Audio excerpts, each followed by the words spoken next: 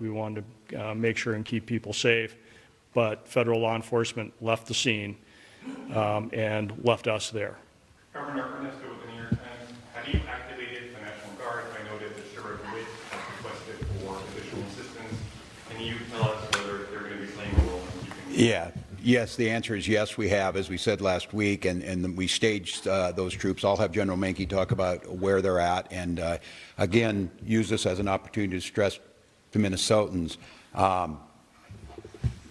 the frustration you have, and as you saw this, they killed a man, created chaos, pushed down protesters, threw gas indiscriminately, and then left the scene, and then we're left to clean up. I understand the anger. I understand trying to parse who were the law enforcement on the scene when you got there after a man was killed is difficult for the folks who are out there. But I can't stress enough, our goal, and I'll have General Menke talk about what the role of these Guard troops are in conjunction with incredible work from the Hennepin County Sheriff's Office, from mutual aid across, and of course the State Patrol, of trying to get to the point where what we're saying is we can handle this and Minnesotans can express their First Amendment rights and have our folks on the streets and get these people out of here. And so, John, if you want to talk a little bit, but the answer is yes, there's activated. He can talk to you about numbers.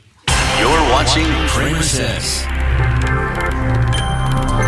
So the question is, what's the National Guard doing right now? So we have, we have been on state active duty for over a week. So we've had soldiers prepared in the metro area to respond in a much rapid manner than if they were not mobilized.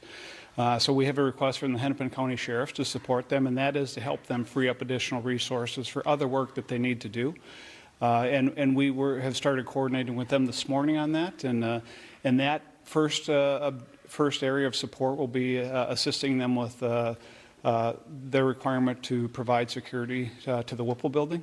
So we'll be helping them there. And then we are in parallel planning with other organizations within the state of Minnesota, to include the State Patrol, the Minnesota DNR, and other local agencies to render assistance if requested. Could you say how many are now employed? I would say that the number that we have is adequate for the requests that we have right now, and I will also tell you that we are bringing more resources that will be able to respond in a timely manner that are not fully mobilized yet, but we are mobilizing more soldiers as we talk at this time. I'd like not to get into specific numbers for an operational security standpoint, but right now we have all the resources to meet the requests that we have. I would note on this one, too, that we'll be billing the federal government for the cost of the National Guard because they are incurring the costs that are falling on us by their reckless actions. Yes, sir. You alluded to this earlier, but are you rejecting the narrative that has been presented by federal officials that this man, this 37-year-old citizen of Minneapolis, posed a threat to these agents? And are you rejecting the idea that he played some role with the weapon in leading to I'm rejecting the rush to judgment within 15 minutes of this, which they did last time. That's why you need to have a fair investigation. And that's why a video can show one thing, but what happened beforehand.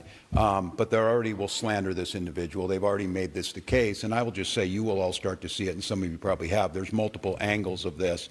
And I'll go back to what we talked about before. They're telling you not to trust your eyes and ears, not to trust the facts that you're seeing in front of them.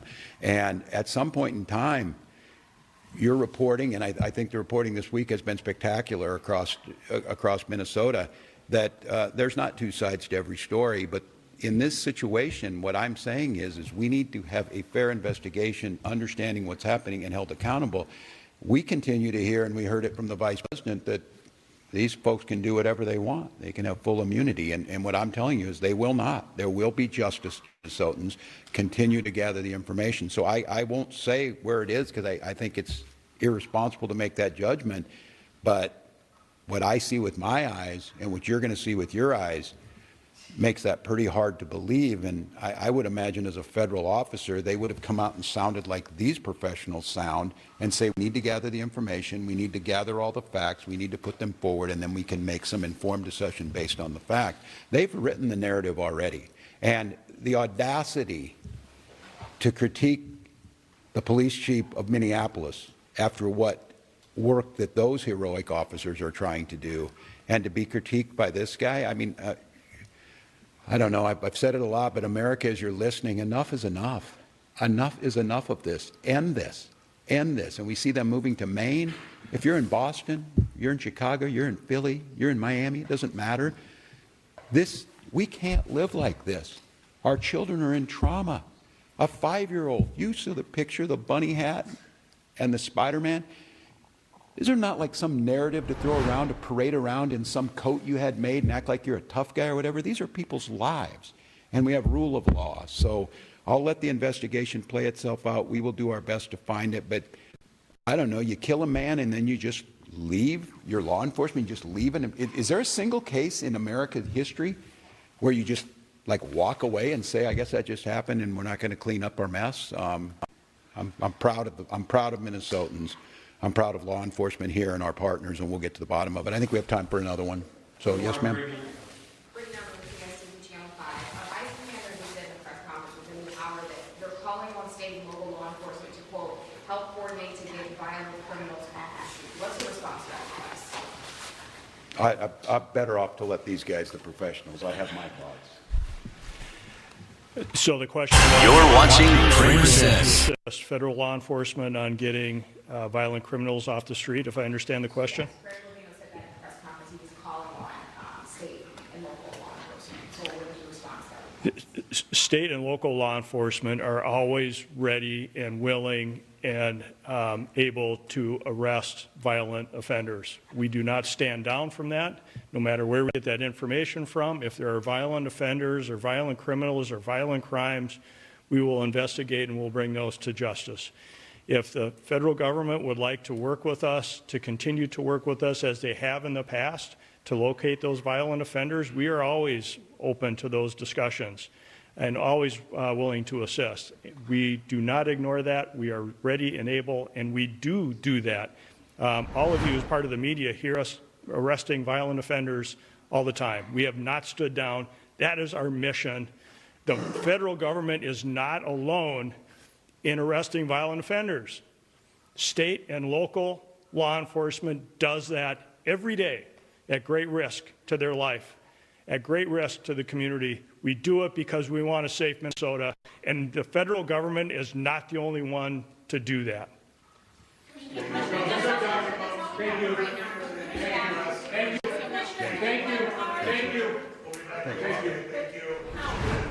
A completely different view on what we are watching here from Governor Tim Walz, calling for two things. Number one, calling for ICE to leave. Number two, folks, we're going to keep watching this as this continues to build in Minneapolis and St. Paul. What we're watching is the deep state's last gasp. That's what you're watching, folks. This is what it looks like. They've got one last chance before everything is exposed. One last opportunity.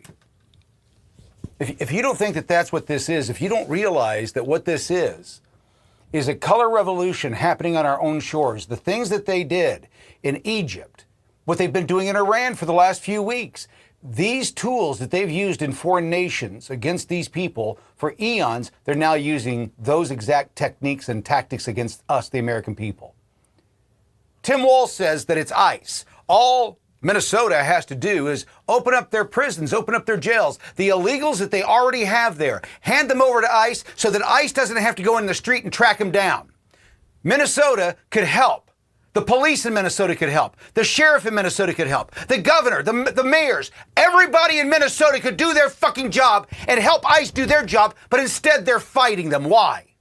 Because of the corruption. They're hiding, they're pushing it back for just a moment. Just hold back for just a moment. Hold back for just a moment. It is to the point to where if Americans, as Americans, we don't come together left and right and call this bullshit in Minneapolis out for what the fuck it is. They are not doing what they're supposed to be doing. They are not doing what they're elected to do. They're supposed to protect the people, all the people, and they're not doing that. Well, I don't know. I got a buddy who just called. His name is Dan. Dan, I'm live on air right now. Give me you're on with us. I'm not going to give your last name, but just give a 2-minute synopsis of what you think is going on. Dan is what I call the angry American. Go ahead, buddy. I'm the astute American. I'm the American who pays attention to the invasion of our country by the CCP, Mexico, and the globalists. And this is all a planned insurrection that is obviously set up to destroy by creating chaos across our country. This is only the tip of the iceberg. You have no idea, unless you're paying attention, how deep the roots of this particular thing that's going on in Minneapolis is. And if you don't pay attention, then it's your problem, because it becomes our problem. Yep. You people that don't pay attention are the problem. Yep. Yep. Dan, I'm gonna hang up on you and continue. You can watch this, by the way, on YouTube if you want to catch up with me. Just go to YouTube. I'm on there right now. Thank you. You're welcome, buddy. See ya.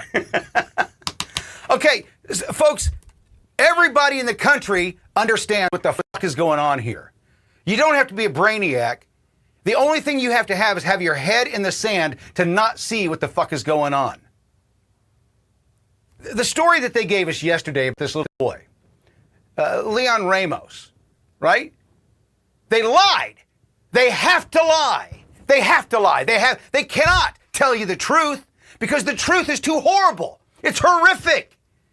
Daddy abandoned the kid in the snow and ran. They caught him, by the way.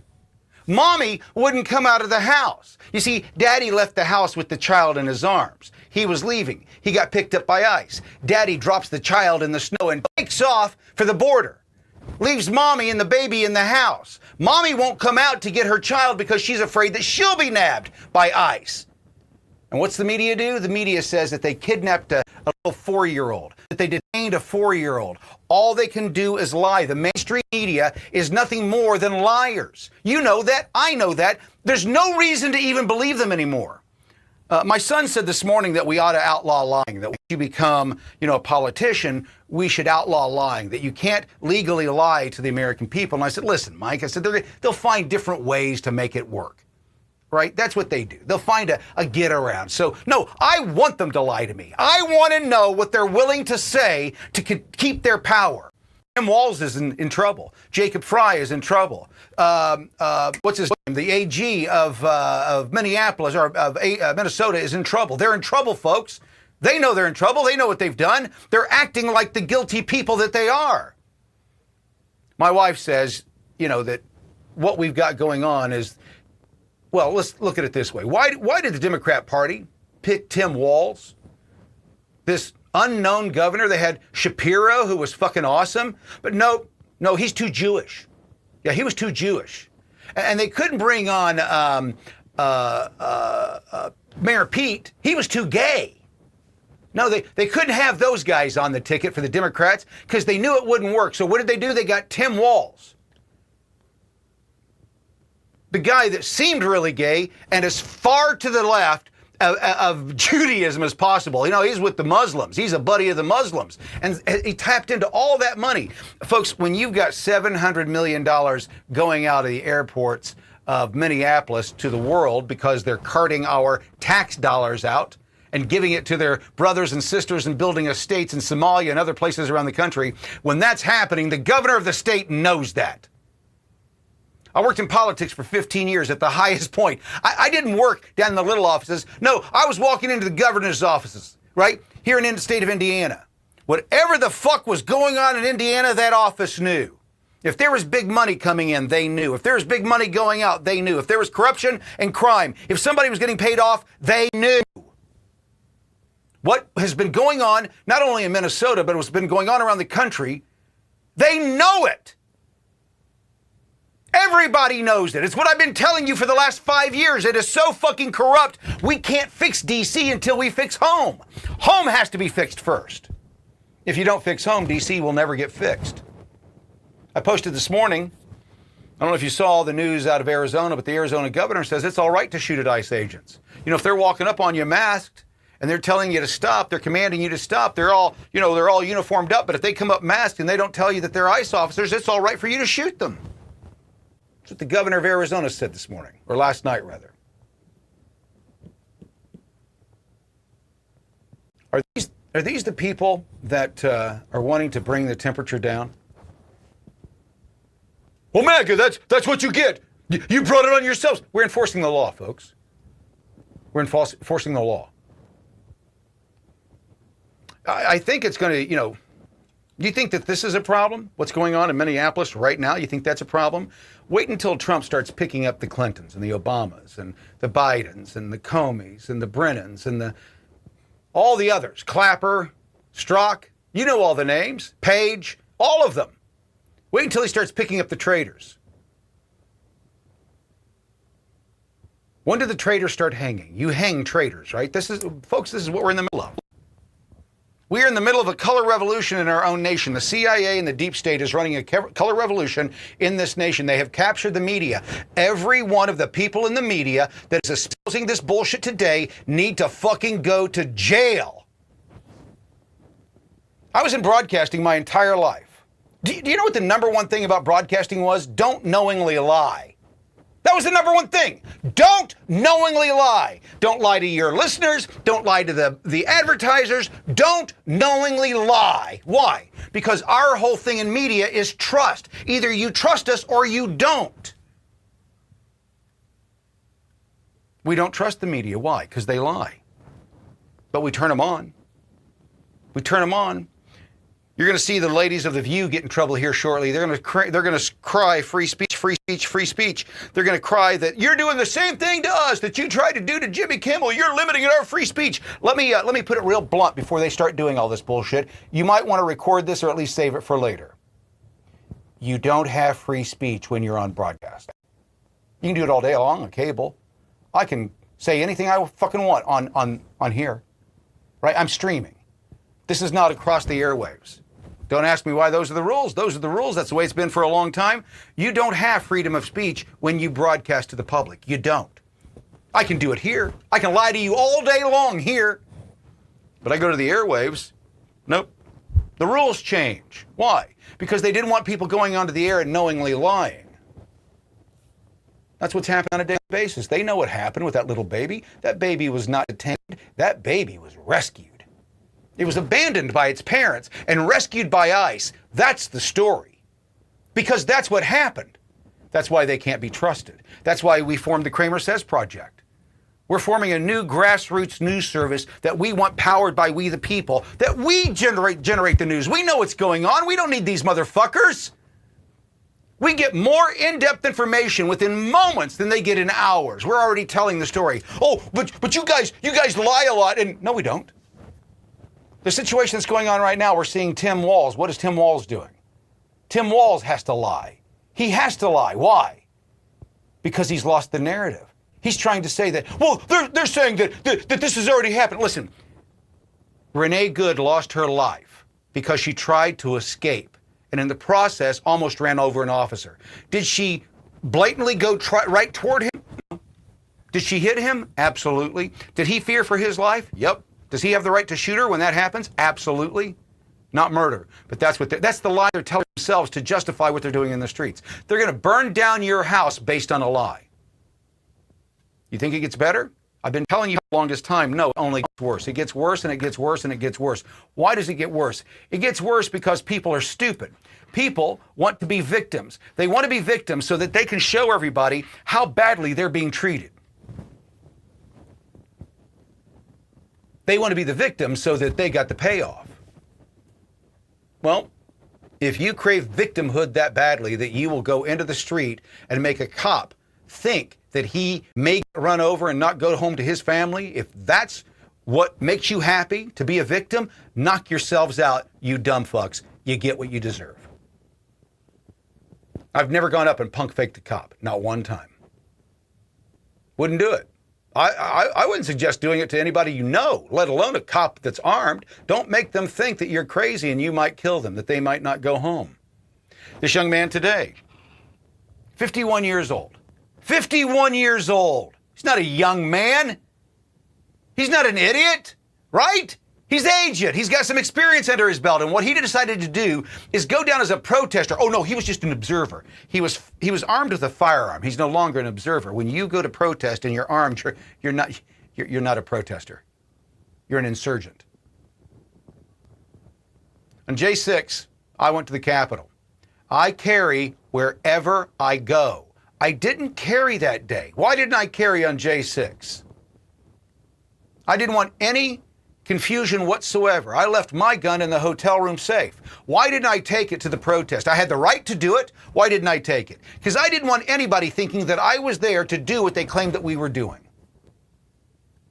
I talked to other Americans. They said the exact same thing. I was there to protest. I wasn't there to have an armed insurrection with my government. It was to protest what was going on. And the people inside didn't do their jobs. They were supposed to stop that process. And it was 10 days. It's all in the Constitution. It's all legal.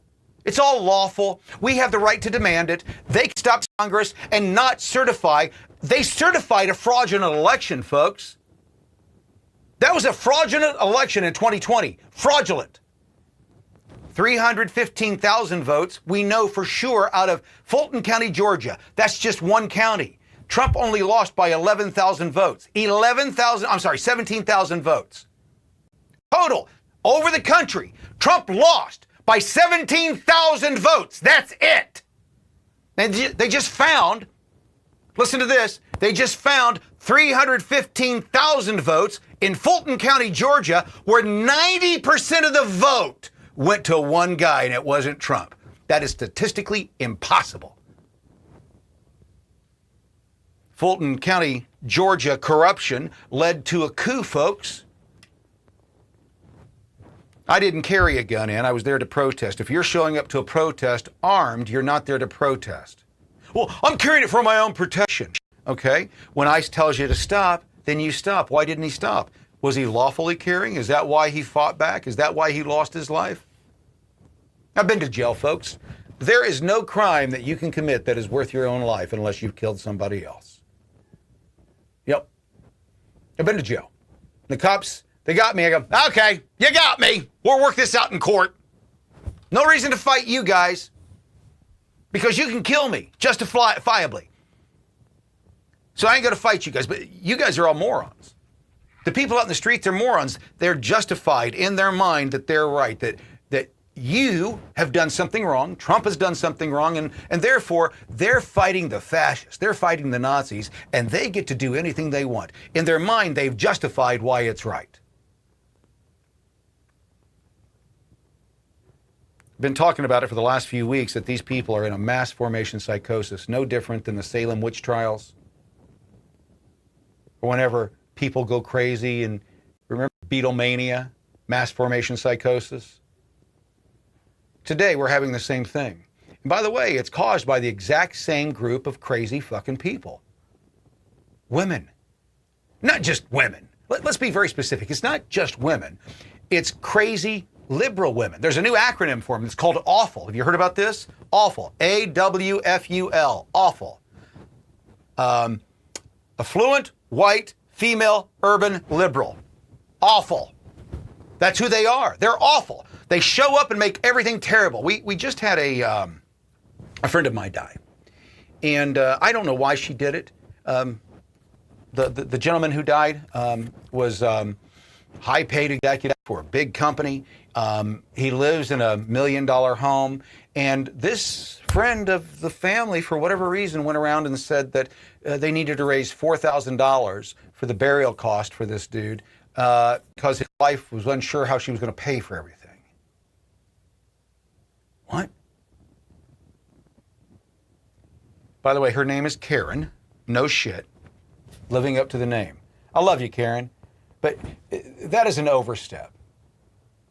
You know, our buddy died just a few days ago. The family has time to get this taken care of. He was well insured. I'm sure he took care of everything else in the family. I'm sure he's fine. They don't need $4,000 to burn him up in the incinerator. I don't know what this is about. That's what Karens do. That's what's on the streets. The effeminate men, the beta boys, the cucks, the guys out on the streets who just want some kind of attention from these crazy fucking bitches. It's women. It's not men. It's women driving everything. You see it time and time again. The crazy bitch at Target. Packed 2 carts full of shit, went and parked them up front, made a big deal. It's just so they can feel virtuous. Folks, their lives are so empty. our country is so fucking awesome that people have so much spare time on their hands to be upset for people who are here illegally. The people who refuse to follow our laws, these motherfuckers, are going out and breaking the law, getting themselves killed. For what reason? One reason. They're idiots. They're cucks. They're sheep. They're being led to their own slaughter. There's a thing called a Judas goat. The Judas goat is used to lead sheep to their slaughter. Sheep won't go to their slaughter on their own. No, they need somebody to lead them. They won't follow a human, but they'll follow a goat. So what you do is you put this goat down the chute. The goat starts walking down the chute. The sheep follow it. They let the goat out right before the sheep come to their end. Right before they come to their demise, they let the Judas goat out. They call it a Judas goat because the goat's a traitor to the sheep. Follow me. That's what the NGOs are. That's what George Soros says. That's what all of these organizations that are funding all of this violence in our streets. Do you think it's organic? No, it's not. I've been working on a documentary about George Soros. I'm glad this happened. We were looking for stuff where people would tie to directly. We could not find content where people on air or broadcasters would tie what's happening in the streets directly to George Soros. In the last 2 days, they have. Alex Soros, the little cocksucker that was over in Davos, starting Gavin Newsom around. That's who's causing this shit. You see, I can say it out loud. I don't have to worry about defamation or slander because we now know what they've done. We've got the records. We've seen the money flow. It comes from Soros, goes into the Tides Foundation. Tides Foundation takes it out and sends it out to all these other little NGOs. By the way, it's not just George Soros's money, it's yours as well. Billions of dollars have been poured into these NGOs. These groups are funded by your hard work. That's why they're screaming and yelling. They're coming to an end. Trump is strangling them on all sides. He's strangling out all of the NGOs' money. He's killing the drug dealers. That's the other way they get their money. These people are not lawful, law-abiding citizens. They've got an agenda.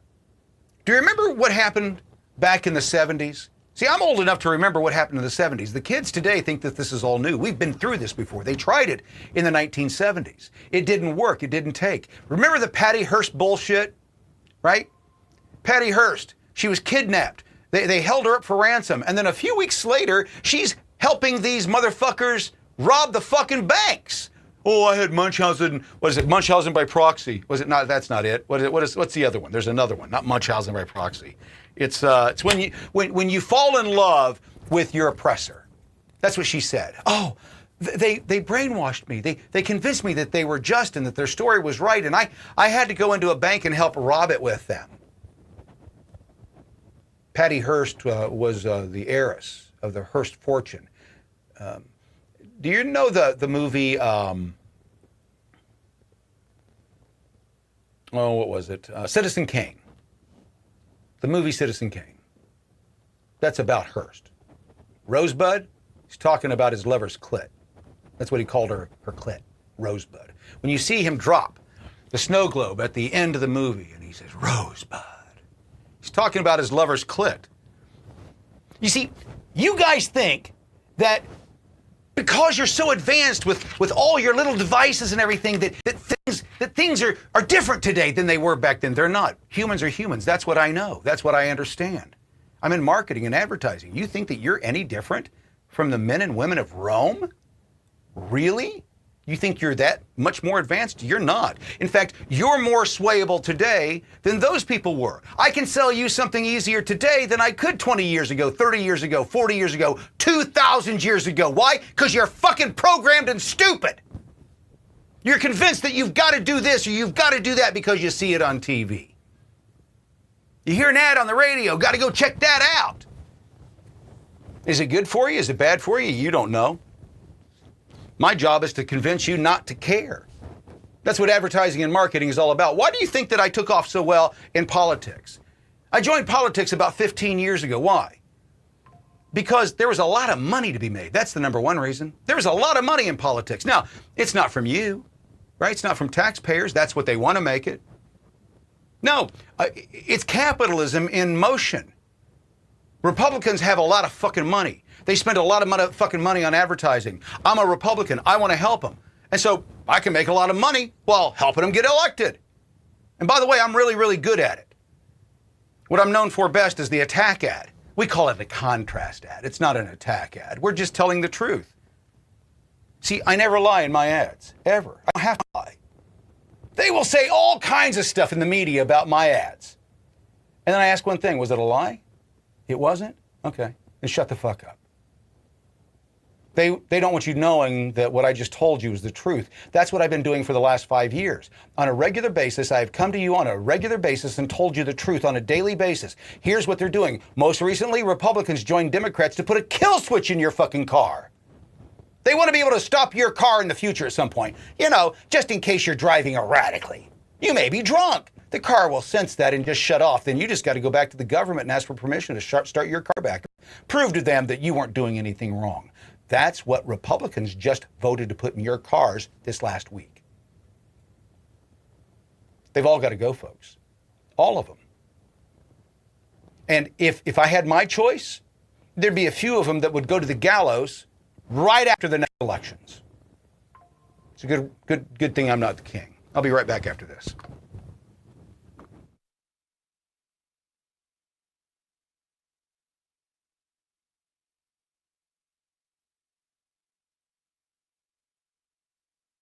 Thank you for watching CramerSez Live. This concludes.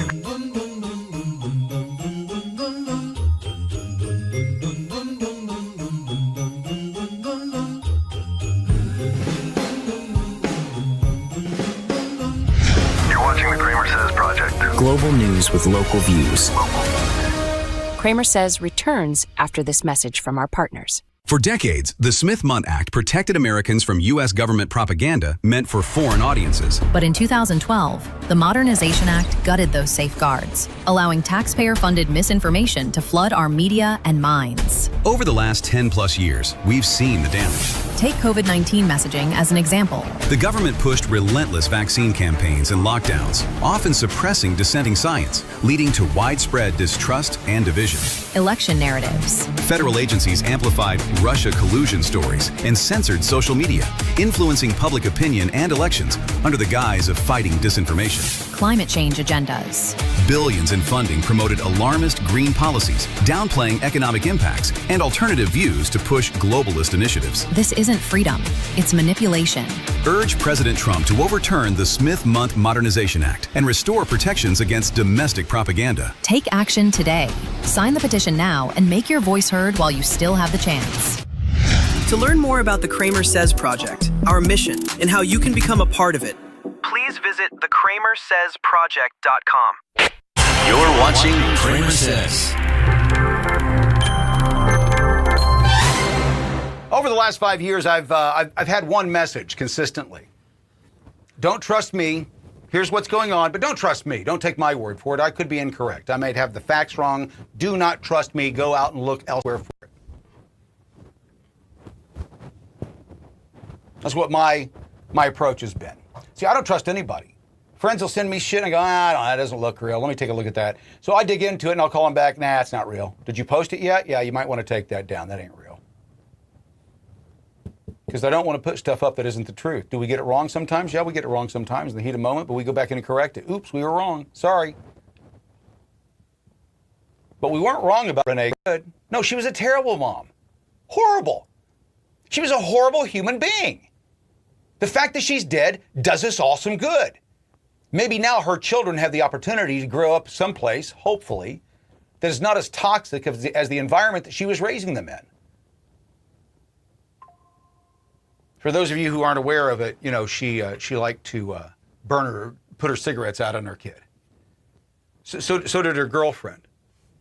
But we're not supposed to talk about that. That destroys the narrative.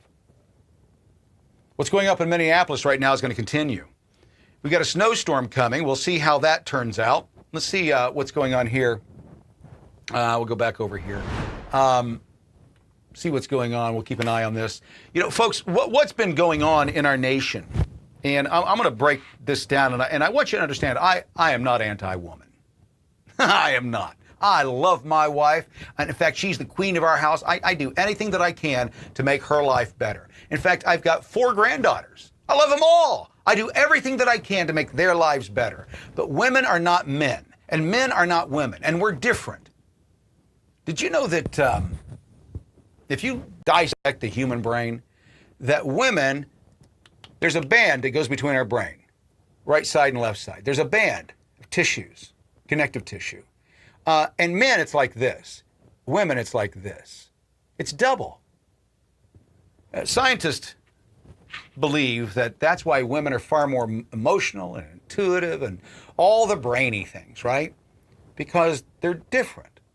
It's different. There's a difference.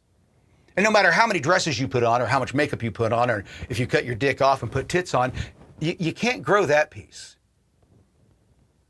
It is what it is. And emotions are never good in decision making. You don't want to make emotional decisions. Those are rarely good. And what we're seeing is effeminate men and toxic feminine women in the streets. How many gray hairs do you see out there screaming and yelling at the wind?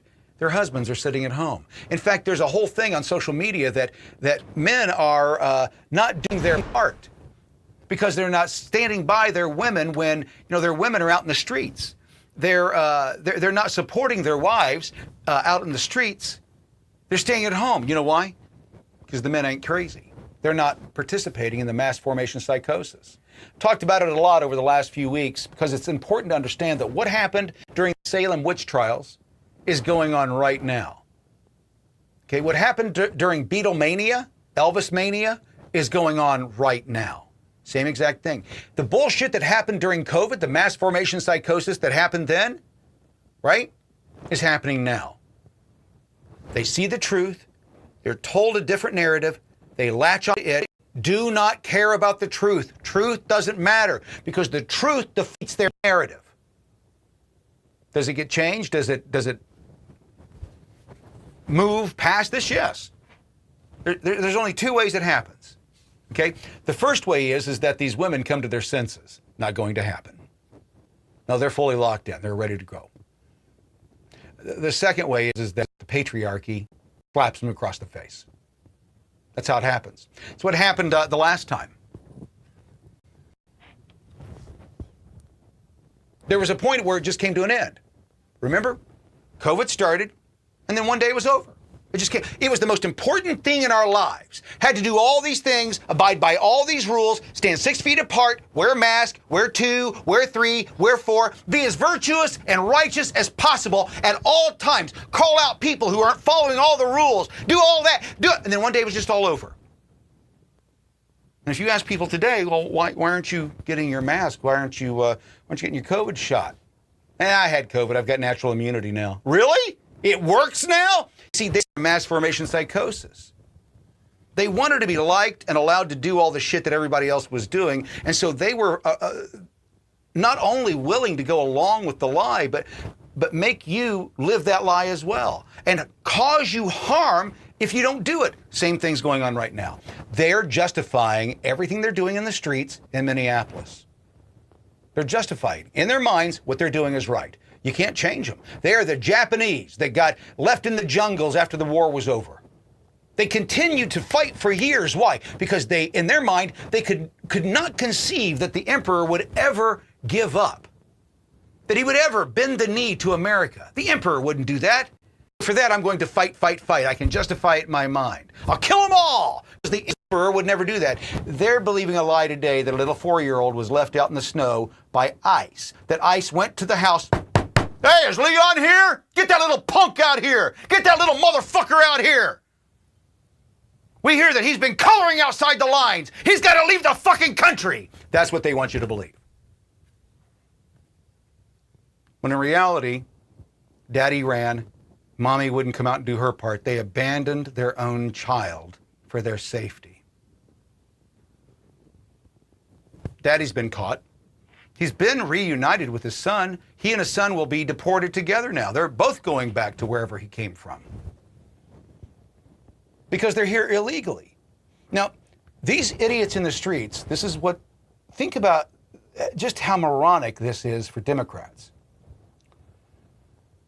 The last Civil War was started because they said the right to own people was a human right, and if you don't let us do that, we're going to kill other people. That's what the Democrats said back in the 1860s. And for that, they went to war. They said, we have the right to own other people. Today, they're fighting over, we have the right to cheap labor, legal or otherwise. We have the right to undocumented people in our country, and we're willing to kill our neighbors over that right. That's Democrats today. Now, let me ask you, do you think you can compromise with these people, deal with these people? No, because the first thing they do is they lie to themselves. They lie to themselves by convincing themselves that they're a victim. The motherfuckers up in Minneapolis, there's this guy named, hi, I'm Kyle, I'm with a TV shows into, folks, he is an NGO paid person. He doesn't have a job. He's in a hotel room in Minneapolis. He doesn't have any job. How's he paying for his how is he paying for it? NGO money. He's saying get out in the streets. He's saying, I warned you this was going to happen. I told you they'd start killing us. Yeah. Stop following the lawful orders of the police and you're going to get shot. I don't know what's so confusing about that. Maybe it's the cold affecting their brain. Maybe that's what it is up there in Minneapolis. You know? Maybe that's what it is. Folks, we can do this. We can do this shit all day long where we allow them to play the victim. But at some point, they've got to be smacked in the fucking mouth. The women and the effeminate men. There was a video on social media. It's been a couple of months ago. It went viral for me. Millions of views on this video on X. There was a dude that was at a concert and he was getting beat up by 4 or 5 women. And they had him on the ground and they were hitting on him and kicking him and punching him. And then when he got up, he started knocking them the fuck out. Every single one of them. Listen, as a woman, you want to hit me? That's your prerogative. But I reserve the right to smack you the fuck back. I don't care who you are. But you don't hit women. Nope. I don't know where that rule got written. I don't know where that came from. You hit me, I knock you out. You hit me, I knock you out. I don't care if you're 4'5". I may not punch you, I may kick you to the curb, but you don't get to touch me. You don't get to spit on me. You don't get to do any of that shit to me. And you don't get to make me fear for my life. You walk up on me like you're going to hit me, I'm going to knock you out the moment you get close enough. Why? Because I'm experienced, and I don't fight fair, and I'm willing to take a charge. Well, he hit me first. You're damn right I did. You shouldn't have been there. You walked up on me. I will never walk up on you. I'm not a bully. Bullies do the walking. You ever notice that? Bullies walk up on you. That's how I know that you're a bully. I'm going to stand my ground. I don't need to move. That's what's happening with ICE. They don't need to move. They have the authority to be there. The people around them are what they think are bullies. You think you're a little badass because you've got a 9 mil in your pocket? You're a moron. Those men are professionally trained soldiers who became ICE officers. Before they were nabbing illegal aliens up off the streets, a lot of them were in foreign lands, our enemies. I don't agree with the militarized police. I'm not crazy about it. But you need it when you need it. Let's see what we got going on here. Okay, let's see. My son's calling in. Mike, we're on air. What's going on out there today? Are you seeing any craziness? A bunch of frozen lines. It's getting pretty crazy out here today. Okay, well, he's out. He's a plumber. He's getting called like crazy. If you're in the Lebanon, Indiana area, call Flowrite. Florite. You got your lines closed or frozen. So are you hearing what's going on in Minneapolis? They've gone crazy, bub. No, I've been working the last hour and a half, 2 hours. What's going on? They had another shooting in Minneapolis. A guy got shot by ICE officers. He had a gun on him. He was going to, they tried to stop him. He fought them, and in the process, tried to go for his gun, and he got killed dead. As they say down in Florida, doorknob dead. So let me ask you, buddy, what is your prediction of what happens next? You think he gets more peaceful with the snow coming in across the nation, or does it get worse? I think it's going to get worse regardless of what the weather is going to do. It may slow down some of the lazier people, but I still think it's going to continue. And one of the reasons I think that is I believe it's being funded. Yep. So if they're getting paid to do this, they're not going to stop. Nope.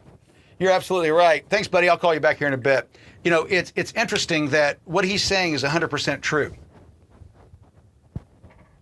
These guys aren't going to stop. The ones on the front line, what I call the tip of the spear, the guys out there in the vest, why are they out there? They're out there for one reason. They think they're going to be a hero.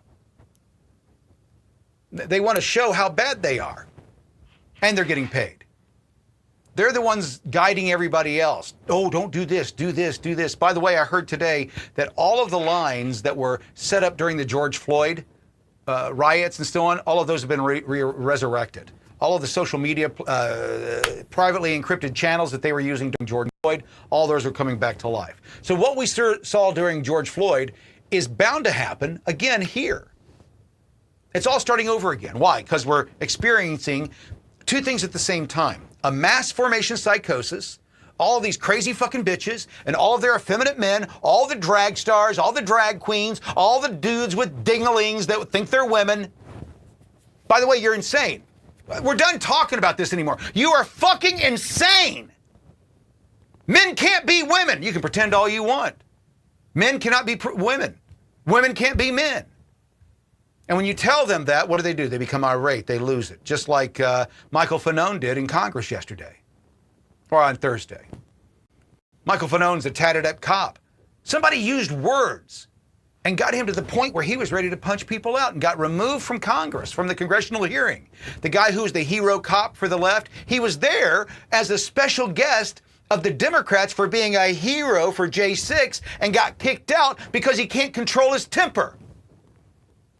Seem odd? Yeah, because the whole narrative's falling apart. They're waiting for their knock on the door. You see what Trump is doing? Everybody's been saying nothing's ever going to happen, nothing's ever going to happen. I keep telling my buddy Dan, love him to death. He keeps saying, nothing's ever going to happen, nothing's ever going to happen. And then something happens, and then the next day he goes, well, it's not enough. Okay? It's a process. There's a process to all of this. There's a process. And that process is you investigate, you get your ducks in a row, and then you execute. But let's look at what's going on in this nation right now. Trump is a genius, and I think that this is going to play out in this fashion. Do you trust the justice system of our nation right now? I don't. Don Lemon got charged by the judicial system, and the judge said, no, I won't sign off on the arrest warrant because I don't believe in it. I don't believe that what he did, that's not the judge's job. The judge doesn't have that authority. They do. They're exercising it. But that's not justice.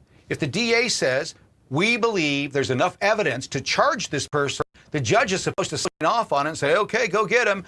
They go get him. And what does Don Lemon have to do? Don Lemon has to prove that he's innocent. The state's saying he's guilty. He has to prove that he's innocent. Now, everybody says that you're innocent before proven guilty. We believe that, but the state doesn't. The state believes you're guilty from the get-go. That's their job. Their mission is to make sure that let's go ahead and bring this back up here. Let's listen to what they're having to say here. Federal troops, federal authorities get out of Minneapolis. What's your reaction? My reaction is that Governor Walz and the mayor need to work with the federal law enforcement officials. They need the state and local law enforcement to work together with our law enforcement officials, not only to enforce the law. The law needs to be enforced, not enforced selectively, but enforced, and they need to work together. And that's how you keep people safe in our communities, in their homes. And also, I think that would help greatly in terms of identifying the people who are here illegally and pose a real threat in terms of crime and other problems for our country. If Governor Walz or Mayor Fry are concerned about that, then work with law enforcement, work with ICE and DHS, and then go through that process of identifying the criminals and the people who are here and make our communities unsafe. Yeah, Minneapolis is a sanctuary city, self-declared. What's the benefit of having a sanctuary city? I mean, they seem to see it as a good thing. Give us your perspective. Well, that's it. A sanctuary city de facto does not work. Which laws should be enforced, John? The ones you favor, the ones I favor, the ones... No. All laws have to be enforced fairly and openly, and that's what's going on. And that's what the governor and the mayor are impeding, and that's why you're having these problems. And to the extent they disagree with federal policy, then we have many ways to work on that as far as changing our laws or adjudicating our laws. But they are elected to maintain law and order and keep people safe, and they're not doing it. I want to put up an X post from your fellow Republican Senator Lindsey Graham. He writes, "My perspective on such matters is that law enforcement officers who risk their lives to enforce our laws and protect us and our property should be respected. If you disagree with that, it is not a blank check to do anything you like. The recent physical and verbal assaults on ICE and Border Patrol agents have led to a very dangerous situation. The protesters are actually endangering their communities more." Just give us your thoughts on that. Look, we have to get all the facts in this case. Very important. And leaders have to de-escalate it and get calmness. And we can't just go by what we saw on videos on social media. We've got to get the facts. But in a situation where an individual appears to have approached law enforcement, intervened while they're trying to do their job, and he has a loaded handgun with them, think about that. Those law enforcement are out there risking their lives. Imagine if that was your husband or your wife out there trying to enforce the law to keep us safe. And so we've got to keep perspective here, and we've got to get the facts. But at the end of the day, I was governor of our state for 10 years. And I'll tell you what, I knew number one, I had to work to keep our citizens safe. Peaceful protests, yes, but enforcing the law, local and state and federal law enforcement officials working together with elected leaders, first and foremost, keep people safe. And that's what actually protects our right to protest and our First Amendment rights to speak out, is not selective enforcement of the law, but enforcement of all of our laws. 100%. That's the issue right now, is that they're picking and choosing. They're telling the story in such a way that benefits them. They're not telling the truth. They're telling a story. I got a person in here, Cody M7299. I'll transfer, let me put this up here. Let me take stuff here for a second. I'll transfer, I'm going to take all this other shit off here for just a moment here. $200. I assume they're saying $200 to anybody that can prove that people are getting paid. I can prove that people are getting paid. I know it for sure. I'm doing a documentary right now. Now, you see, this guy's an idiot. Whoever wrote that is an idiot. They don't understand how the process works. There are paid protesters. Not all of them. Nope, not all of them. The smart ones. The stupid ones are doing it for free. Yeah, the stupid ones are doing it for free. Isn't that funny? Here's how I know. Soros and his NGOs, his groups, his foundations give money to the Tides Foundation. The Tides Foundation launder that money, give that money to other groups. Now, sometimes they lie about how much they're giving, sometimes they don't. Sometimes they tell the FEC and the organizations, the IRS, exactly what they're doing. We've been following that. Sometimes they're good, sometimes they're bad. Majority of the time, they're good. So I said, well, maybe they're making mistakes. But that money goes from George Soros to the Tides Foundation to these NGOs. And the NGOs, those people that you see in the yellow jackets and the yellow vest, those are NGO professionals. Those are paid agitators. They go and they're the ones that direct you not to talk to the conservatives, don't talk to the press. Ones that are in charge, that have the vest on, those are NGO paid people. So where's my $200, you fucking cuck? Oh, you have to show me proof. I just gave it to you. That's exactly how it happens. You'll see it in the documentary. It's not hard. You see what Lenin, when he took over Russia, who did he count on? He counted on the useful idiots. He said, we're going to count on the people who will do it for free. They will go rape, pillage, and loot for free. We don't need to have anything to do with them. All we have to do is get them excited. They'll join us and they'll do it for free. Now, if you think that every one of those protesters out there is getting paid, you're a moron. And insinuating that has to be the case for anybody to be getting paid, you're a moron. And you're being dishonest. You're a liar. You're lying to yourself first. I know. I've seen the money. I've seen the trails. That's what we're showcasing. That's why these people are in such disarray. And the NGOs are in the streets right now. And that's who's in the streets. It's the NGOs. It's the money that's being used against our nation to tear our nation down. Nothing's ever good enough. If they would spend this amount of money trying to make our nation better instead of trying to open it up to the third world, give everything to everybody for free, everybody can just stay at home and not have to work. And if they were doing that, or if they were making lives better, but they're not. They're making them worse. What they want is open borders. They want Sharia law. How do I know? Because that's what they're working on. There's a new book by Kurt Schweitzer. I believe it's Kurt Schweitzer. That it's called the Invisible Coup. Go read just the first chapter of that. That's what made me buy it.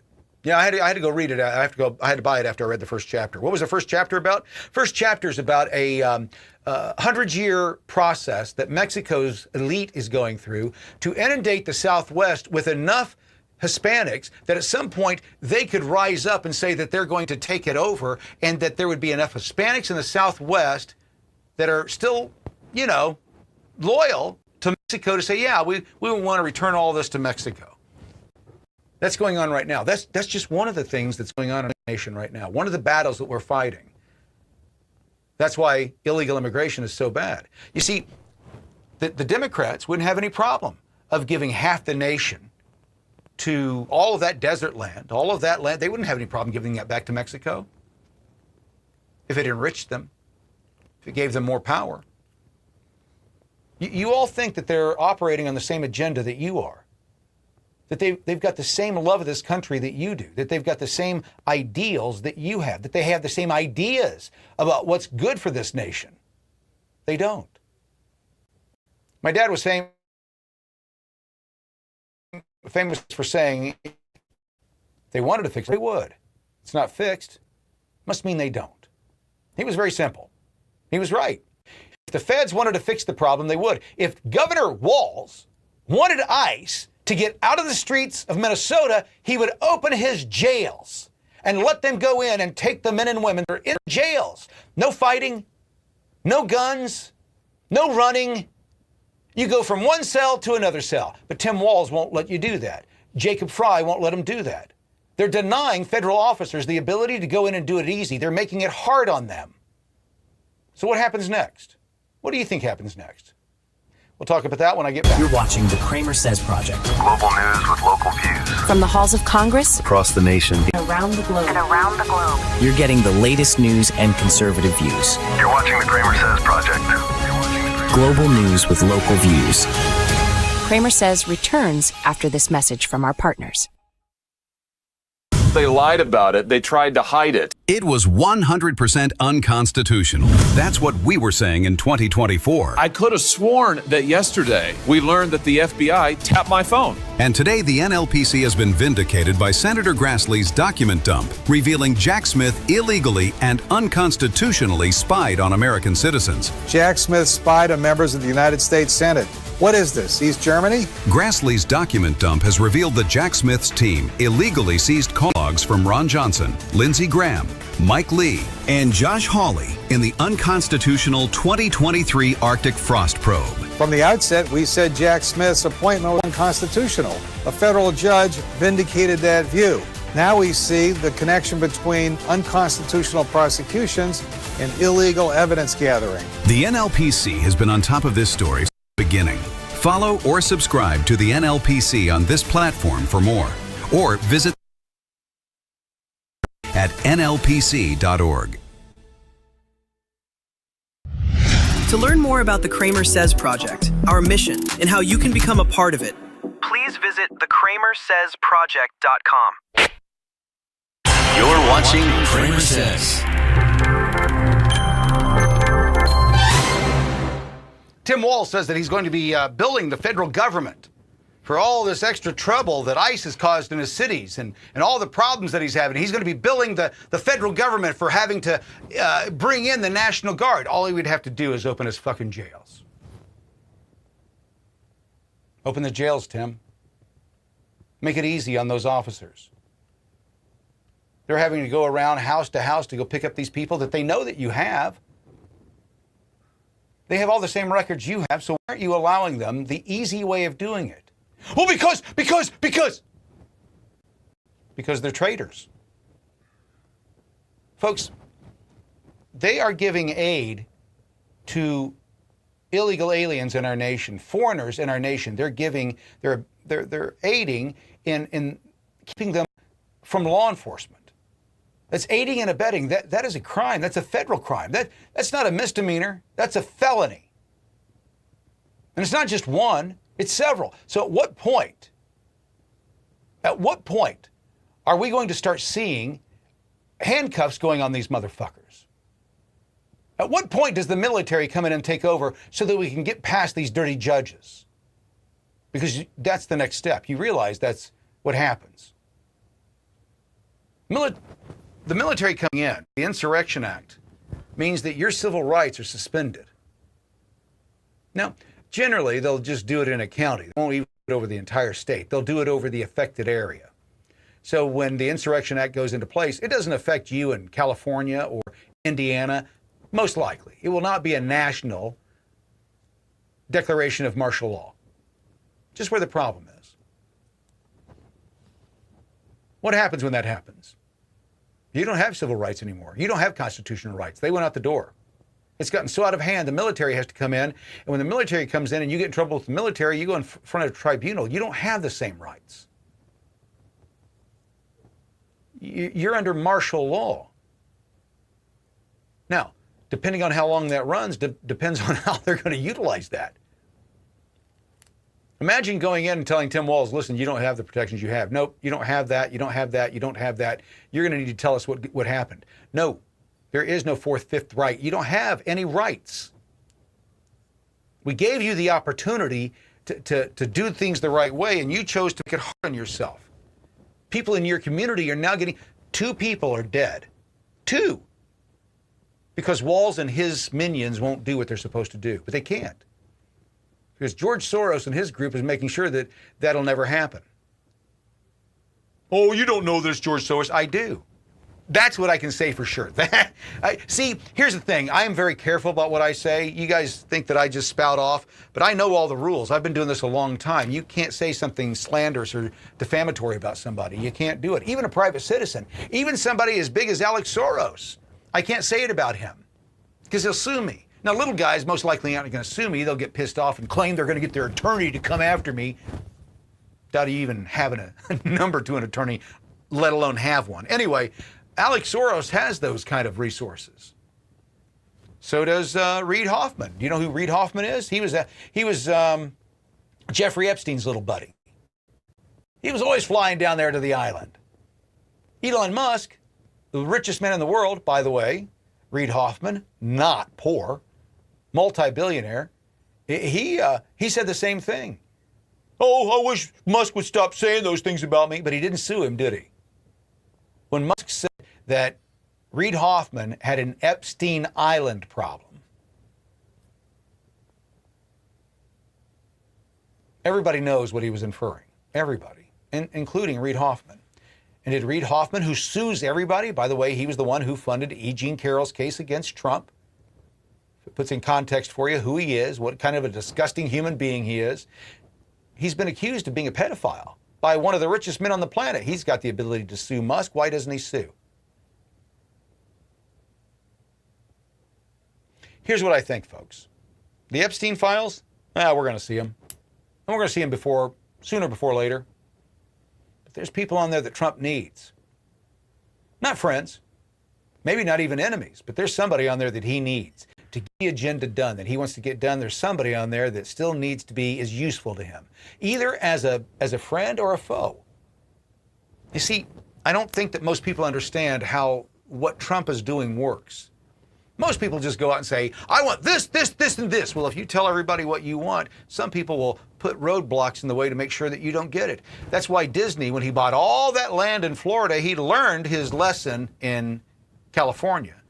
When he started buying all that land down by Kissimmee, Florida, he kept it quiet. Why? He didn't want anybody knowing what he was doing, because if he did, they'd raise the prices on all the land. So he went in there before they realized what was going in. He bought up all that farmland, all that swampland. He bought it all up cheap, pennies on the dollar. The last few guys made some bucks because they realized what was going on. Well, Trump's doing the exact same thing. You don't tell everybody what you're going to do until you do it. Get ducks in a row. People have been saying, well, why hasn't Trump done this? Why hasn't he done that? Why don't we see anybody arrested? They arrested 2 people. They indicted 2 people. What happened to those 2 people? Letitia James, James Comey, what happened? The judges let him go. The corrupt judges let him go. We saw what they did. We know what they did. We know how they lied. We know how corrupt they are. It's okay to lie on your government forms if you're a congressional member or if you're a mayor or a DA or a judge. If you're in politics, you got to do whatever the fuck you want as long as you're on the right side of the people in your party. You realize that? If they don't like you, they throw you to the wolves. But if they do like you, they'll protect you like crazy. That's on the left and on the right. It's not right. I don't agree with it. I'm not one of those people that do that. But that's the way that life is. You do it in your own families. Get a disagreement with somebody down the street? Do you take your mom and dad's side, right? Or do you take the neighbor's side? Most people are going to take their parents' side. Now, I'm one of those guys, I'm honest, right? That's why my parents and I didn't talk for a long time, almost 40 years. Why? Because I don't pick sides. Nope. I don't give a shit. Not my argument, not my circus, not my monkeys. And they wanted me to be on their side. Got all pissed off because I wouldn't pick a side. I can see where you're both wrong. No, I ain't going to do it. You guys have been doing this. It was her and my mom and her sisters. I'm not getting in the middle of it. And because I wouldn't get in the middle of it, I was a problem. Because I wouldn't pick a side, I'm a problem. Okay, I picked a side, my side. I don't want a part of any of this anymore. Do not call me, do not be a part. I don't want to be a part of it. I'm tired of the fighting. I'm tired of going through this process. Aren't you? Nope. They love the drama. So I didn't talk to my parents for almost 40 years. Why? Because I didn't like the drama. Imagine what I feel about this bullshit going on right now. Tim Walz, he's a drama queen. He's a little fucking fairy. You know it. I know it. He sucks cock. Everybody knows he sucks cock. He loves it. You can look at Tim Walz in 2 seconds and know for a fact that dude loves it up the ass. Now, of course, I'm being hyperbolic here. But we all know what we see. That's not a tough dude. Tim Walz is the dude that when the Nazis rolled into town was the first one to go, the Jews are over there. All the Jews are over there. Go get them. He's nervous. He's not taking command. And even his police chief, or chief of police, is a cuck. They're all nervous men. Not a single one of them is going up there and saying, this is what's going to happen. What are they doing? Everything is somebody else's fault. Everything that's happening in it's their city. Either they're in control or they're not. Are they in control? No. Somebody else is making everything happen. Tim Walz can't stop the federal government from doing what they're doing. Why not? He's the mayor, or he's the governor. Why doesn't he tell his troops to tell them to stop and get out? Why doesn't he do that? He's got the authority, right? That's what he wants to make his sheep believe. The useful idiots believe. That's what he wants them to think. Because he knows one thing, folks. They're stupid. They're morons. They will do exactly as they're told. They will continue to do the same thing over and over and over again because it's what they do. They don't do anything else. All they know is what we're seeing right here on our screen. This is as bright as it gets. By the way, those people in the yellow jackets are paid protesters. All the people in the yellow, those are paid protesters. That's how they stick out of the crowd so people know who to go to. So for the dick that says, oh, I'll give you $200, those 2 people right there. We go to their bank accounts, we will find out that they have been paid through one of the NGOs. They wear that to stick out. The guy in the orange hat, that's a possibility as well. They wear, everybody else is wearing black. You got these 2 motherfuckers out here not trying to blend in. They want to be seen. Why? Because they're the agitators. They're the paid ones. They're the ones that drive it. This dude Kelly that just got arrested. What was wrong with him? Paid agitator. The guy that's going to jail that was crying, he was the one that went in there with Don Lemon. He was crying when they arrested him. Imagine that.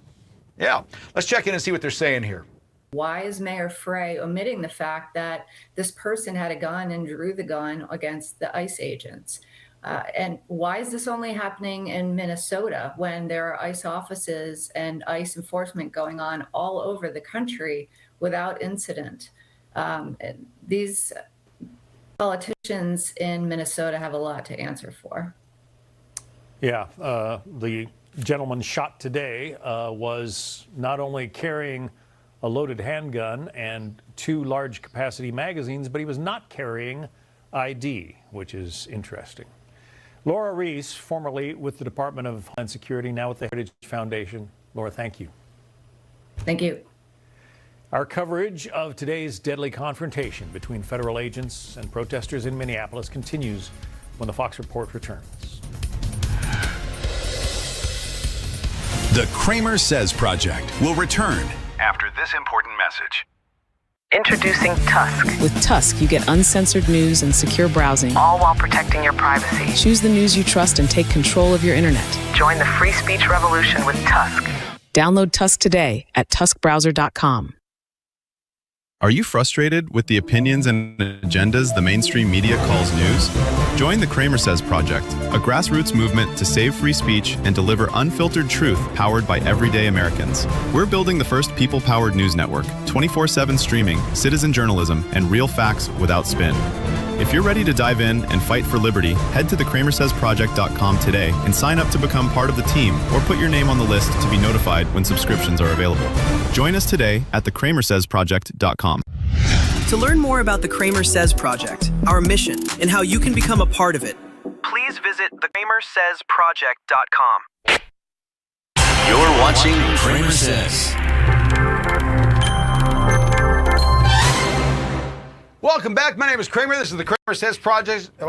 For the last 5 years, we've been looking into what's going on in the news, and it's interesting that most people will take a headline and just run with it. They don't read the story. They don't find out what's really going on, and rarely do they go into the content and click a link to go to the next story that tied this one to that one. Why? Because they're lazy. Most people don't want to investigate deeper than their own biases. Does that make sense? If you hear something about that guy down the street, well, you already don't like that guy, so you believe everything. You know what I learned? 2 things. The importance of understanding how dangerous the telephone game is, right? The telephone game is that game where you say something to one person next to you, they have to whisper it to the next person, and by the time it gets all the way around the circle, what you said initially has been so adulterated and bastardized that it doesn't match anything that you said initially. Ever done that test? It's interesting. Humans are incapable of repeating the same thing around a circle of 30 people. I don't know why, but there's somebody in that group that for whatever reason didn't hear it right, didn't ask, well, what did you say? What'd you say? They just make it up in their own mind. So by the time you get back around to the end, that's why we have songs where people will be singing and you'll go, what the fuck did you just say? Because in their head, those have been the words to that song for years, right? Radar Love. I'm next to a person that's going, Red Hot Love. No, that's the name of the song is Radar Love. Do you hear radar there now? Now that you know that the name of the song is Radar Love, why would they say Red Hot Love instead of Radar Love? I don't know what Radar Love means. It's a stupid song title, but nonetheless, that's what it was. But people were singing Red Hot Love. Why? In their head, that's what you couldn't change it. Couldn't make them, they don't hear it any other way. It's the same way here at the media and the news. They read the headline, they're told something, and then for the rest of their lives, they will believe that. You can't convince them otherwise. I've got conservatives that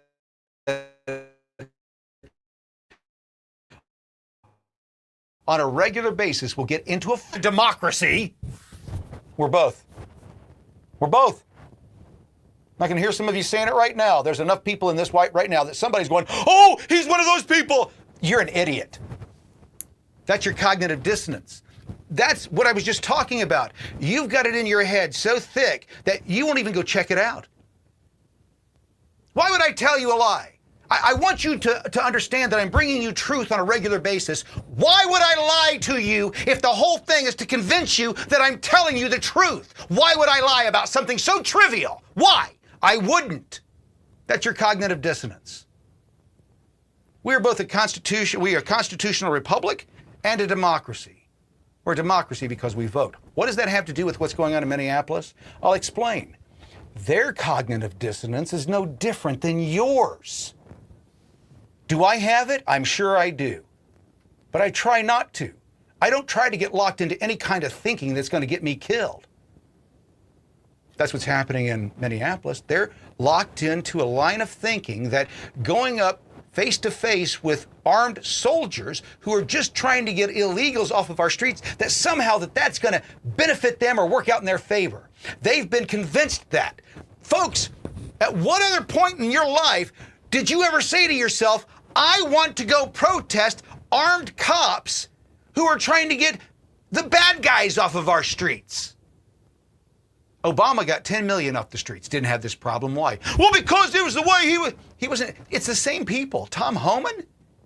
Obama gave Tom Homan a fucking award for how efficient he was in getting the illegals off the streets. That was Obama.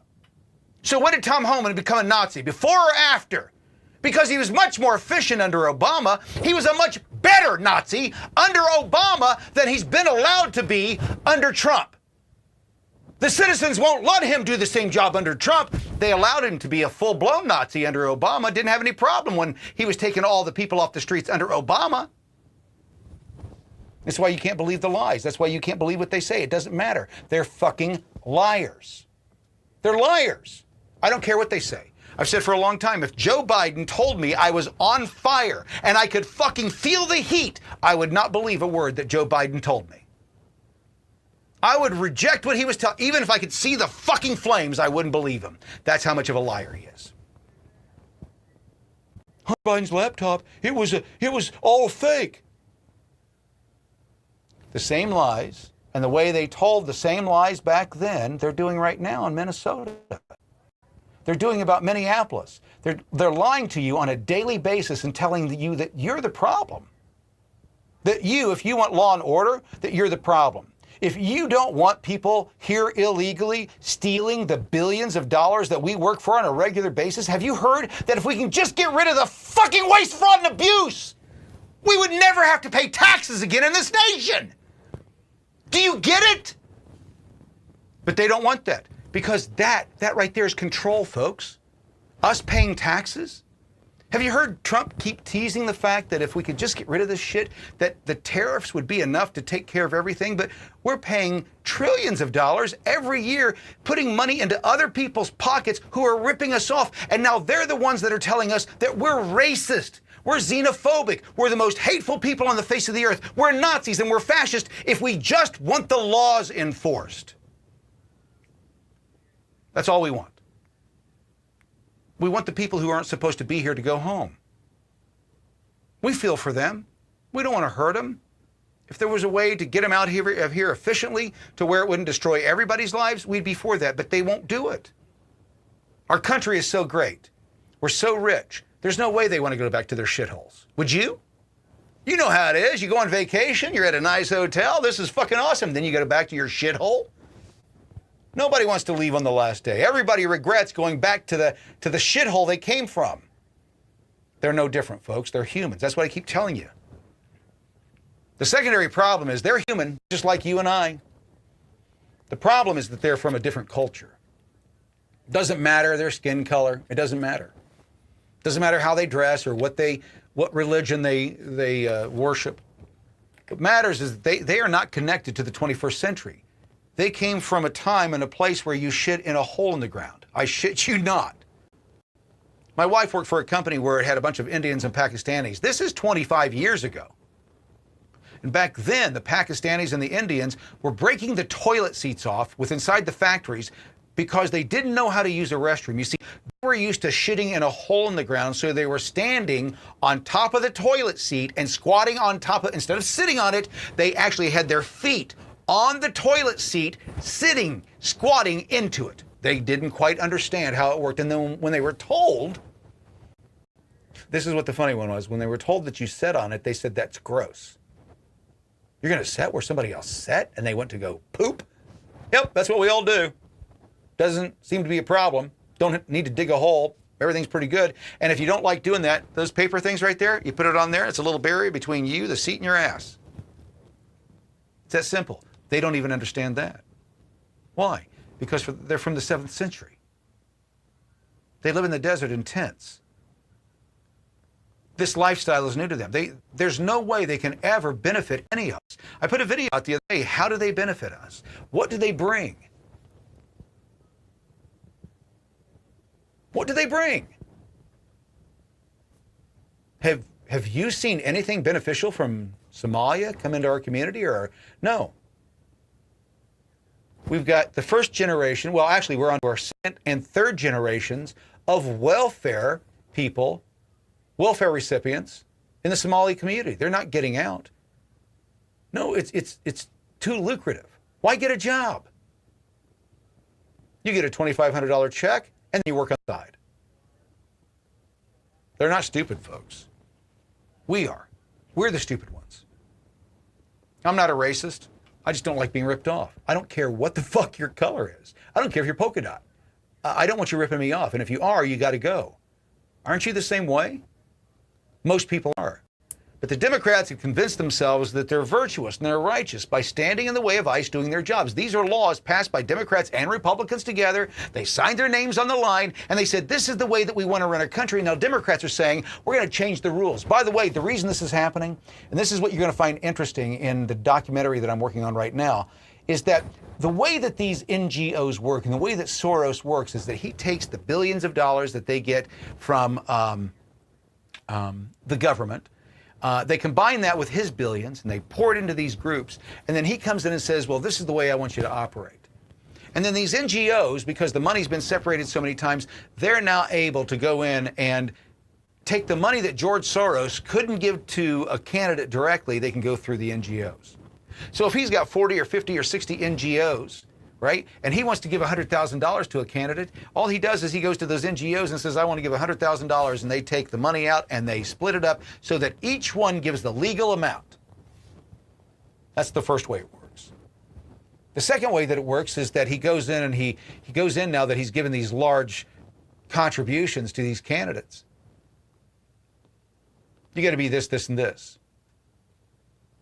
It's being said right now, there was an article in New Yorker magazine that said that Democrats are upset now at Soros because they can't even have a moderate position on immigration. Because if they have a moderate position on immigration, these are Democrats saying this, not Republicans. Democrats are saying that if they have a moderate position on immigration, that George Soros will pull his money and they'll lose their election. That's what moderate Democrats are saying. That not to lose, to be able to go to Congress and have their power and be able to be a bigwig, that they can't do what's best for their people. One guy is making the decision for all the people that they represent. You think that the 170 some or 600,000 that they represent in their district, do you think that just one of those people out of the 600,000, do you think that just one of them disagrees with George Soros just a little bit? See, George Soros isn't a constituent for most of these people. He's a donor. He doesn't even live in the district. But the congressional member or the Senate member, they're voting the way George and Alex want them to vote, not the way that the citizens of the state want their constituents, the people that voted for them, do. That's why it's got to stop. This NGO bullshit's got to stop. Act Blue, got to stop. Red Win, or Win Red, got to stop. By the way, Act Blue, Win Red's doing the exact same thing. Have you heard about what's happening with Act Blue? Yeah, the money, the funneling system that the Democrats use to funnel money to candidates is through Act Blue. I've gone knocking on doors. You see, here's one of the things. I got a buddy, I love him to death. But he's always bitching and moaning. And I tell him, get out there and do something. Don't bitch to me unless you've done something. When nothing's been done after you've been out working on stuff, you're trying to find out what the truth is. If nothing's being done from that point on, then you can bitch. But if you're sitting at home and watching TV and just yelling and screaming at the TV, shut the fuck up. Don't want to hear from you. If all you do is go vote once, every 2, 4, or 6 years, don't want to hear from you. Shut the fuck up. We're tired of hearing from the armchair quarterbacks that are going to tell us how to run the country from their armchair. They don't do shit. They're not in the streets. They don't go to court. They don't go to the city county meetings. They don't go to D.C. They don't talk to anybody. They just sit there and bitch and moan. You know who you are. I'm talking to some right now. All up in arms about what's going on. And, oh, it's somebody else's fault. It's your fault, motherfucker. The people who bitch and moan but won't go out and do anything. Why? Because nothing's ever going to be done? Yeah, you're not the one doing it. You're absolutely right. Nothing's ever going to be done because you're not doing anything, you lazy fuck. You sit there on your couch, you sit there in your chair, you bitch and moan about what everybody else isn't doing. Nothing's ever going to happen. Who do you expect to do it? The people who are the criminals and the corrupt? Are they going to be the ones to do it? Are they going to turn themselves in? Really? You're stupid too. I've been saying the same thing for the longest time. They are not going to be they're not going to hold themselves accountable. They never will. They can't. They won't. Nobody does. You don't. Do you call the cops and you look down at your speedometer and you realize that you've been going 80 miles an hour in a 55-mile-an-hour zone? Do you call them and say, hey, listen, I'm sorry, I'm speeding. I'd like to come by the police department and get a ticket, please. Do you do that? You don't? Then shut the fuck up. They're not going to do it either. When they break the law, they're not going to call the cops and say, oops, sorry, come and get me. That's not the way it works. That's not human nature. No, they're going to try and hide it. That's what's going on in Minneapolis right now. They're hiding what's going on. Let's jump into this real quick and see what these guys are talking about. Let me see here. Let me see if I can do this here. Can I do it that way? I hate this thing. Go ahead. ICE is on the ground there in Minneapolis, and I should say across the country, enforcing immigration law passed by Congress. And in a place like Minneapolis, of course, they're doing it without any local police support, which makes it very dangerous, which makes it very difficult, particularly when you have agitators and others that are going to congregate and try to disrupt those operations. And so what ends up happening is that you have to surge more law enforcement in there to do what local police should be doing, which is crowd control, any riots, and things of that nature. But, Mayor Fry and Governor Walz have basically told the Minneapolis police, the state police and others to stand down. And so DHS and federal law enforcement are having to step up and step in. So they're hanging the federal agents out to dry, essentially, is what you're saying. Yeah, I think so. I mean, they're very clear about what they think about ICE, calling them a propaganda machine. I believe Governor Walz even today said that DHS is not a law enforcement agency. So he's clearly misinforming the residents there in Minnesota, Minneapolis. And so it's not surprising that there's a handful of them that decide to take matters in their own hands. And so the governor and the mayor, they continue to blame ICE. They continue to blame President Trump. They need to look in the mirror and think about what they're saying, how they are characterizing a federal law enforcement agency. It's almost as though they think ICE is some second-rate rent-a-cop law enforcement agency, and nothing could be further from the truth. They enforce immigration law. They have arrest powers. And they exercise those on a daily basis. And so I think it's very, very dangerous what they're doing. Just on the videos that I have seen, I mean, if I were an ICE agent, I would have trouble being as restrained as these ICE agents generally are. I want to play for you some sound from Minnesota Governor Tim Walz. He's criticizing the White House, as he often does. Listen to this. Do I have any confidence Donald Trump will do the right thing? No, I don't have a lot of confidence Donald Trump will do the right thing. I do have a lot of confidence that the majority of the American people will do the right thing. And quit referring to these people as law enforcement. They are not law enforcement.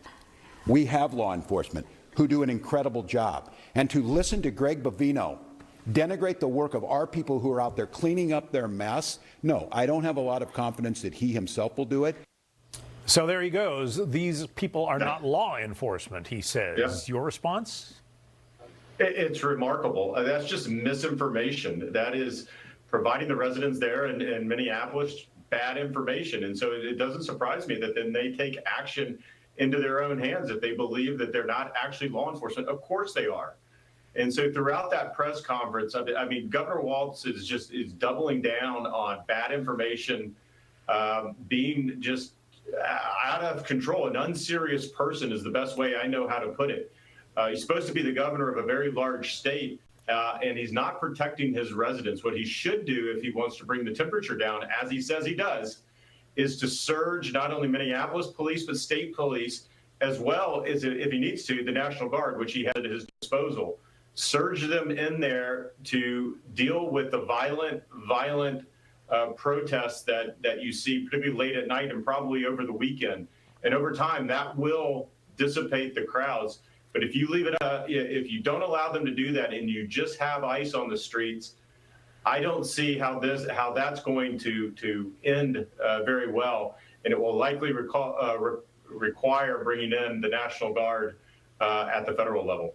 We are expecting Kristi Noem, the Department of Homeland Security Secretary, to come out with a news conference about 45 minutes from now. That's when it's scheduled.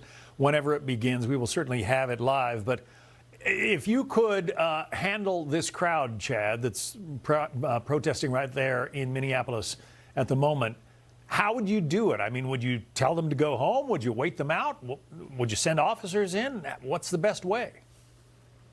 Well, I think you certainly observe them, and if they are peacefully protesting, I think that's one matter that the local police have to decide. Obviously, they're blocking streets, they're blocking intersections. All of that is against the law. They should be on sidewalks, on public property, not impeding traffic and doing a variety of other things. So the local police will have to decide that. However, if it starts to turn violent, if they start breaking windows, looting businesses, burning cars, doing things that are illegal, then I think the response needs to be swift. And here's the problem with Minneapolis and Governor Walz. History has shown that he refuses to do that. I mean, we saw it in 2020 where he was late to act. Portions of his city were burning, and what did he do? He had to call President Trump to ask for help. He doesn't have the leadership, and he doesn't have the foresight to solve this problem, history has shown. And so I don't have a lot of confidence in him. I don't believe the Trump team has a lot of confidence in him. And so that's why you continue to hear the president and others saying, if you don't do your job, I will. President Trump's been very clear throughout his first term and even in this term that he prefers to have locals handle their business. We saw this in Portland. We saw this in Seattle in 2020, and even in Minnesota and elsewhere. He allows the local leadership to do their job with their resources. But if they fail to do it, he is also not afraid to act to make sure that he's protecting those Americans in those cities. A reminder that his own siblings refused to endorse him for vice president and, in fact, said it is not an office he should be allowed to hold. Chad Wolf, formerly with the Department of Homeland Security. Chad, thank you. You're watching the CramerSez Project. Global news with local views. CramerSez returns after this message from our partners. Franklin D. Roosevelt said, In politics, nothing happens by accident. If it happens, you can be sure it was planned that way. I don't make a habit of quoting FDR, but on this point, he's 100% right, which makes Vice President Vance's comments from last night even more important to pay attention to. The only way to honor Charlie is to get to the bottom of exactly how this person was radicalized and who else was involved in it. Hi, I'm Peter Flaherty, chairman of the National Legal and Policy Center. Since 1991, the NLPC has investigated and exposed the high crimes and misdemeanors of politicians and corporate leaders alike. Our mission is about one thing: accountability, not partisanship, just like Vice President Vance was talking about last night.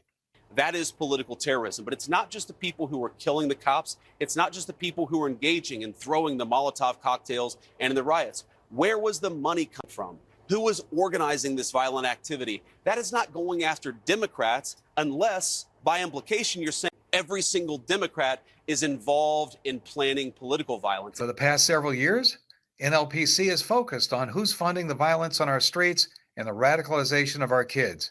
Oddly, the same names keep popping up. Names like Soros, Hoffman, and Gates. The protests and the riots aren't happening by accident. The violence is not spontaneous. The left strategy is clear: encourage arson, vandalism, and looting, and then blame the violence on the law enforcement response. The protesters are well-funded and equipped. And the NLPC is digging deep into exposing those responsible for supplying these groups with the masks, shields, and other devices being used to perpetuate violence in the name of social justice. To learn more about our mission or to join it, follow and share us on this social media platform or visit our website, nlpc.org.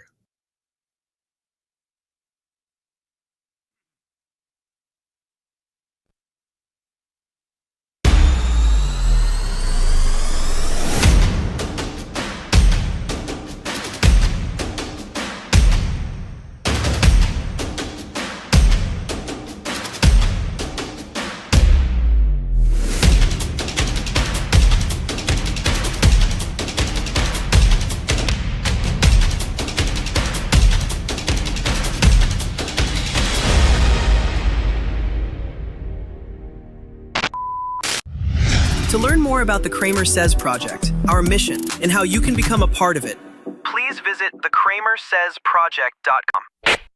You're watching CramerSez. Welcome back. CramerSez Project live this afternoon on a Saturday as we watch our nation melt down. At the same time that everything's melting down, right, and heating up in Minneapolis, the rest of the nation is under a winter advisory. Have you seen what's going on across the country? I've got a buddy down in St. Louis with the Gateway Pundit. He's saying that they're already getting snow. And here in Indiana, it looks like it's just starting. I haven't seen what's going on across. There we go. There it is. Yeah, it looks like it's time to head outside and do some shoveling here in just a few moments. So I'll be doing that here shortly. Let's go back over here and see what these guys are doing. Let's see what they're doing here in Minneapolis. Well, we'll go back to them when they go on live. Here's my prediction. More of the same. There's no incentive for the ones in the streets to stop. There's no incentive for those in Tim Walz's government to stop. It's going to continue. Let's see what this. They're giving the update. And audio of the event that resulted in the death of a 37-year-old man. The video freezes just before the shots are fired, but you can hear the gunfire in the background. Our viewers might find it disturbing.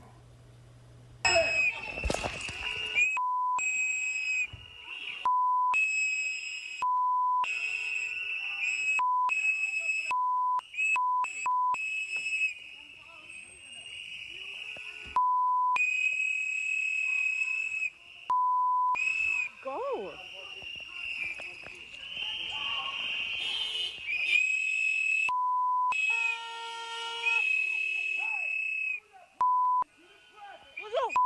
What the is wrong with you?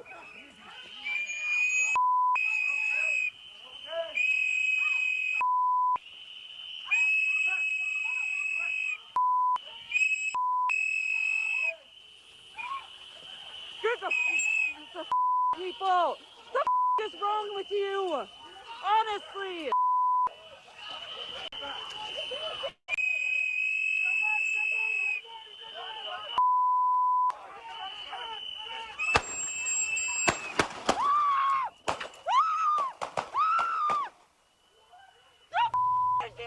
So still difficult to evaluate exactly what transpired there, but we should note that based on later comments, it's quite obvious that the person who was shooting the video was not a fan of ICE and law enforcement.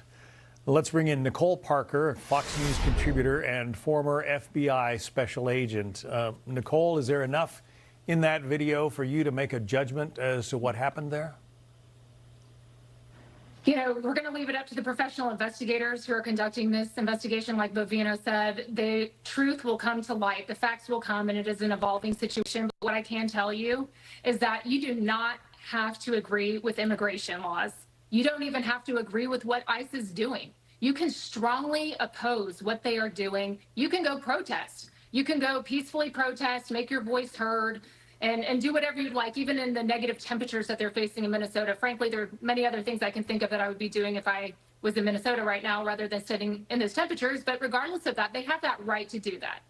But when you cross the line, you may not impede, assault, or obstruct any federal law enforcement officer from performing their duty. And the moment that you do that, you have now broken the law. And it is very clear And in the press conference given by Bovino, it was very clearly made. The point was clear. An individual approached the law enforcement officers, the agents, while they were executing a lawful warrant, and an individual approached them with a semi-automatic 9mm handgun. You are not allowed to ever approach a law enforcement officer with a firearm. At that moment, you're putting your own life in jeopardy. I'm not sure how this individual, again, no law enforcement officer ever wants to have to use deadly force. But what were they thinking? Did they think that there would be no consequence for, putting a gun, in the view of a federal agent while they're executing their lawful duties? And then the law enforcement officers tried to disarm him without having to use deadly force, obviously, because that's how we're trained. You try to de-escalate the situation. You only use deadly force when it is the last-ditch effort and you believe that your life or another person's life is in imminent danger of death or serious physical injury. And so based on what has been told thus far, those were defense shots, according to the agent, because when you are involved in an agent-involved shooting, the first thing that they do is that they're going to pull aside those agents that were involved, they're going to separate them, and they're going to speak to them. And when they are ready, they will provide a statement.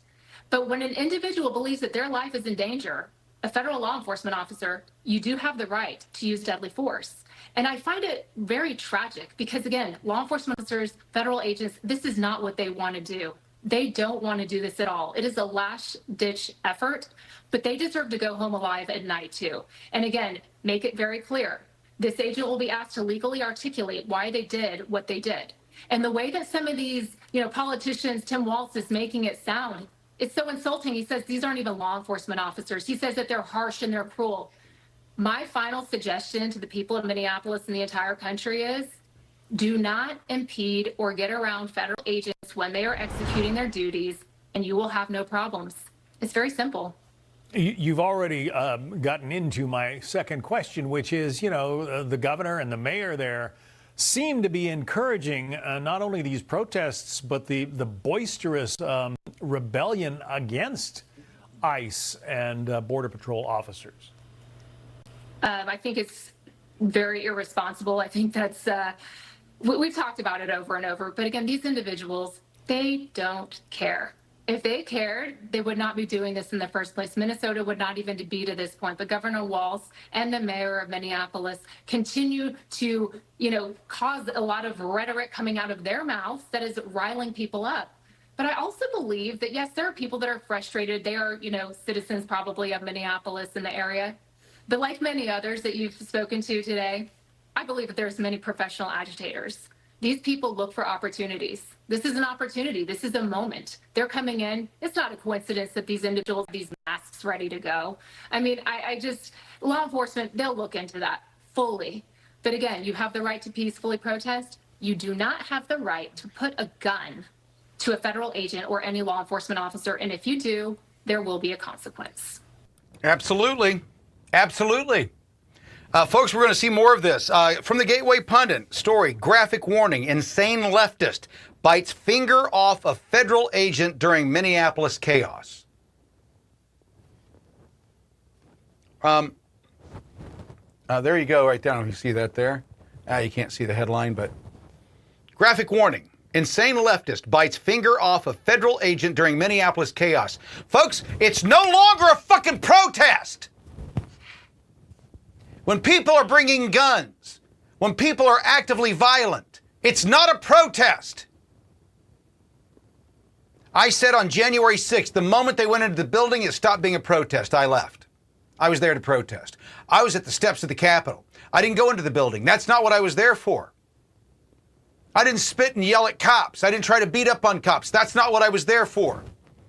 I was there to yell and scream at the men and women inside that fucking building. That's what I was there for. Everybody around me was there for the exact same thing. There was a group of people, they weren't there for that. We're seeing the exact same group of people do the exact same bullshit in Minneapolis.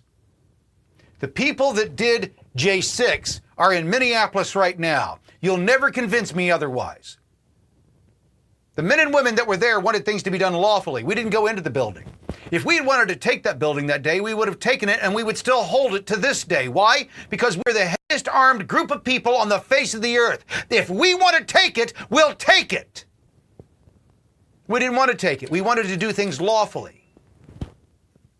What happened? You got what you got in Minneapolis right now. Folks, it continues. Federal officer lost a finger today to a protester, bit it off. Let's see here. In a disturbing incident amid ongoing anti-ICE protest in Minneapolis, a Homeland Security Investigations HSI officer had his finger bitten off by a rioter, according to a post from Tricia McLaughlin, Assistant Secretary at the Department of Homeland Security. McLaughlin shared graphic photos on X showing the injured officer sitting in a vehicle, his uniform kicked in mud as a gloved hand tends to his mangled finger. One image shows the severed fingertip bloodied and raw, and another shows it preserved in a small plastic container, presumably for medical evaluation.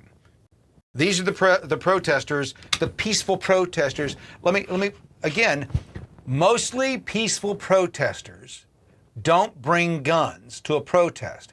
As I was saying earlier, when I went to J6, I had my gun with me in town. It is my lawful right to carry it everywhere I go. I don't care what your municipality says about it. I'm going to carry that gun because that piece of paper in Washington says I have the right to carry it. And if you nab me up and you arrest me and you say, oh, you got a pew-pew on you, you're not supposed to have one, then we'll see each other in court. But I'm not pulling it out on the cops. They're not going to be the ones that I have to defend myself against. It's the DA. Having a shootout with the cops on the streets of Minneapolis ain't going to benefit me in any way, shape, or form. Guess what happens? There's one of me. They've got walkie-talkies. Instantly, there's going to be a whole bunch of them. Even if they don't have walkie-talkies, pew-pew, gun goes off. What happens? They come running. Cops are like cockroaches. You know, there's a piece of food, drops on the floor, cockroaches run for it. Dog runs for it. The cat runs for it. Cops hear shots, they run for it. Unless you're in Uvalde. Then they sit back and they hold and wait. But generally they run toward the gunshots. Now, there's a lot of contention right now that it's all ICE's fault. If they weren't in the streets, well, they went to the jails and the governor said, no, you can't have the illegal aliens that we have in our possession in the jails. We're going to hold on to those criminals. You don't get them. We're just going to release them, you know, when their time is up here. But you can't have them. That'd be the easy thing. You see, they're criminals. They're in jail in Minnesota and Minneapolis because they're criminals. They're also illegals. Tim Walz and the mayor won't let those illegals go. We won't let those criminals go. No, he says that ICE, that they're the criminals, that they're the problem because of what they're doing in the streets. They're in the streets because Tim Walz won't give him the criminals. So they have to track them down the streets. This is what happens. It'd be so much easier. Democrats could make it so much easier, but they hate you and they hate this country and they need the narrative. They need it for one simple reason. The reason is they're corrupt as fuck. Now, I'm not saying that Republicans aren't corrupt, but we found $19 billion in corruption just out of one town. A sanctuary city that's got $19 billion rolling into it, $700 million rolling out, going to the airport, going to Somalia, going to Northern Africa, $700 million. We know it for sure. And again, Tim Walz has to know about that. Jacob Fry has to know about that. I say that because I've been in politics for the last 15 years, and I can tell you I've worked at the top from the governor's office. I've never worked at the president yet. It's coming. But I've worked at the governors of states around the country, and guess what? They all know what's going on in their state. If there's big dollars in their state, they know who's got it. They know who the big donors are. Oh, that's Bob over there. Bob's rich. He owns a car dealership. You ought to go talk to him. He's got all the money, and he's a big donor. He likes to give it out. Why do you think that Kamala and the Democrat Party picked an unknown from Minnesota to run for VP? I'll bet you go look at the FEC filings. What you'll find is the vast majority of money to put her and him. That's why they were able to spend $1.2 billion. No, I'm sorry, it was 1.5, right? 1.5 or 1.6. $1.5 billion to lose. They had all that money. They were just blowing it everywhere. They were paying people for concerts that they didn't play in a concert. There's all kinds of money laundering going around everywhere. Beyonce made a bunch of money. They were handing it out everywhere. We're digging into it now. What we're finding is, folks, it's exactly what you think it is. The corruption is there. And it ties back directly to these people or Act Blue. So we go in and we ask Act Blue, did you give this money? The people are at the door saying no. Hey, Act Blue says that you gave $10,000 last year. Did you give $900 a month? Honey, I would know what to do if I had $900 right now, let alone giving it away every month. That's what we were told. Not by one person, not by two people, not by three, but by 100% of the people whose doors we knocked on. If they came to the door and we were able to ask them, did you give this much money to Act Blue and the Democrats? Every single one, not one, not two, not three, 100% said, no, I did not give that much money. Or no, I didn't give any money. It wasn't, well, possibly. No, it was always, I didn't give that much money. In particular, one of the things that I caught on to, that I started looking at, are what we call rounding errors. Are you familiar with a rounding error? Yeah, a rounding error is when you need to get closer and closer and closer to a full amount, right? $10 billion was put in. You've made all these little donations across the country, and now you've got a problem because the way that the system works, you have to have exact amounts. So you've got these donors that are giving a dime. Several times a day, they're giving a dime. They log on to the system and they give a dime. One guy in particular that I knocked on his door gave a dime 3,700 times in one day. He donated a dime 3,700 times in one day. That never happened. You see, when I saw that, I asked him, specifically when I went to his door and asked him, it's all on video, by the way. We'll be playing it here shortly on the CramerSez project. But when I went knocking on that door and I asked him specifically what happened with this money, I said, have you ever given that much money to, and he goes, nope. Okay, I got one for you. Would you have ever made a single dime donation? Would you have ever gone in and just donated a dime? Would you have ever done that? No. Would you have done that 3,700 times in one day? No. By the way, we went through the process. It's impossible. You cannot do it. You cannot give a dime a day by donating it 3,700 times through the front end of the website. It's too slow. It's impossible. Cannot happen. There's not enough time in the day to make 3,700. Even if you're going as fast as you cannot get 3,700 donations done in a day through their system. Cannot do it. It's impossible. They're saying that he donated a dime 3,700 times in one day. Impossible. See, those are the weird things that I look for. The signs, the anomalies, that ain't quite right. That ain't quite normal, because that's where the lie is. They want you to believe that they've done everything legally. They've done everything above board, but we found out that they're not, that they're crooks, they're criminals. And they're lying to you right now. What's happening in Minneapolis is a big lie. Why? Because of the crime and the corruption with the Leering centers and the daycare centers. How many of those centers are there that nobody's there? They tried to make Nick Shirley look like a racist, like a bigot, like he was lying. Oh, he showed up at the wrong time of day. Look, they're closed. There's nobody here. The Krasnsteins did that. They're cunts, both of them. They're in trouble too. You know, they'll be arrested. They'll be part of that process. Then we've got Good Trouble and the rest of the fucking influencers from social media. They're all showing up in Minneapolis telling you how bad everything is, monetizing off of the coming revolution. You see, I'm not going to go up there and do that. When we head out, I'm working on this documentary. As soon as I'm done with it, we're headed out. Where are we going? We're not going to the front lines and try to get cool pictures of people getting tear gassed. No, we're going to dive into the corruption, the actual politicians. We're going to their homes and asking them, did you get this much money from this group and this? This Leering Center says they gave you $30,000 for your campaign. Is that true? Did you know about the fraud that was going on? That's how it happens, folks. I'm not concerned about the front lines. They're going to take care of themselves. I want to go after the criminals and the crooks and the corrupt. Don't care about what's happening on the front lines ABC, NBC, CBS, CNN, they're all there. They got cameras there. They got shit going on. If you want to see that, you can see that. I want to find the corruption. Do you know what ABC, NBC, CBS, CNN, and the rest of them aren't looking into? The corruption. They're showing you the sizzle. They're selling the sizzle. See, I've worked in broadcast my entire life. That's the sizzle. What you're seeing on TV right now is the sizzle.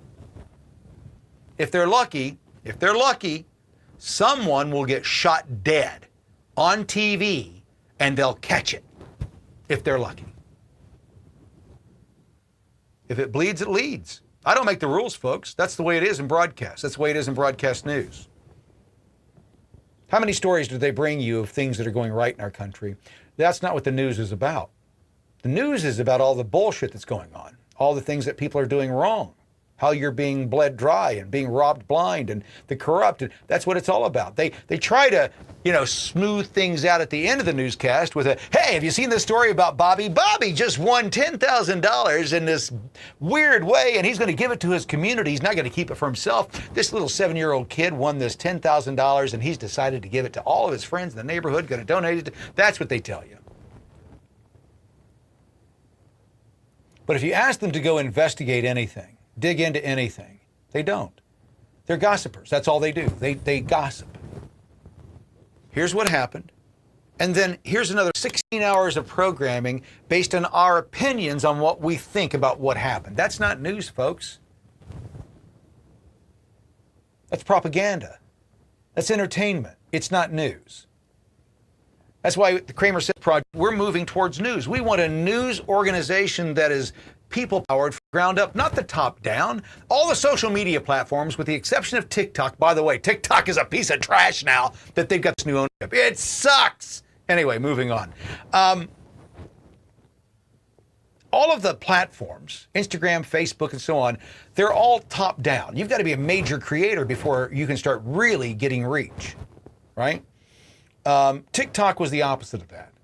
TikTok, anybody could be a star. All of a sudden, you could be TikTok famous. You didn't need to be a movie star or a rock star or a politician. You could be Judy from the block. And all of a sudden, you're doing something crazy. You got a new dance or whatever, and you're famous.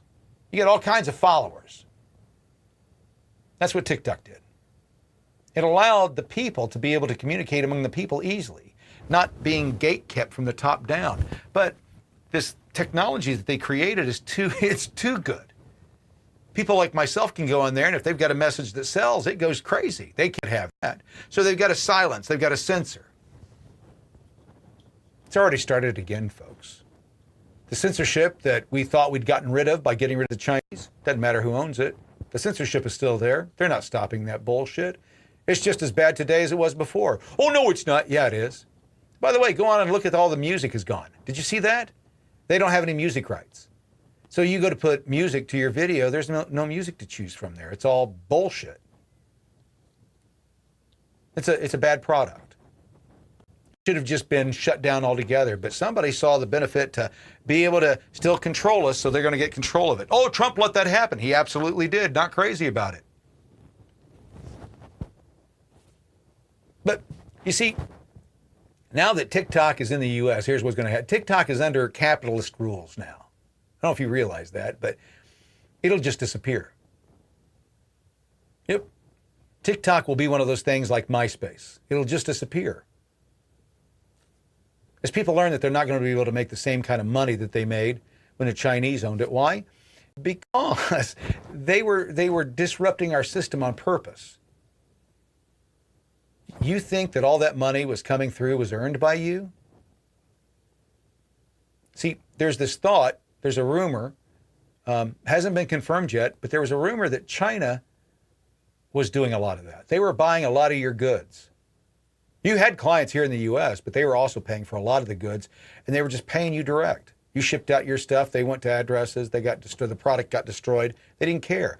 They wanted to build a group of people that were dependent upon TikTok. And if they ever took TikTok away, then you guys would scream and yell. That's what happened, isn't it? We can't live without TikTok. What about you, Kramer? You're on TikTok. Yep. I don't monetize off TikTok. Never have. Not one dime. Got all kinds of money sitting there. They won't give it to me. Never would. fact, I'm going to fight with them right now because there's a subscription that I was a part of that I can't get out of. And every month they're dinging me for a higher and higher cost. But it's based on an old account, so I can't get it. I can't get it shut down. And they're, well, we can't do anything about it. Gone to my bank, gone to my credit card, everything. Nobody can do anything about it. Well, what's going to happen is I'm just going to stop paying the bill. I'll just turn off the credit card. Fuck it. I don't give a shit. But it's a worse product than it was. They destroyed it. Why? Because they bastardized it. What they had was great. They couldn't let it be. They couldn't let people just communicate. No, they had to have control. Well, I'm not going to be controlled. You're not going to be controlled. Some of you were. Let me talk about that real quick, and then we'll get back to what's going on here in the news. One of the things that I have a real hard time with is people that they get upset when I'm honest with them, when I tell them the truth.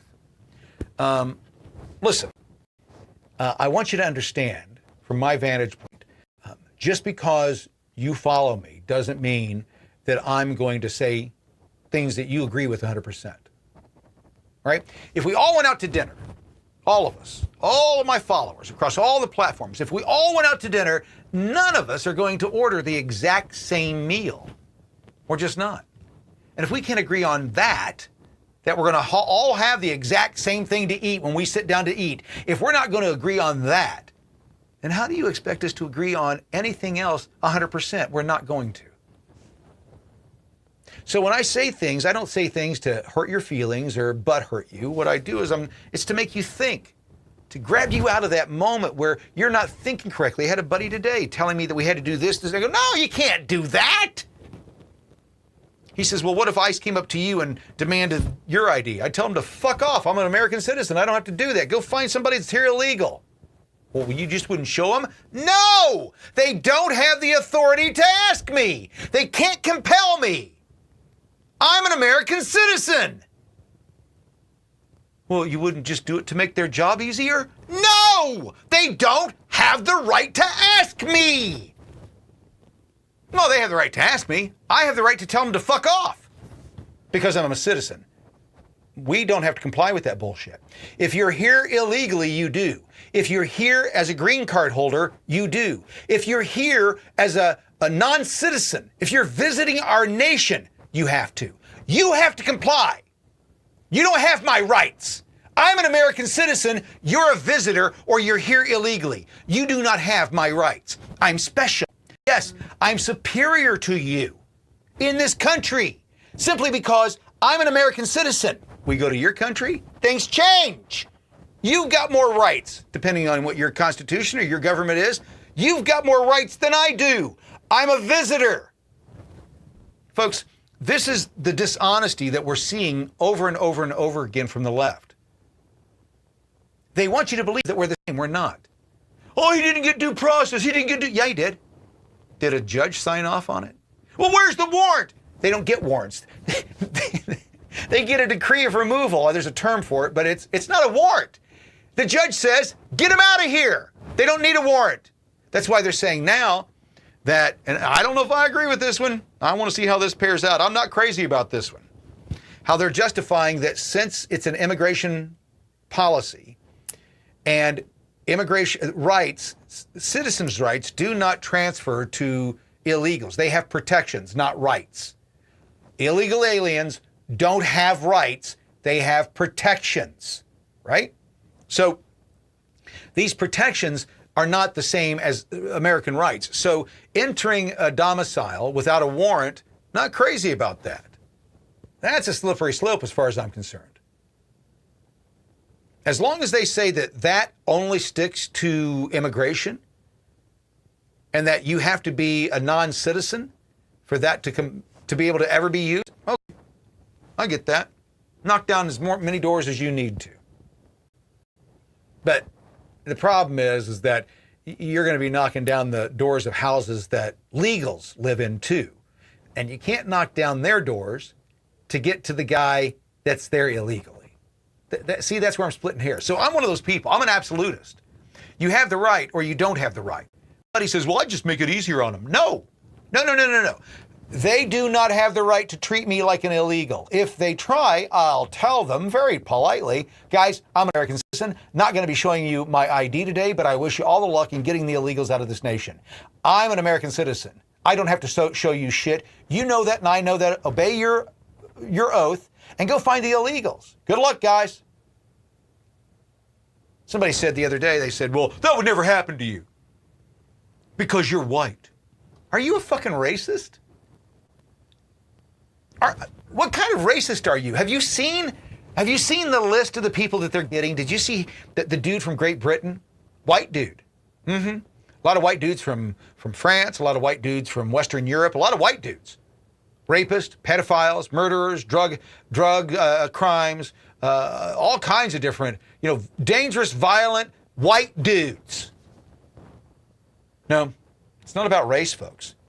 That's how you know that they're racist, because that's what they want to use. Oh, he picked up a brown dude. He picked up a black dude. This is all about race. No, it's about illegal immigration. A lot of them happen to be brown. A lot of them happen to be black. But a lot of them happen to be from Great Britain, and they're white. A lot of them happen to be from, France, and they're white. A lot from Germany, and they're white.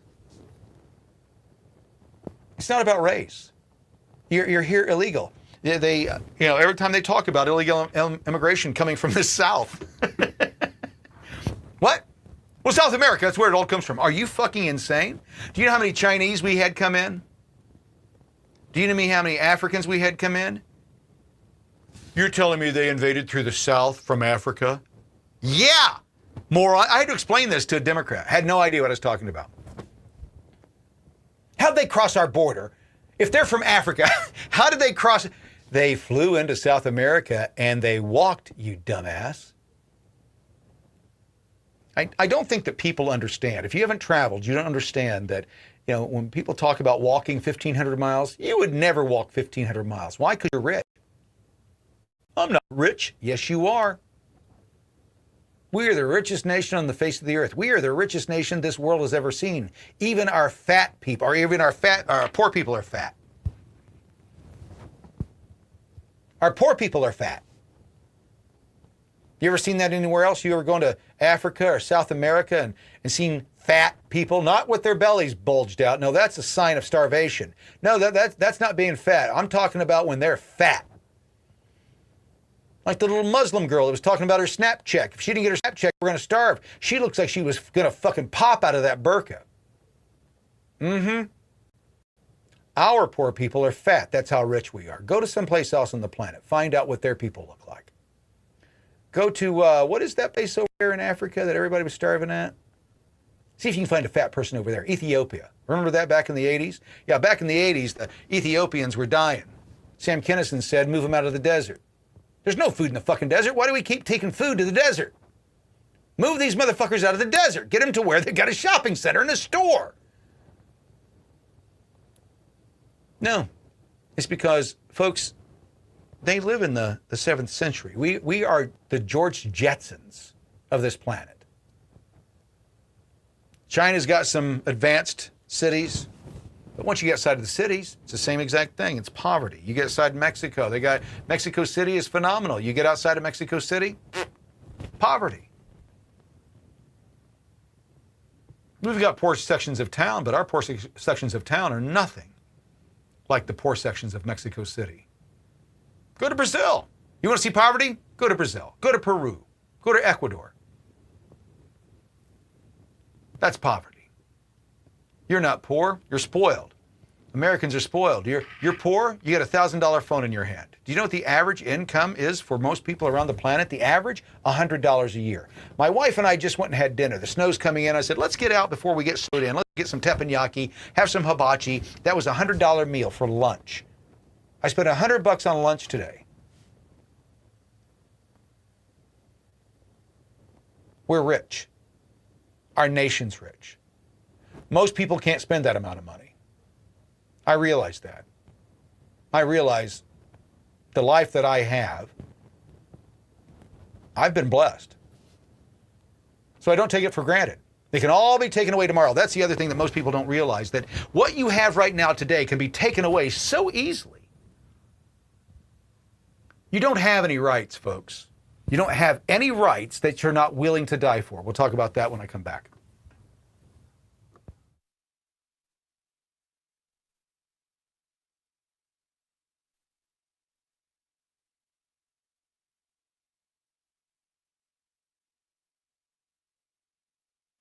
The CramerSez Project will return after this important message.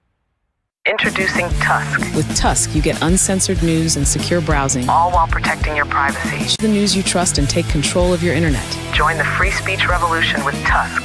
Download Tusk today at tuskbrowser.com. Are you frustrated with the opinions and agendas the mainstream media calls news? Join the CramerSez Project, a grassroots movement to save free speech and deliver unfiltered truth powered by everyday Americans. We're building the first people-powered news network, 24/7 streaming, citizen journalism, and real facts without spin. If you're ready to dive in and fight for liberty, head to thecramersezproject.com today and sign up to become part of the team or put your name on the list to be notified when subscriptions are available. Join us today at thecramersezproject.com. To learn more about the CramerSez Project, our mission, and how you can become a part of it, please visit thecramersezproject.com. You're watching CramerSez. One of the big questions that everybody is asking, Dennis here is asking the same question that I think everybody's asking is, fuck this. Why the fuck is Waltz and the other asshole, Jacob Fry, not locked up yet, and that fucking terrorist bitch Omar still alive? Yeah, well, we'll take that down now. No, they've got to all be, they've all got to be taken care of. And folks, this is what I've been telling you, that it doesn't take much to start to understand that what Trump has done is that before he could take care of home, he had to take care of the world. I know it's hard to understand, but Trump didn't want the rest of the planet coming after him when he gets ready to dismantle what he's going to dismantle in this nation. If the Republican Party has any hope whatsoever of ever getting another election through this system, the system itself has to be fixed. It's corrupt from top to bottom. There are both Republicans and Democrats that are traitors to this nation. Mike Pence, traitor. 100%. I've known Mike for a long time. Don't trust him any farther than you can throw him. He lives right up the road from me. Yep. Don't trust him any farther than I can throw him. He's a traitor. We saw it happen on January 6th. He sold us out. Not the Republican Party, not MAGA. He sold out his nation and was rewarded. They let him know that morning. He got a challenge coin that day. Somebody handed him a coin. I can't remember who it was, but they were all excited. As soon as he got done, they wanted to commemorate that moment. So when Trump starts doing what he's doing, got to do, to have faith in this nation, to go forward, for us to move forward and believe in law and order and justice, these people that have done what they've done over the last 10 years, 20 years, have to be held accountable. They have to. Accountability is what keeps law and order in place. That's what Trump is about to do in Minneapolis. There's going to be some accountability up there. There has to be. If we don't have accountability and these people don't go to jail, then why wouldn't I do what they're doing? I'm serious. You're thinking, well, the reason I wouldn't do it is because I have a job and I have... Why work? Why not just do what the fuck you want to do and just worry about, feeding yourself? Why not do what a large group that we see in the black community? They're doing it. They've realized, why fucking play the game? Lost my mic. Why play the game? Let's see. Sorry about this.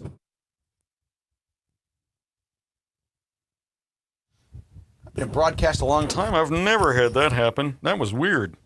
Anyway, I don't blame them. It's a smart move. I'm there. Are you there? Why are we paying into a system that we don't benefit from? If we complain about what's going on, we're a racist. If we complain about what's going on, we're a xenophobe. If we complain about what's going on, we're a misogynist. If we complain about what's going on, we're fascist or we're Nazis. If we complain. But we're the ones paying for all the bills. The fucking bitch out of Minneapolis that they had up there with that Trump bandage on the side of her head. I mean, she's got a 5 head, right? I don't know if you've noticed this, but the majority of Somalis, they have a 5 head. You and I have four heads. They have a 5 head. A 5 head is one bigger than a 4 head. They have 5 heads. She's got this big bandage up here. She wants to talk about rice and bananas, that there's more to being a Somalian than eating rice and bananas. And then she can't name one thing more about being a Somalian. And what do? They all talk about Somalia, Somalia, Somalia. They talk about their home country. They don't talk about making this country better. They talk about how they can make Somalia better.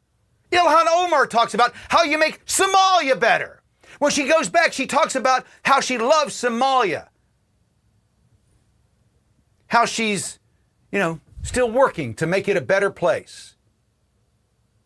Folks, if this stuff doesn't stop, why would I ever go to work? Why would I ever go to work? Why would I ever pay another dime in taxes? We're not paying our fair share, and then we find out $19 billion got sucked the fuck out. I'm done paying. It's like when I took all my money out of the stock market. We'd put several $100,000 into an account, and 2 days later, 30% of it gone like that. You told me that that's where we should put it, that it's a sure thing. And now 30%'s gone. We're not talking about, we're talking over $100,000 gone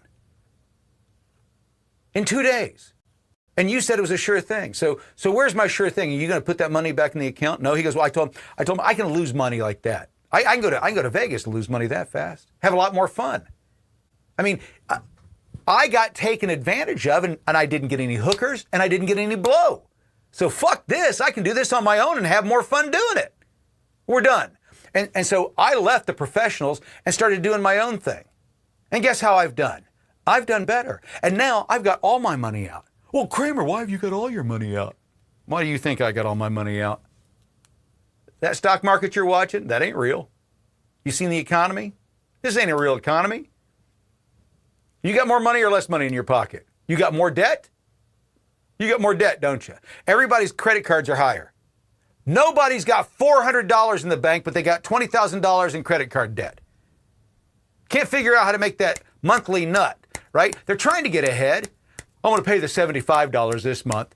If you paid $1,500, I can't afford $1,500. I got my phone, I've got my internet, I've got my streaming services, I've got my coffee, I've got eating out, I've got all these other things. No, I can't afford that. So you're living paycheck to paycheck, renting everything.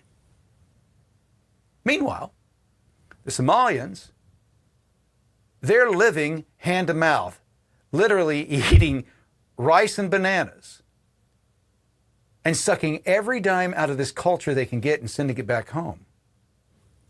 Do you realize that the moment that USAID was shut down, communities around the world completely came to a halt? Their entire business was based on that money. Without that money, they're broke. What Trump did you hear the inner workings of how Trump got Greenland? Didn't cost us a dime. They gave everything to us. Everything that he wanted, he got for free. No military invasion, no problems. We get it all for free. Oh, it's not all worked out. It's worked out. We're talking about the minor details. The big moving parts, done. Why? Because Trump went down and grabbed Maduro. He showed people what he was willing to do, how he was willing to act, and how efficient we are at doing it. Scared everybody on the planet. You see, even Putin's afraid that Trump is going to bring his soldiers in and drop down and grab him. Everybody's afraid. Why? Because we're the big bad stick. We've got more technology and more capability than any other nation on the face of the earth. We are the bullies of the planet if we want to be. We got to use that for good, though. We can't be using it for bad like the CIA and the Democrats and the rhinos and the neocons and all the other bad people in our government have been using it to make themselves wealthier, make their friends wealthier. That's what Trump is trying to do. It's one thing at a time. I keep telling my friends it's a process. This is what I do for a living. You don't go in and just get everything done in one day. There's a process to things, everything. I was trying to tell my buddy about him understanding this, and he doesn't get it. He just doesn't get it. That everything is a process. It's not the speed that you want to do it at. I'll give you an example. You go to mow the lawn. Before you can start mowing the lawn, before you even get the lawnmower out, you got to prepare the property. If you've got a large property, if you've got flowers and you got flower pots, you got to go get all that shit moved out of the way so you can mow first. You got to go trim before you can mow. There's things you've got to get ready before you can actually start mowing. We're getting ready. Pam Bondi, Kash Patel, I was blowing them steam for a long time until they hired the assistant AG. When they hired a new attorney general to help Pam Bondi, that's not been done before. Why hasn't it been done? Because they're doing something big, folks. This is a big case. They went after James. They went after Comey. What did the judges do? The judges turned that away. Don Lemon got charged. What did the judges do? The judge turned that away. What Trump has realized is the judges are corrupt and ideological. They don't act on law and law alone. They're political. They're owned. Folks, I hate to say it, but it's my opinion that the only way that we get out from underneath this is in the event that a cop gets shot. That's the only way we get out from underneath this.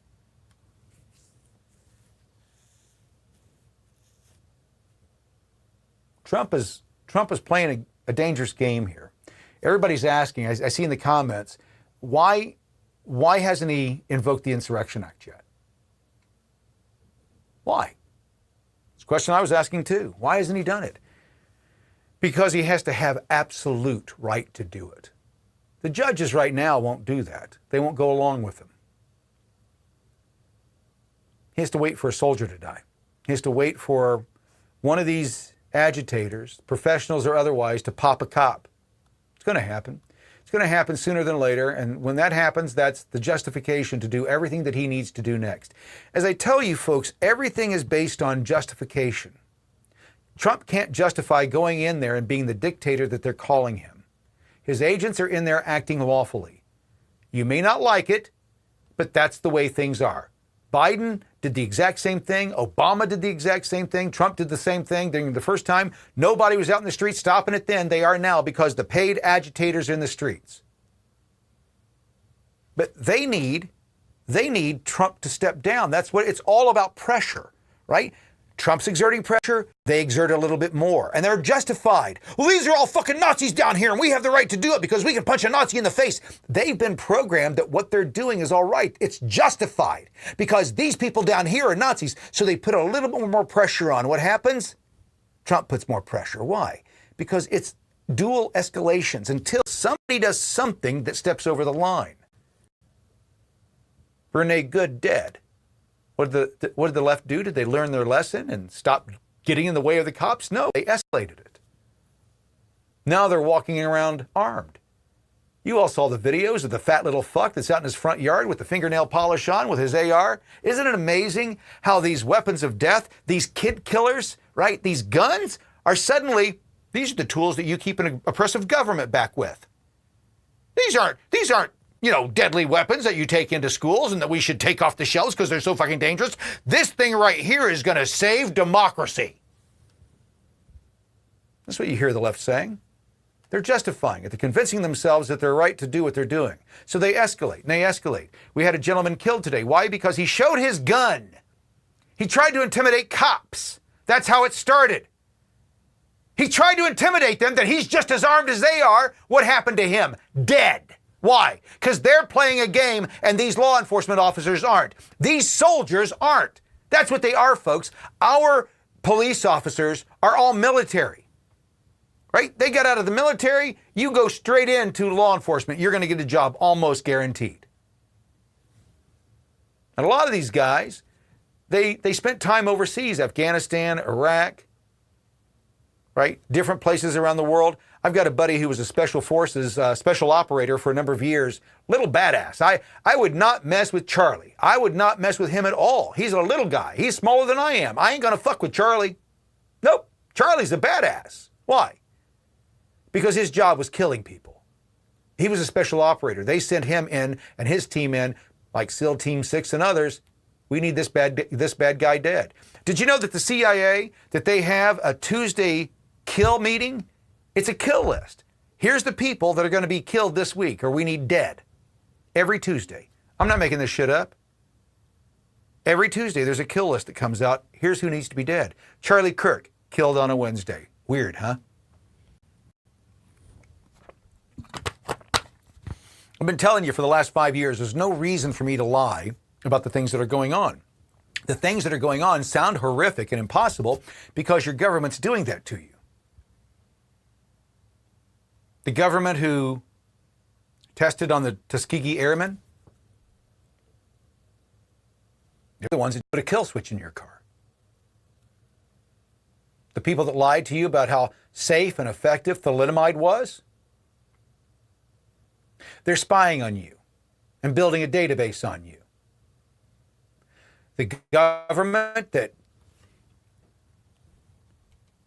lied about weapons of mass destruction in Iraq, those same people, those same bureaucrats, they're still in power, folks. The people that in the government that killed how many men, women, and children in Waco and justified it, that if we, I want you to think about this from a founding father's perspective. Men, women, and children were burned alive because the government said they didn't have the right and authority to have those kind of guns. That's what it was about. That they had too many guns. That's what it was about. What do you think our founding fathers would have to say to a government that said, you have too many guns, and for that, we're going to burn you and your men and women and children alive for doing that? What do you think the founding fathers would have done back then? You think it's going to get any better? I don't. I think it gets only worse. It only gets worse. Why? I'm not a pessimist. I'm a realist. I'm a pragmatist. They just put a kill switch bill in front of Congress, and Democrats and Republicans came together to make that one happen. That means somebody is buying off a lot of Congress members. When you can get 211 Democrats and 57 Republicans to come together on a bill, somebody's been spreading some cash around D.C. Who's been doing that? Why is it important for the U.S. government to have the authority, the capability of shutting down your car? You see, they passed the bill today. Didn't affect you. Your car doesn't have that. But it does your kids. You're enslaving your kids, folks, because you're too fucking lazy to do anything about it. You keep thinking that somebody else is going to do something about it. Nobody's going to do anything about it. Who's going to do it? Who's going to fix it? Tim Burchett out of Tennessee is probably one of the best hopes that we have at doing this kind of thing, and he's disgusted about his inability to get anything done. Why? Because it takes more than one person. One person alone doesn't do it. A lone assassin can make a big difference. We've seen that happen. But a lone person screaming at the system saying it's all wrong, it's all wrong, it's all wrong, and it needs to be changed, no hope at all. How did the system get changed last time? Do you remember how we changed the system last time and it was too corrupt and we didn't like it? And they weren't abiding by the Constitution that we wanted? What happened the last time we didn't like it? We ripped them all out of power. You see, that's what it's going to take one way or the other. I don't make the rules, folks. Trump is trying to fix it from the top down. It's impossible. It's too entrenched. The deep state, the people that run everything, there's too many of them. There's too many Karens. There's too many Kins. They're not going to change. A buddy of mine said, and I love him to death, he's the same guy that I tell from time to time, you can't do this, you can't do that. Dan was on with the phone with me a while ago, and he's right. It's going to take 128 million people being killed in this country. He's right. We can't compromise with these people anymore. They want to kill their babies the day that they're born. Yeah, I know I want the full 9 months, but it's still in there. I've decided I don't want it. I'm done. Go, yeah, rip it out, kill it. They don't have a problem with that. They're evil. They're inhumane. Let's go into this. Let's see what this time is. Here we go.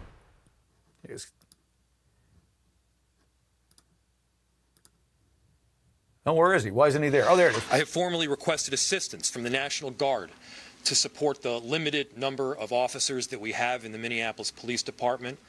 We have around 600 officers in total. Days off have been canceled. Our incredible Minneapolis police officers have been working tirelessly to do their day-to-day work, and simultaneously, they are put in the middle of these chaotic situations. We will not be able to do this on our own, and so we are getting assistance from both mutual aid jurisdictions as well as the request to the governor for the National Guard, and we're appreciative of the assistance. Our community is tired. Our officers are tired. Our businesses are tired. and this additional support is necessary. And again, the chaos that we are seeing is caused directly by ICE, Border Control, and this federal administration. Our top priority is keeping our neighbors and businesses safe, and the additional support will help us do that. Our community service officers are helping to deliver food to families that are in need. Community members are out there peacefully protesting, making sure that their voices are heard. They're escorting workers to their jobs. They're taking care of daycares. It has been extraordinary how people around our city have stepped up during this difficult time, and there is an incredible group of leaders in senators and members of Congress that are here with me to deliver a powerful message in just a couple of minutes. We're also working closely with our immigration task force to make sure that clear and transparent information is coordinated. We'll continue to do everything in our power to keep our neighbors safe and to stand up for our immigrant communities. Most of the protests that we've seen have remained peaceful. Let's keep it that way. Let's not counter Donald Trump's chaos with our own version of chaos here. I understand that people are angry. I'm angry. I understand that people are experiencing trauma. It makes sense. Our communities have been placed on the very front line, and this has been ongoing now for weeks. It must end. Remember, it's only our city that will suffer if there is damage or destruction that is done.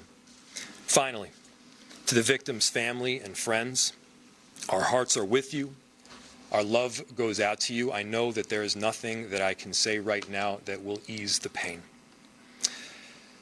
But I hope you know that Minneapolis cares deeply for you. There are 435,000 residents that will do everything possible to stand with you. With that, I'll turn it over to Chief O'Hara, who will give more of an update on the plans for tonight.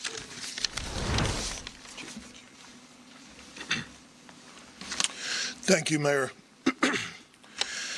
Good evening. I'm going to provide a brief update on the events today and our plans to maintain order in the city.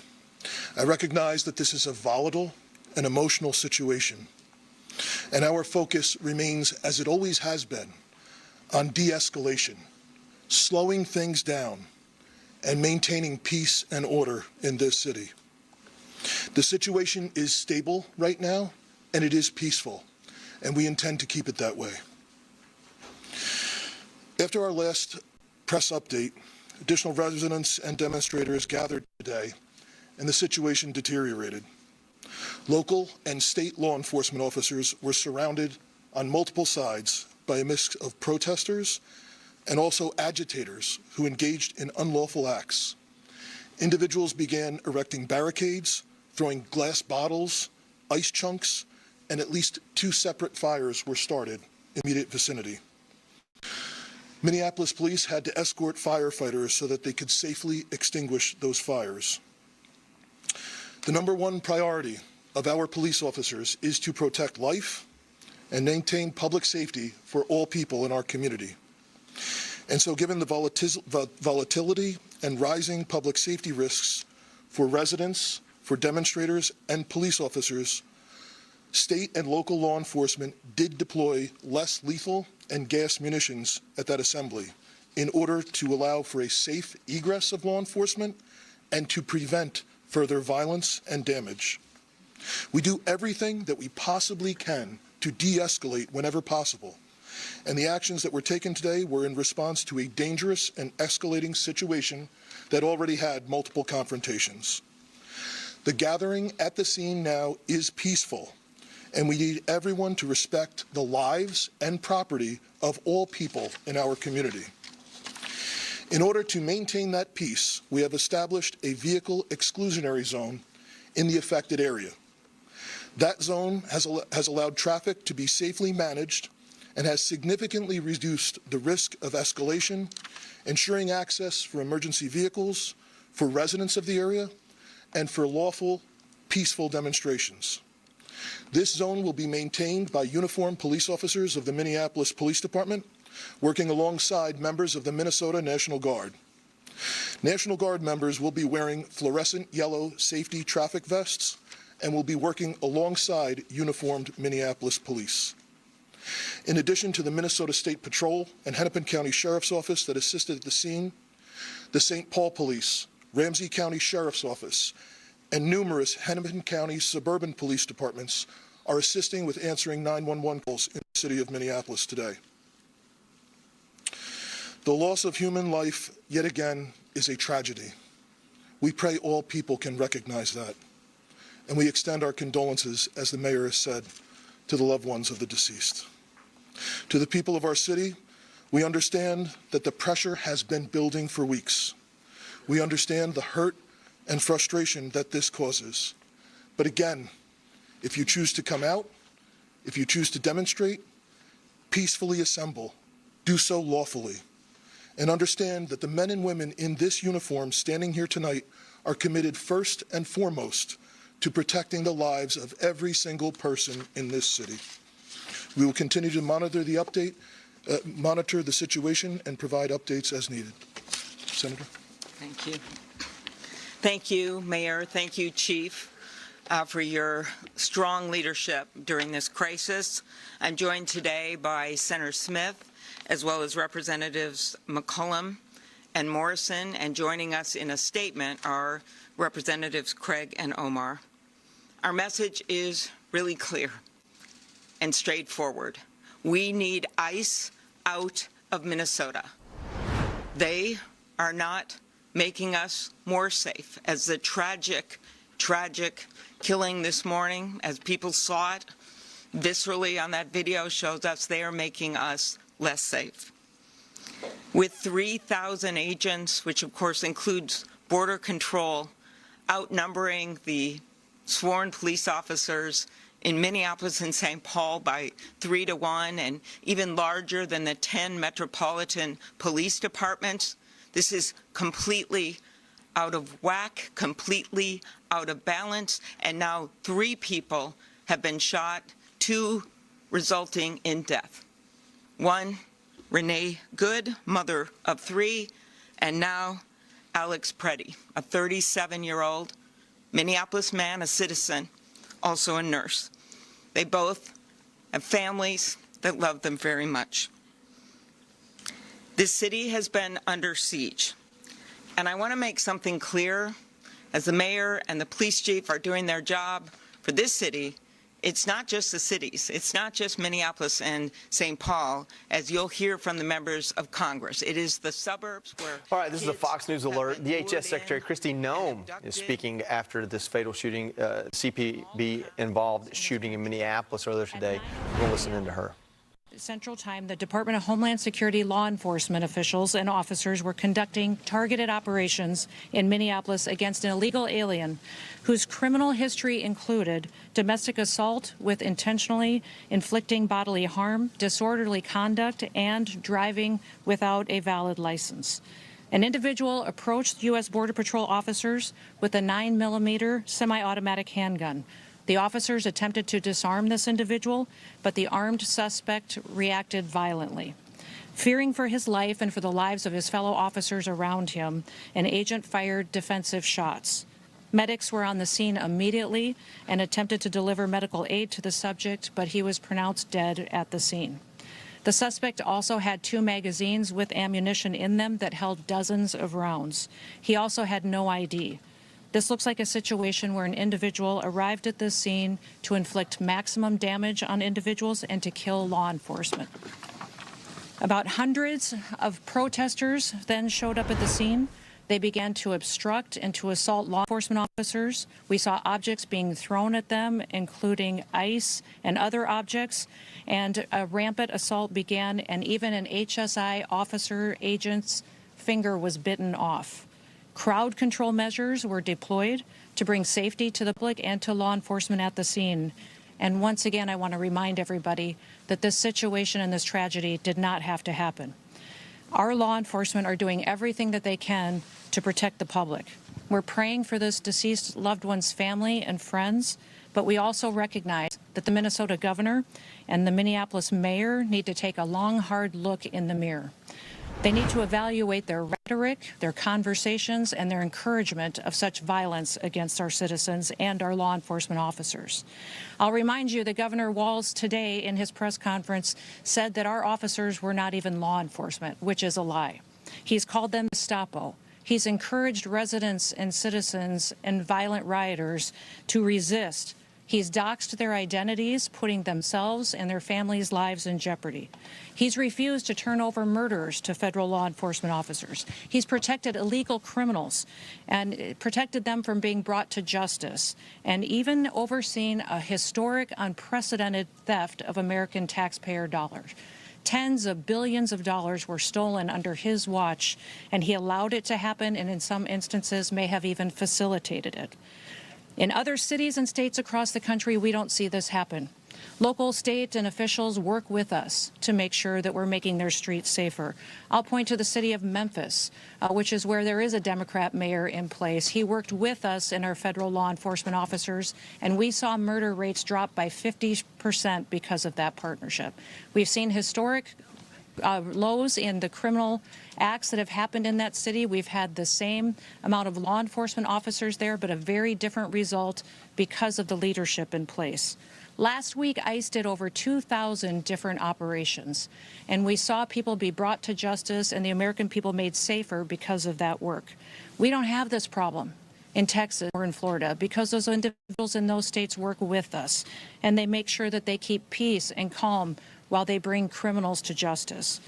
In Minneapolis, Governor Walz and Mayor Frey, they instead choose violence. They instead choose to encourage the destruction of their city and the crime against their people. It appears that they want this lawlessness to continue. It appears that they want chaos to distract from the theft and the fraud and the corruption of their city.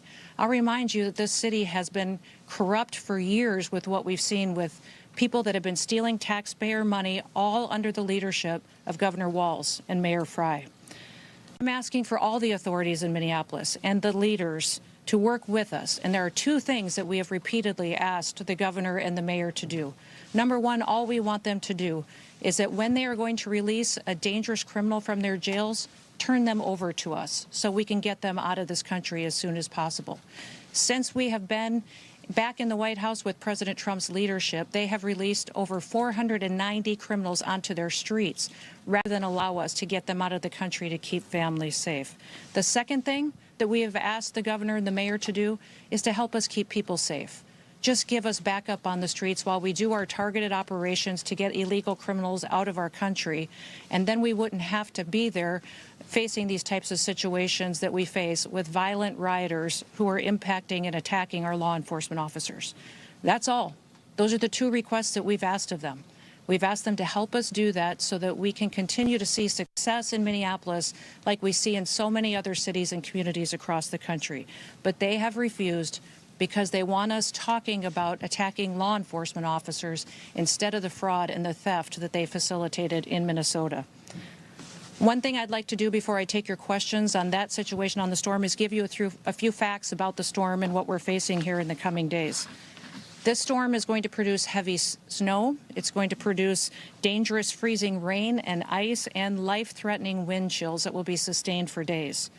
Power outages, road closures, and other impacts have already started to impact the Midwest, the South, and the East Coast. The most important thing that people can do across this country is to please stay off the roads, to stay home when possible, unless you absolutely have to be out and about. That will not only ensure that you and your family are safe, but that emergency responders aren't out there trying to rescue you when they could be out doing other work to proactively keep people safe and at home. We're going to continue to monitor Secretary Noem's comments. Of course, the storm is also a big story tonight. A lot of people are looking for information on that. Fox Weather and Fox News will cover the storm, of course, tonight. But to just discuss what we just heard from Kristi Noem about the situation in Minneapolis today. You're watching the CramerSez Project. Global news with local views. CramerSez returns after this message from our partners. For decades, the Smith-Mundt Act protected Americans from U.S. government propaganda meant for foreign audiences. But in 2012, The Modernization Act gutted those safeguards, allowing taxpayer-funded misinformation to flood our media and minds. Over the last 10-plus years, we've seen the damage. Take COVID-19 messaging as an example. The government pushed relentless vaccine campaigns and lockdowns, often suppressing dissenting science, leading to widespread distrust and division. Election narratives. Federal agencies amplified Russia collusion stories and censored social media, influencing public opinion and elections under the guise of fighting disinformation. Climate change agendas. Billions in funding promoted alarmist green policies, downplaying economic impacts and alternative views to push globalist initiatives. This isn't freedom, it's manipulation. Urge President Trump to overturn the Smith-Mundt Modernization Act and restore protections against domestic propaganda. Take action today. Sign the petition now and make your voice heard while you still have the chance. To learn more about the CramerSez project, our mission, and how you can become a part of it, please visit thecramersezproject.com. Woohoo! We are back. Hi, my name is Kramer. This is the CramerSez Project. And, it's interesting. Hopefully we've got audio here. Something weird happened. Did I just lose everything? Hopefully. Can you hear me? See if you can still hear me here. What's interesting is we're seeing a color revolution play out in our own backyard. We've watched it happen everywhere else on the face of the earth. We saw it happen in Ukraine. That's what happened with the... There we go.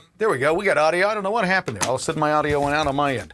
But I think it's interesting as we're watching this color revolution try to play out. The difference is that these countries that the color revolutions have been used in over the years, folks, they had no idea that it was happening. We see it happening in real time, and that's why the CramerSez Project is here.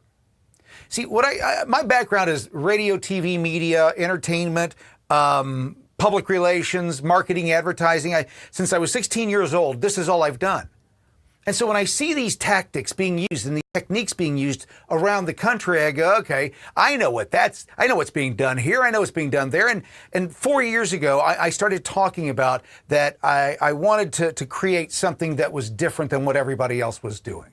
Everybody's wanting to be a news service, but they're not wanting to be truth.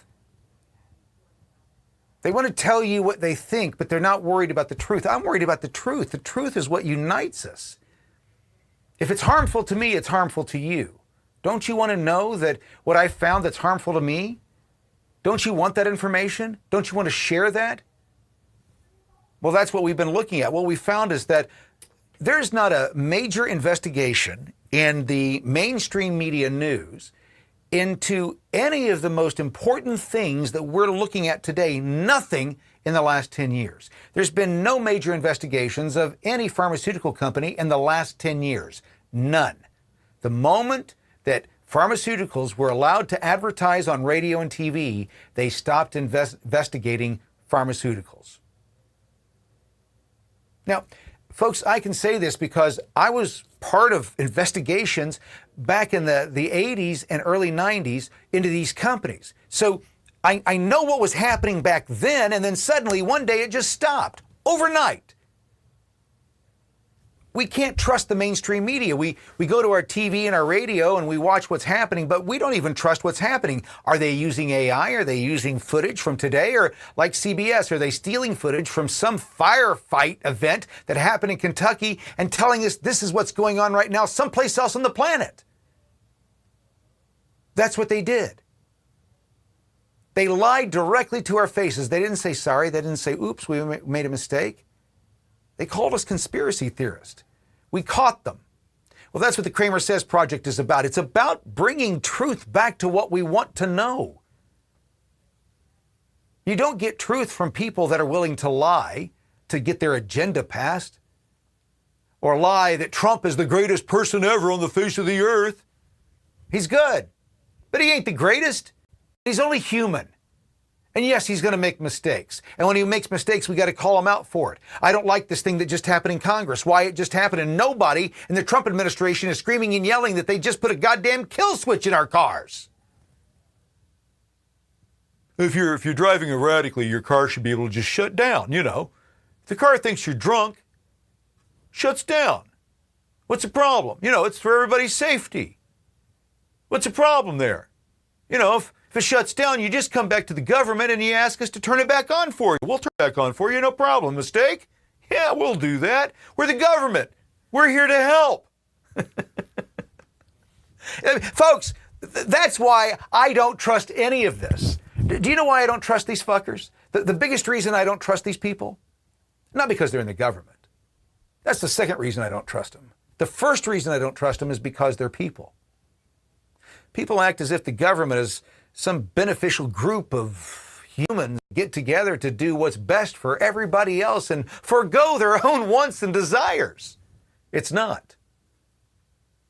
These people go to gain power so that they can control lives, not make lives better. Name one government program that's ever gotten smaller. Name one. They don't happen. Why don't they happen? Because more is better. Well, I got paid this much last year. If I had 10 more employees, I bet I could justify getting paid just a little bit more. Yeah, we need 10 more employees in this department. So to get to that pay rate, I got to do this, this, and this for the next years to make it. And if you don't think that that's the way these people think, then, folks, it's why I'm really good at what I do with inside what I do. Because I see how they think. Do you know how I know? Love her to death. My mom.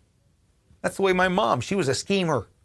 A schemer, right? She could think long term, and these are the things that I want to do. And if I do this, this, this, and this, I can nudge these things just enough to get my way 6 months, 8 months, 10 months down the road, or 5 years down the road. A schemer. Takes one to know one, right? When you've seen it in your life and you know how it's used, you see it and you recognize it when other people are doing it. They're schemers. Now, luckily, I got that same trait from my mom. I can do the exact same thing. But it's different when men do it than women. How? Because I'm not scheming to get even. What I do is I strategize to make an end goal happen for clients.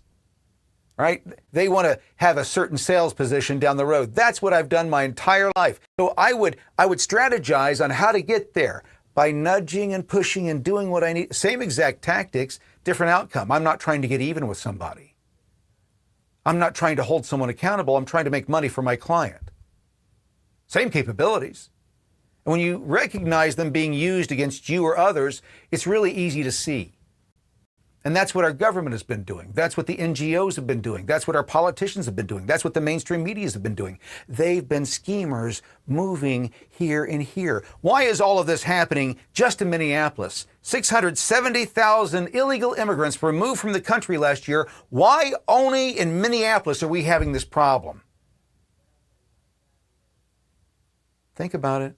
Yeah, you're right. Because it's only in Minneapolis and Minnesota where we have an issue with $19 billion missing. All the other states are being quiet. You notice that? All the other blue states are keeping quiet. Why are they keeping quiet? As I've been telling you, when there's that level of corruption in your state, the governor knows. I can guarantee you, if there's billions of dollars moving through the banks of a state, the governor knows. If there's a lot of money moving through the system in the state, a lot of taxes coming from a certain group of people, the governor knows. If there's suddenly a lot of money available from a group of people for donations to political causes, the governor knows. They know everything that's going on with money in that state. Trust me, I've worked in politics for almost 20 years. I can tell you, I've worked from the governor's office down. They all fucking know. There's no way of hiding it. They can't deny it. They know. That's why it's only happening in Minnesota. It's not happening anywhere else in the country. Nowhere else in the country is it happening right now. Nowhere. One place. It's happening in Minnesota because that man, Tim Walz, his staff, his administration, Jacob Fry, Ilhan Omar, I mean, you know she's being investigated, right? In fact, we've got a petition. If you go to the NLPC.org, go to NLPC.org. In the middle of the page, there is a petition to deport Ilhan Omar. Get her the fuck out. We know she's guilty. We know what she's done. We've investigated. We broke it. If you go NLPC, by the way, is a great fucking source. If you want to know what's going on, they are months ahead, years ahead of what the next thing is going to be. They're going to tell you what's coming down the road. When I tell you I got an idea that this and this and this is going to happen, a lot of that comes from that organization. They've got investigators and researchers. That's all they do. And they just release it to us in Congress for free. You don't have to sign up. You don't have to pay. It's all free. Why? Because they want the truth out there. I find them as a great source. You should too. NLPC.org. Go check them out. But if you go there, you'll find out that they've been reporting on Ilhan and what her husband's been doing for the last several years. Sending little letters to Congress. Hey, you might want to be aware of this. One of your members is doing this. We found out that she married her brother. You might want to look into that. You might want to look into the fact that her dad committed immigration fraud. You might want to look into that. You might want to look into the fact that she married her brother. You might want to look into that. You might want to look into the fact that she's a Somalian, she's a refugee, and suddenly she's worth $30 million. That number that they're talking about, that they keep spouting off, they keep talking about, that $30 million that her husband is somehow worth $30 million, where do you think they got that number from? The NLPC. The NLPC is used by reporters and journalists as a source. They've got a huge archive of all these articles and all these stories that they've written over the last, since 1991. They've been doing this since they busted Hillary Clinton. That was their first big bust. They found out that Hillary Clinton was having secret meetings for her new health care system, and so they busted her. They exposed it. Charlie Rangel got in trouble. They've sent Boeing executives to prison. Their investigations, it's the truth. It's the truth. That's all, folks, that's all that matters. The narrative doesn't matter. Nothing matters but the truth. They will lie to you. They will tell you lies. And they will try to cover up those lies with other lies. That's what's going on in Minnesota right now. Why? They know what they did. These are the actions of guilty people. They don't want anybody looking into the fraud. They would rather have a civil war. They would rather have an insurrection, right? They would rather have that so they can point to Trump and say, see, he's the dictator we told you he was. Now rise up against him and take him out. That's exactly what they're trying to do. If you don't think that that's the case, you haven't been following along, because people who really care about their people don't let the harm that's happening in their city continue. The reason ICE is having to do what they're doing and going door to door is because the officials in Minnesota will not release criminals.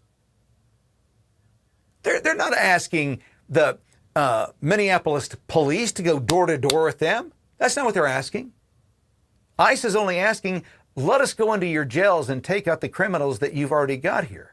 Let us go into the prisons that you have in your state and get the illegals that are here in your prisons. Let us take them. Let us export the people that you've already locked up for hurting Minnesotans. And the people, the leaders of Minnesota are saying, fuck you. You're the problem, you fucking Nazi. No, these people that are here, that we've got in our prisons, we know that they hurt Minnesotans, but it'd be racist of us to allow you to have them. That's what they want you to believe. When in reality, they're hiding billions of dollars in waste, fraud, and abuse and corruption. And that's what's really going on. I told a friend of mine recently that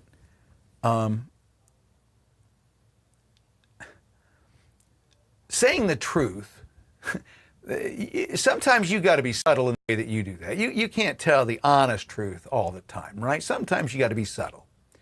And what I mean by that is if your wife asks you, do these jeans make my butt look fat?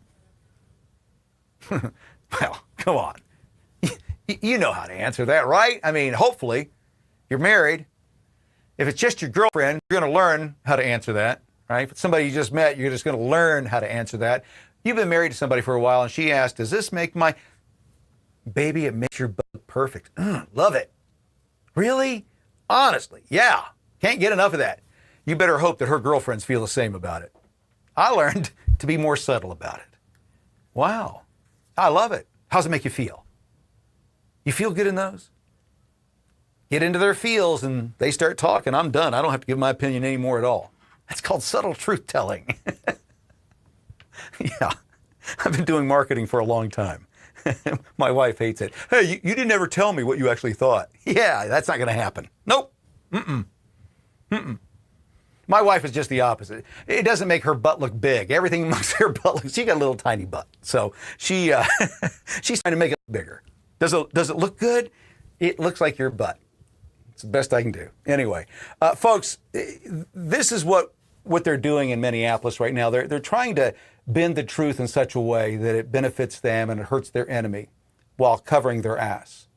As I've told you over the years, one of the reasons that I know what I'm talking about here is if I haven't experienced it, where it's been something that I've seen or done, right, and learned a life lesson from, it's my experience myself.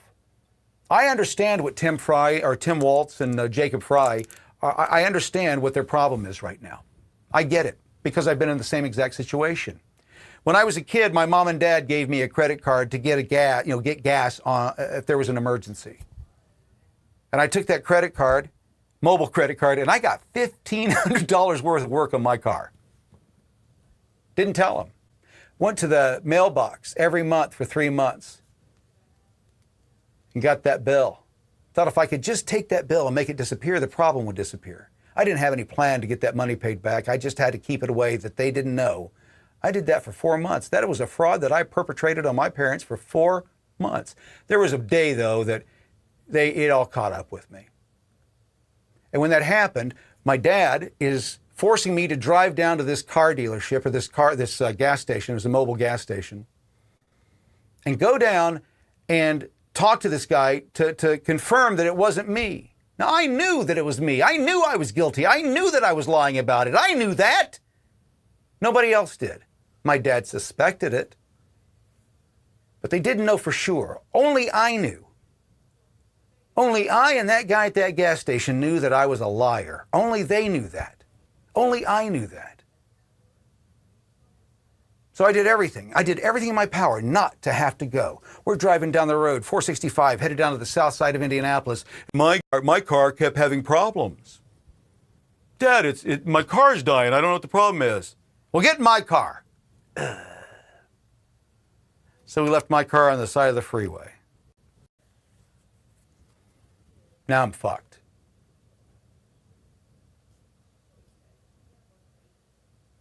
We get closer. Finally, I said, Dad, I'm sorry. And he asked me, why did you put me through this? This is what the thing of Minnesota, the people of Minnesota must be feeling right now. They've got to be asking their government, why are you doing this to us? Why are you allowing this to happen? The answer is simple. Their guilt. They know what they've done. They don't want to be investigated. They would rather lie, and hold it off as long as possible. They don't care how many people get hurt. Doesn't matter to them. They'll use that to their benefit. That's exactly what they're doing. These people coming in and killing our Minnesotans. And if you just cooperate and do what you're supposed to do by law and by charter, it would all take care of itself. But they can't, folks. They can't. And the reason they can't is because they're corrupt. As I've said in my content, I was not a good kid when I was a kid. I was a terrible kid. I put my parents through hell. I've said it time and time again. I was going to do what I was going to do. Nobody was going to stop me. That's a good trait and a bad trait. I've learned how to manage that. Got in trouble by the law. I kept pushing the boundaries, kept pushing. I kept fucking around. Guess what? I found out. I fought the law won. So what do? I've got a choice. Sitting there in jail, what am I going to do? See, I'm a hustler, right? I'm always going to that next thing. I built a whole career, a whole business on being excited about new things that were coming into my life and how to monetize that. And I've done that my entire life. So I'm going to reinvent myself. Let's redo this. Let's try honesty this time. Let's try truth this time. Let's try not getting in trouble again. Let's try staying out of this fucking shithole. Do you know what I realized? None of the people I was with had the capability that I did. None of them. I was the smartest guy in there. What's that say? I can tell that they're all dumbasses. They're idiots. They're dumb criminals. They're there because they have no other option. I have options and I'm there. What the fuck does that say about me? You see, one of the things that I learned in that 7 days is introspection and how to look into my life and who was to blame for what was going on. Why was I sitting here? I made decisions. Nobody else did that. My parents did some stuff that I didn't like, but they didn't force me to do anything wrong. They wanted accountability. I'd borrowed some money from them, wasn't able to pay it back. They pushed the issue. So I went and burglarized a store. I can't even hardly say that. Yeah, I was a bad kid. I made bad decisions. I hurt people. These guys that are out in the streets today, these little pansies, there's a few badasses out there. I can see the badasses aren't the ones on the front line screaming and yelling. It's the ones standing along the back waiting for his opportunity to pop somebody or knife somebody or blow his gun into somebody's head and get away with it. That's who you have to watch out, not the guy on the front line. I don't look for that guy. He's not the one I'm concerned about. It's that silent little fucker in the back. That's who I was. I was strategic. If I was going to pop you, I didn't do it in front of everybody. I didn't have to be a hero. Nobody had to know, except you and me. See, it was a different way of thinking back then, for me at least. And I justified. I keep talking about it in my content. I justified everything that I did. Everything that I did. If I stole, well, I had to do that. If I hit somebody, well, I had to take it because I need to eat today. They don't need that. They got enough money. Look at that nice car. I could justify it all of it. And then I bit off more than I could chew. Folks, I've never pretended to be the perfect human or the perfect presenter or influencer. I'm just one of you. I'm an American that has made mistakes. I've tried to pay for my mistakes and move past them, but I've never forgotten them. I'm not ashamed of them, right? They taught me what I needed to learn, made me who I am today, to where now I can sit in judgment of these men and women who are corrupt. I've said it before, if I don't get to do it, you don't get to do it either, right? If it's against the law for me to do, then you don't get to do it either. And if I find out you're doing it, I'm going to tell everybody. Why? Because if I don't get to do it, nobody gets to do it. That's why I'm a big tattletale. Don't be corrupt around me. I don't want to go to jail again. I've got a virgin asshole. I do not need anything in it. So no, I don't need to go to jail. I don't want to go to jail. And if you're trying to make me go there, I'll be the first one to tell everybody what you're doing. That's why I love what we're doing right now. Exposing on a daily basis the corruption that we thought was happening. That person's corrupt, that person's corrupt. And now we know this connection between Dominion and Smartmatic and Venezuela, all of it being exposed. That's why they're fighting back. That's why it's getting so violent. Folks, so much is going to be coming out in the next few weeks.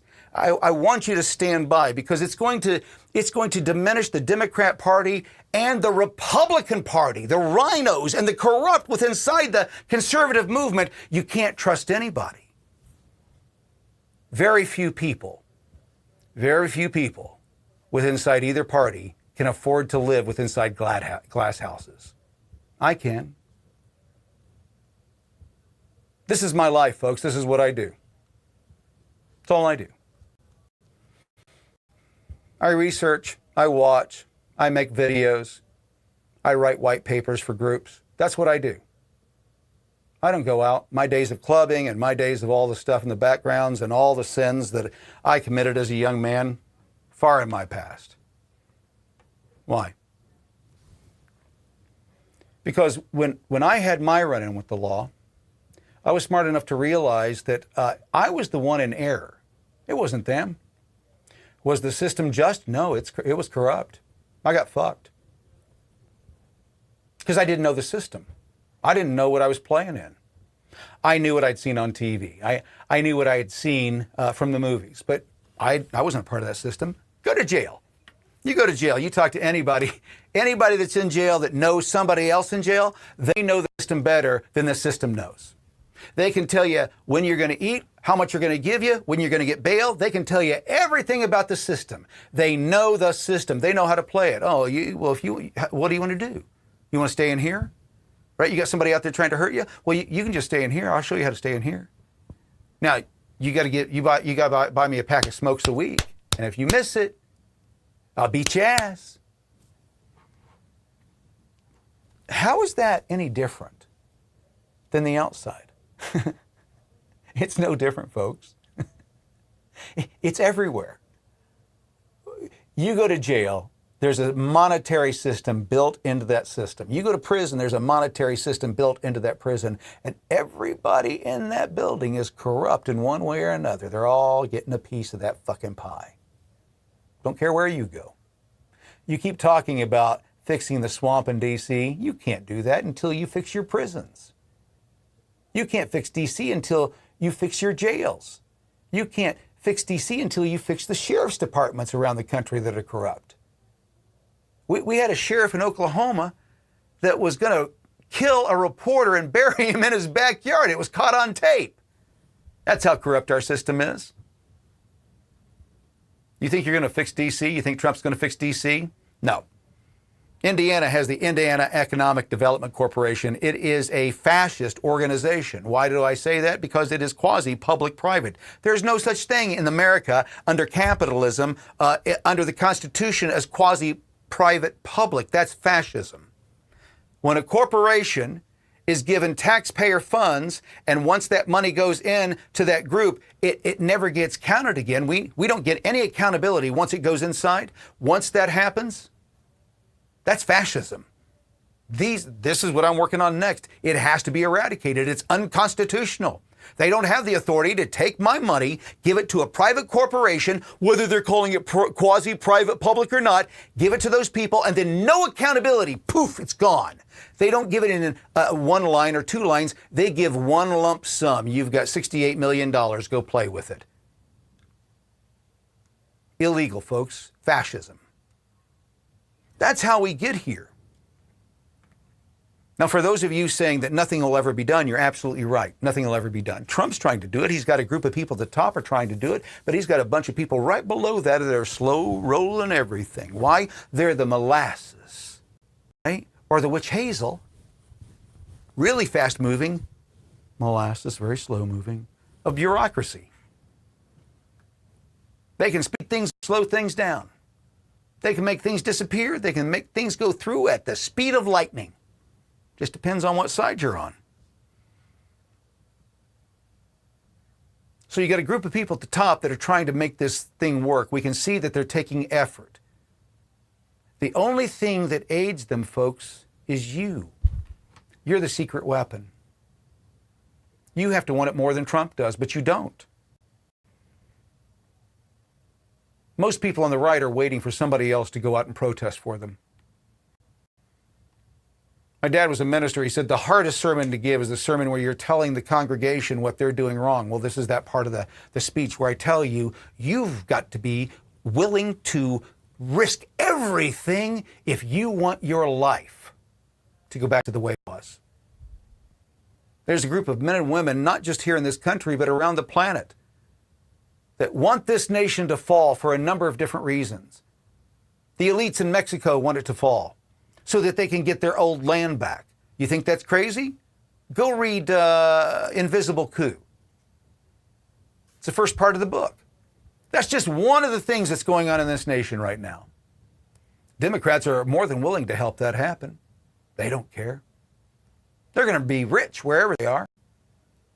We just found out that everything that we said about Hunter Biden's laptop and everything that was happening in Ukraine and Burisma and all of that, that yes, it was 100% correct. We were not lying. We were not spreading misinformation, disinformation. The Hunters or the Bidens are fucking corrupt as fuck.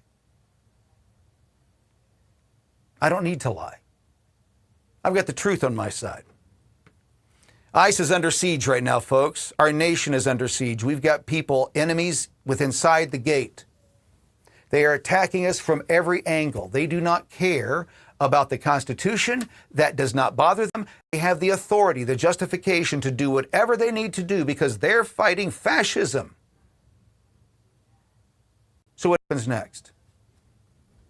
Trump knows what happens next. Anybody who's a strategist understands what happens next. There's only a couple plays that they've got. They could step down, just stop. Maybe the weather will come in and slow everything down to the point where we can all take a breath. All right? Maybe give it a couple of weeks where things have got to be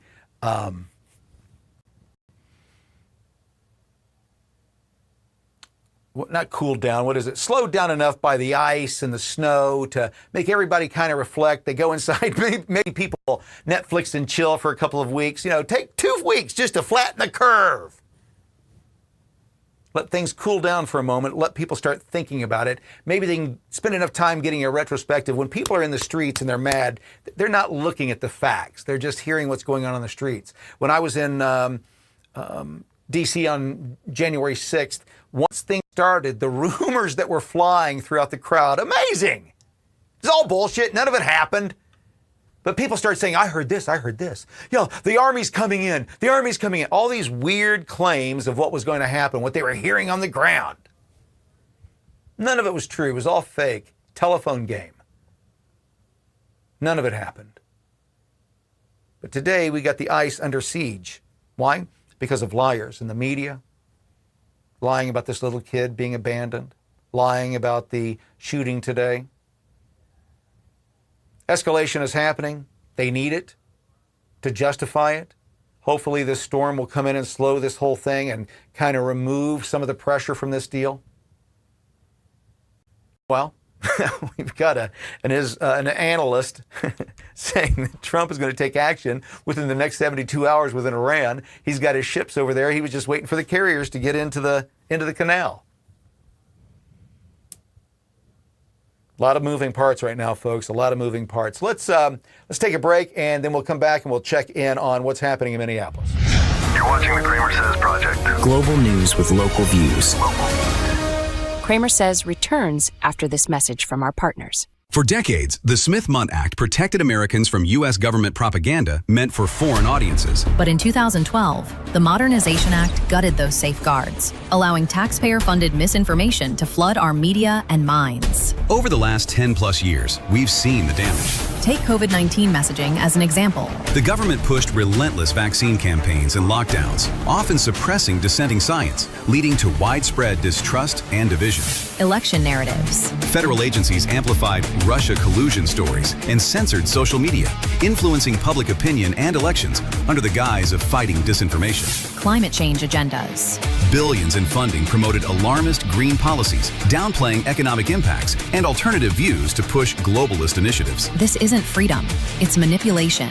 Urge President Trump to overturn the Smith-Mundt Modernization Act and restore protections against domestic propaganda. Take action today.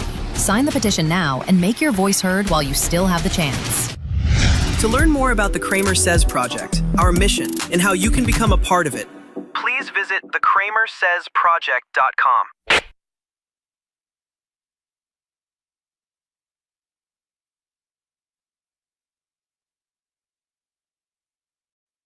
Welcome back. My name is Kramer. This is the CramerSez Project. We are kind of tracking what is going on here in Minneapolis. Let's check in real quick. And agents? I also think there's been a lot of pressure on these businesses to shut down, especially smaller businesses, things like coffee shops. There was pressure for a general strike on Friday, and more than 700 businesses went along. So there's a lot of pressure not to deal, not to sell, not to work. They're planning another general strike on Monday. So the hit on the economy here is going to be serious. Already some hotels have shut down, some restaurants have gone under. This kind of turmoil, certainly not good for business. Well, Steve, it's Joe Concha. Just given that point, I was trying to squint there before in terms of it is going to be in terms of the real field temperature in Minneapolis once the sun goes down, which will be very soon by you, somewhere around -15, -20 degrees. So at least around this area, are these businesses open at this point? And are they allowing people to go in and out to use the bedroom per se, or to get coffee, hot chocolate, use the bathroom? Or are they all boarded up at this point because of the threat of violence spilling over into their businesses? It's interesting. A lot of them are shut down because of what's going on, but we have not seen boarded up windows. And I think while there has been violence in the protests and certainly harassment targeted at federal agents, we have not seen violence targeted towards businesses. We have not seen the broken windows. We have not seen businesses on fire. This is different than previous major protests I've been to, George Floyd and Ferguson, where really the cities and the businesses burned. They are not burning here now yet. Steve, I want to go back to what you were saying about local law enforcement, the local cops. Do you see any police officers within the vicinity of this protest, or have they essentially ceded the streets to these protesters? They have ceded this area where the shooting took place pretty much to the protesters who are here and speaking through megaphones and planning events for later in the week. But 2 blocks in the distance, there are police cars with very minor wooden roadblocks set up, really just to keep traffic out of here, to keep the conflict at a minimum. Steve, quickly before we let you go, I know that it's daylight there now, and it's so cold, it's only going to get colder. But the tendency is when the lights go out, the crazy turns on. Do you have any semblance of feel if you feel like that'll stay the way it is, or if more agitators will come in, or if there's enough energy there to get more ruckus as the night goes on? You know, Joey, I'm really baffled by how they do it, by how these people are out here hour after hour. Maybe they're used to it. Maybe it's a kind of toughness. Maybe it's passion. I don't get it. I don't get how you can stay out here at -15 for hour after hour. And when it gets even colder tonight, wind chill, -30, -40, it's baffling to me. Well, I hope that you don't have to be out there in that later tonight. But if you are, I know you'll be ready to report. Thanks, Steve. All right, Attorney General Pam Bondi spoke to Fox earlier today and revealed her office has been in contact with Governor Tim Walz. We sent Governor Walz a very strong letter today. We had been working on this letter. We got it out saying that he better support President Trump. He better support the men and women in law enforcement, because if he doesn't, we are. And that's what we're doing right now. Were there any consequences in this letter? Well, we'll see. This is fluid. Let's see how Governor Walz responds. Let's see what he does based on this, based on what's happening right now. But this administration is going to support the citizens. We're going to support our great men and women in law enforcement. Yeah, I don't think we had to wait long to see, because Governor Tim Walz's comments today, it looks like he doesn't appear to be willing to work with the Trump administration at all. Neither does Minneapolis Mayor Jacob Frey. Not a single broken window, not a single injury. Those peaceful protests embody the very principles that both Minneapolis and America was founded upon. Conversely, the mass militarized force and unidentified agents who are occupying our streets, that is what weakens our country.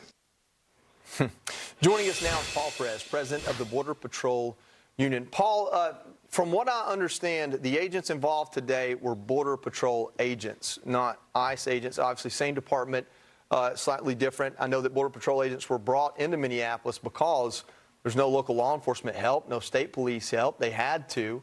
I would love your thoughts on that aspect of it, that Border Patrol agents, maybe this isn't normally their responsibility, but they're prepared for it, and then today something tragic happened.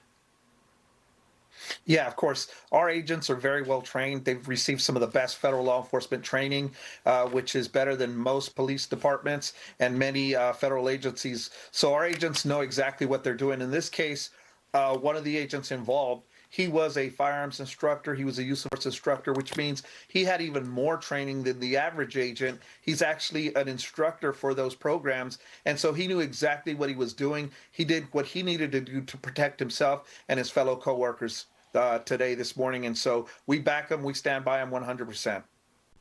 Thank you so much for being here, and the job that you guys are carrying out is heroic in my mind. I want to talk a little bit about the tactics, whether it's ICE or Border Patrol or other DHS agencies wrapped in there, because we were talking earlier on the show, under President Obama, we had mass deportations. I'm assuming we had Border Patrol and ICE acting with a law enforcement function, but we didn't see this kind of mayhem, and not to my knowledge, under President Obama. Can you speak to us a little bit, Paul, about the tactics and if, in fact, they have changed? Because that's all we're hearing from the leadership in Minnesota, is that the tactics of Border Patrol, federal agents, ICE, that these tactics are so savage and that they're so different. Well, our tactics haven't changed. They're protective in nature. And the reason they're having to go out there and be protective is because of the fact that the mayor and the silly governor that they have, who should both resign in shame, they refuse to allow law enforcement, local and state, to back our agents and officers up. Our agents were out there doing a targeted enforcement operation to take some scumbag off the streets, and they were attacked, and they were, because of the villainization going on, they were attacked. These people came to impede and interfere with their operations, and they have to go into a protective mode to protect the agents that are doing the enforcement operations, which is something that we've been trained to do. And Paul, this is Joe Concha. From a media perspective, how many stories have you seen just as a news consumer, right? You scroll through your phone or maybe through a paper you get delivered to your house or just some websites that you visit. As far as the arrests that are being made by ICE and by Border Patrol of, say, murderers or of rapists or of child molesters or sex traffickers, I'm not seeing a lot of stories in terms of, I see a lot of stories about ICE in these confrontations. I barely see anything in terms of the people that are being taken off the street. And that appears to be the big story to me in terms of not so much ICE and what's going on in Minneapolis compared to the rest of the country where everything is relatively peaceful, but the arrests that are being made of the worst criminals that enter this country illegally. Well, the problem, Joe, is that the media on the left, they're skewing everything.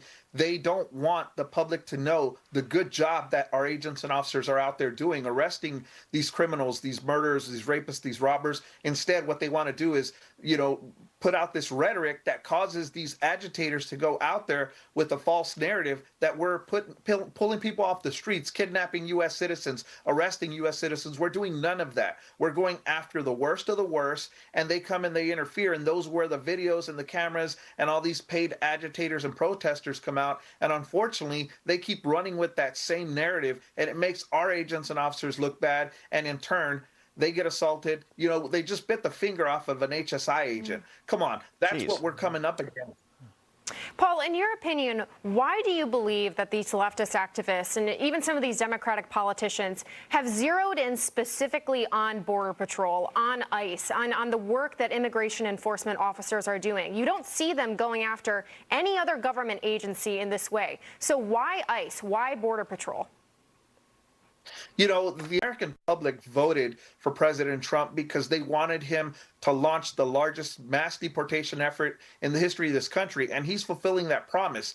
They go back, anything that President Trump wants to do, they want to come after him because they want to try and show a united front against Trump. It doesn't matter what he does, they're going to go after him because they know everything he's doing is being done to secure the border, to protect Americans, and they hate that. They're anti-law enforcement, they're anti-ICE and Border Patrol, we know that, but they hate everybody. Paul, quickly before I let you go, do you know what percentage of Border Patrol agents are of Hispanic, South American, Central American descent? Well over 50%. A majority of the Border Patrol agents are Hispanic. I think that speaks for itself with some of the attacks being levied. Paul, thank you so much for the job you've done for this country, what you're doing for Border Patrol agents now. We really appreciate you joining us. Thank you. Yes, sir. Tommy, I'm not exactly sure what we're looking at right now. I believe it's a protest. I'm not exactly sure where it is other than in Minneapolis. We had Steve Harrigan on just before Paul. Seemed pretty quiet around there. And, of course, Paul seems to, the head of the Border Patrol union seems to support Border Patrol being a part of these operations.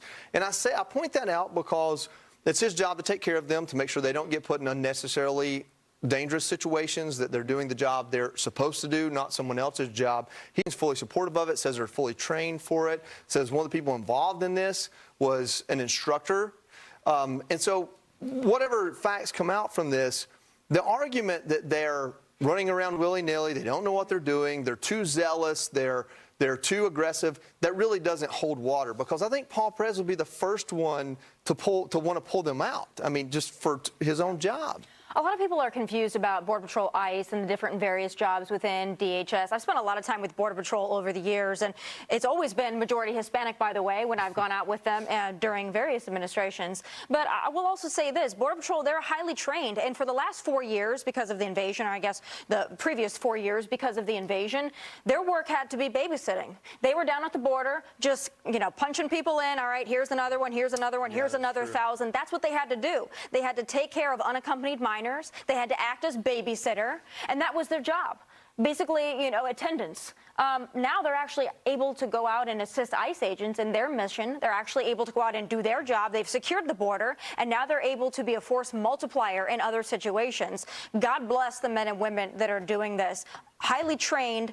They are finally able to protect and defend their country. They weren't able to under the Biden administration. They are now. Joe, I can't help but go back to these press conferences that the mayor and governor keep having.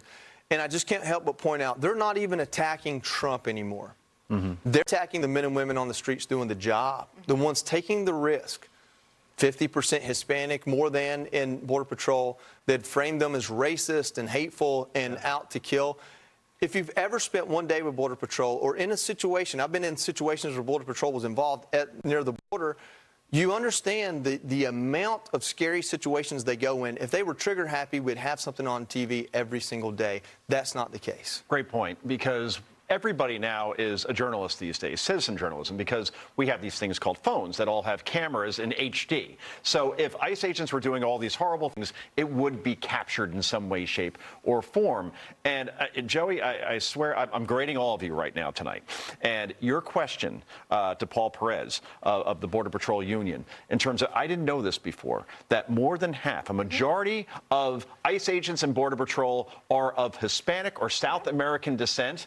You don't hear that narrative very often in the media because they all think it's like white guys out to get the minorities that are out there. And I'll leave it here, Tommy, because I know you want to jump in. How many other aerial shots are we seeing? Because somebody very important in this business once told me that television is absolutely a visual medium that can tell a story without any of us talking. How many other cities are we showing tonight outside of Minneapolis? And ICE operations are going on in cities throughout this country. But for whatever reason, we only have Minneapolis here because of Jacob Fry and Tim Walz and Ilhan Omar and the rhetoric that they are pouring gasoline on this fire right now, Joey and Tommy. Kayla? Yeah, but at least Pam Bondi has sent Governor Walz a strongly worded letter. I mean, I'm sorry, what are we doing here? The Justice Department needs to do a whole lot more than that. And if I'm frustrated by this, it's because, to me, we really have one shot at this.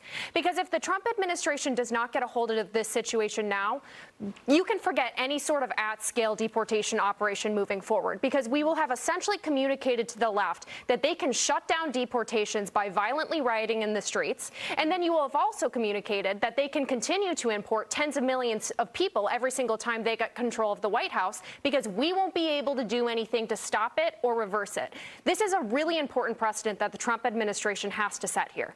Well, let's just hope that if there's any fires in Minneapolis tonight, it's so they can sing Kumbaya around it while they're peacefully protesting and not burning down innocent people's businesses like the last time. Yep. All right, still ahead on the big weekend show, continued coverage of the deadly Border Patrol involved shooting as thousands of protesters take to the streets of Minneapolis. That's what you're seeing right there. Texas Congressman Chip Roy will join us with a reaction to Democrat rhetoric attacking Customs Border Patrol agents. Plus, former acting DHS Secretary Chad Wolf also joining this hour with a reaction to the deadly shooting. Stick with us.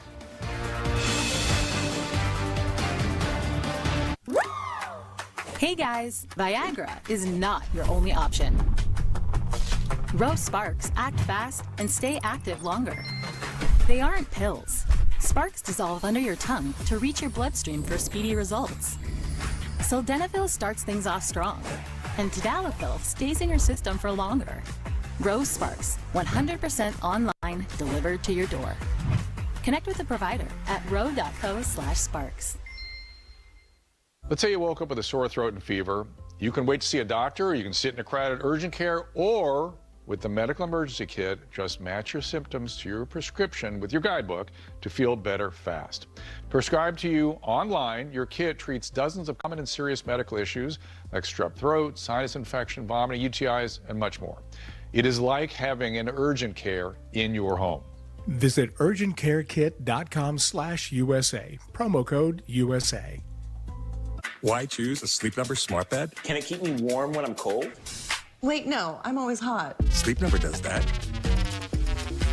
Can I make my side softer? I make my side firmer. Sleep Number does that. Your ideal firmness and effortless comfort all night. Can it help us sleep better and better? Please. Sleep Number does that. And now, the more you buy, the more you save on beds, bases, and more. Check it out at sleepnumber.com or at a Sleep Number store near you.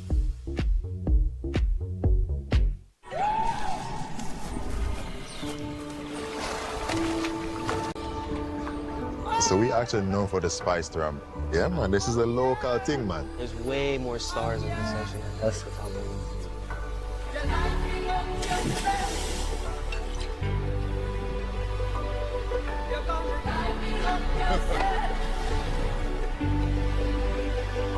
The Winter Blues sale is now on. Visit sandals.com today. The Jack Smith testimony. James Comer and Marsha Blackburn react. Plus, apprehending the worst of the worst. Kash Patel talks his strategies with the Bureau on Sunday Morning Features with Maria Bartiromo. Finance the old way. Finance the ramp way.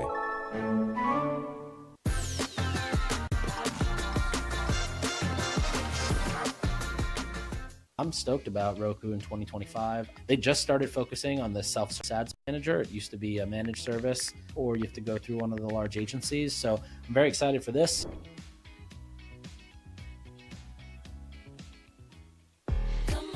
Airwick's vibrant fragrances are infused with 2 times more essential oils. The advanced plug-in with a boost button and anti-fade technology can keep your home always inviting for up to 70 days.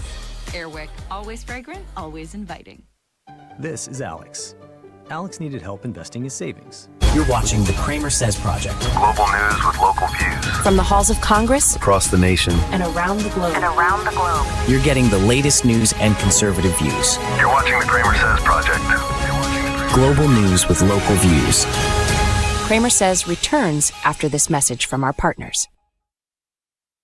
They lied about it. They tried to hide it. It was 100% unconstitutional. That's what we were saying in 2024. I could have sworn that yesterday we learned that the FBI tapped my phone. And today the NLPC has been vindicated by Senator Grassley's document dump, revealing Jack Smith illegally and unconstitutionally spied on American citizens. Jack Smith spied on members of the United States Senate. What is this, East Germany? Grassley's document dump has revealed that Jack Smith's team illegally seized call logs from Ron Johnson, Lindsey Graham, Mike Lee, and Josh Hawley in the unconstitutional 2023 Arctic Frost Probe. From the outset, we said Jack Smith's appointment was unconstitutional. A federal judge vindicated that view. Now we see the connection between unconstitutional prosecutions and illegal evidence gathering. The NLPC has been on top of this story from the beginning. Follow or subscribe to the NLPC on this platform for more. Or visit the National Legal and Policy Center at nlpc.org. To learn more about the CramerSez Project, our mission, and how you can become a part of it, Please visit thecramersezproject.com.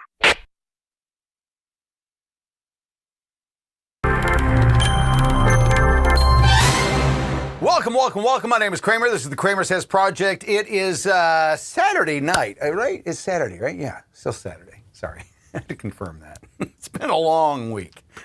Saturday, the snow's coming down here in the Midwest. I'm in Indianapolis, and woo, it's getting cold outside. It was 6 when I went out earlier today, and it's gotten even colder now. I had the window open because all of the gear in here makes it a little hot, and my Tootsies got a little cold there. So we went to commercial and all of that to be able to do that. Folks, the question you got to ask tonight is you're seeing all of this stuff happening around the country with what's going on in Minneapolis and Minnesota is you got to ask, why is it only happening in one place? ICE is using the same process around the country. They're surging in different cities around the country. There's only one city, one state that they're having a problem to the point where it may be, the Insurrection Act may have to be invoked. Why is it that there's just one state? Why is it there's just one city? Because there's only one state and one city that has $19 billion in fraud exposed recently. If you're not thinking that that's the cause, if you're thinking that it may be something else, you're being childishly naive. It's what my dad used to call a special kind of stupid. The issue that we have at play here, folks, is what I've been talking about in my content for the last several years. I draw from personal experience, the things that I've done myself, what I was willing to do and justify, what I've seen other people be willing to do and justify, and tried to learn from those. I learned really early in my career. It was really early. And I got a taste of the law. I fought the law and the law won 100%. nope, don't try and do that. You'll get screwed every time. And so what I did is I decided to, sit up and fly right. And so in that process, folks, I wouldn't say set a set of rules, but I set a set of rules for myself. And the first rule is, if I can't do it, nobody can do it. If it's wrong for me to do it, it's wrong for everybody to do it. And if I find you doing it, I'm going to tell everybody that you did it. Don't do it, I'll tell. That's the first thing. The second thing is, if it's wrong for me and it's wrong for you, then there's no way you can ever justify that it's not wrong for you and still wrong for me. You can't do that. If it's supposed to be wrong for all, you can't justify it. We just saw Hunter Biden do that. We just saw the Bidens do that. No one's above the law except Hunter Biden. The cokehead, I've seen his laptop. If we finally get accountability in these issues, folks, if they can get accountability for just what happened on that hard drive, and I'm not talking about the pictures, that's what everybody, the salacious stuff. I'm talking about the crimes, the actual crimes. What he was doing at Burisma. Anybody, if that had been a Trump kid, the left would have eviscerated him. They would have investigated him time and time and not the left for Hunter Biden. No, they give him these, really easy interviews. Hey, you want to come in and tell us what happened? And he gets to sit down and say, I don't even remember that laptop. Listen, I went through enough of the paperwork on those hard drives and looked through the financial crimes to understand what the Bidens were doing. I built a very successful company. One bank, right? One lawyer, one CPA. That's all it took. I've got one corporate name. We've got a couple of DBAs, but that's because we changed the name of the company. We changed from being something that we started as an audio company, became an advertising company, advertising group, and then we went to an advertising agency. So as we went through that progression, we changed the name, but our corporate beginnings are all the same. They're all tied together legally. You can go boop, boop, boop. You want to know what I got paid in 1989? I probably can't tell you 89. That was a long time ago. But I can tell you what I made 4 years ago. I can tell you how much we charged every client. I can show you every asset that we delivered to make that money. When I was making, there was a point that I was making about almost $1 million a year. I was making about $700,000 a year. All the money that I made, I can show you exactly how I made it. Every dime. One corporation, one lawyer, one CPA, one bank account. We have 2 corporate bank accounts, but that's actually for, we have a personal, then we have a private or a corporate. There's a reason, there's a legal reason for that. But in all of that, folks, I can tell you, I've got paperwork that shows that this money is going to be transferred from this point to this point to this point. And this is what you get. Here's our invoice. Thank you for the check. We received it. Here's a cash check. Do you know what the Bidens don't have in any of their documentation? They don't have any of that. Not one. You know what they have? I'll have a conversation with my dad about that. I'll get back with you, the big guy. That's the kind of conversation that you see in there. It's coded so that if they want to use plausible deniability, they can. As I told you folks, when I was a kid, I was a bad kid. I was a criminal. I was very bad when I was a kid. I gave my parents a big headache. And I turned that around a long time ago, but the way that criminals think, I still think that way. What's the easiest way out? How can I get what I need? How can I convince that guy right there that I'm his answer? How can I do that? Now, in the old days, I would just lie to him. Oh, yeah. We can do whatever you want. Those qualities. The yes man, you ever seen Tim Walz?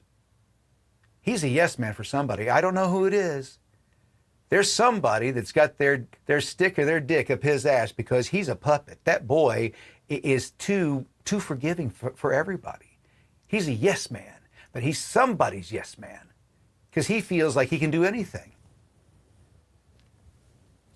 Yeah, I can do that. Yeah. Just give me your money. Just give it to me. Just give it to me. Just give it to me. That was the old days, right? And when I say old days, it was when I was a kid, back in my 20s. I would promise you anything.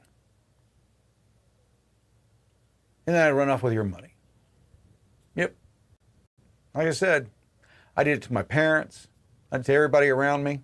Didn't have a drug problem. Nope. I just liked to party and didn't want to work, and that's who I was. I see the same habits, and everything that I did wrong was somebody else's problem. It wasn't something I did. They did it to me. Or they wanted everything to fail. They didn't help me enough. If they had just given me more of this and given me more support here, I would have made it. If just somebody else had done more than I did. You see, I wasn't holding myself accountable. So when I see these traits in other people, I recognize it now. I can call it out. I can sit up there in my chair above them and go, yeah, I remember the day when I was like that. I remember when I was a criminal, when I was corrupt. I remember that.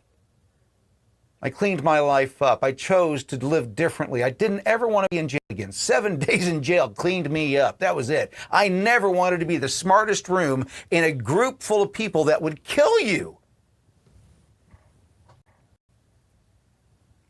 I never wanted to be there again.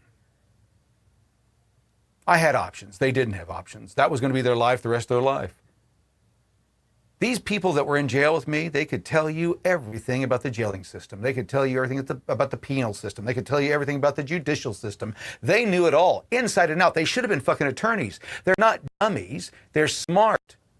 They're just lazy. They don't want to work. They want to find the easy way in everything. I saw the same thing. I go, Jesus Christ, I can't do this. I cannot be here. There's no value to anything. If they're in jail, that's fine. If they're out, that's fine. They don't care. They're criminals. That wasn't me. I had ability. There was no reason I should stay here. Why should I stay here? I've got capabilities. I've got options. I'm doing this to myself.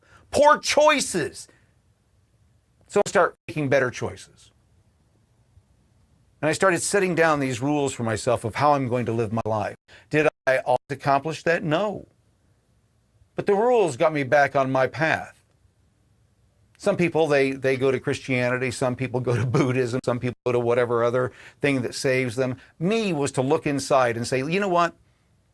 Regardless of what religion I may practice or what political ideology I have, everything that's going to happen to me is based on the decisions that I make.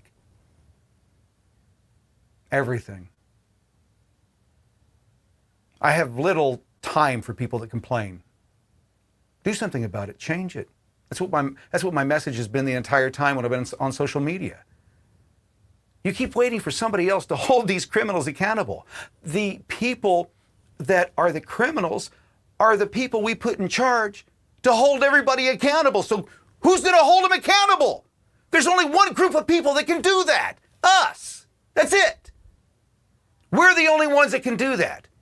That's what George Washington and his boys did. They held the British government accountable. They said, we're not going to do this anymore. And the British government says, well, yeah, you are, or we'll kill you. And they go, okay, I guess you'll try. Let's go. That's what happened. Now, the difference between what happened back then and what's going on now, these idiots in Minneapolis and around the country, they have confused themselves thinking that they're saving themselves from oppression, that they're living under tyranny. Okay, I don't know if it's the green dye or the blue dye or the gray hair. I don't know if it's because of your age, Granny. I don't know what your fucking problem is there on the left. I know a lot of it probably has to do with an estrogen level problem, both in the men and in the women. There's something that needs to be adjusted. You've gone cuckoo in the Cocoa Puffs, right? You're going through a mass formation psychosis. That's what's happening right now. You believe that you're on the same par as George Washington and the gang.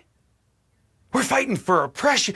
We're oppressed. Let me explain what oppression is.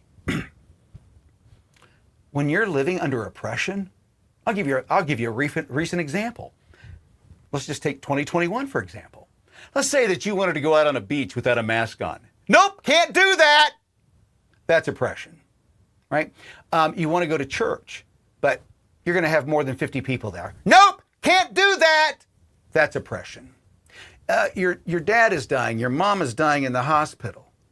And you want to go visit them as they're dying. You want to hold their hand so they don't die alone, so they don't die in a room of strangers. You want to be that person with them. And the government tells you, nope, you can't do that. That's oppression. Being censored online for telling the truth, that's oppression.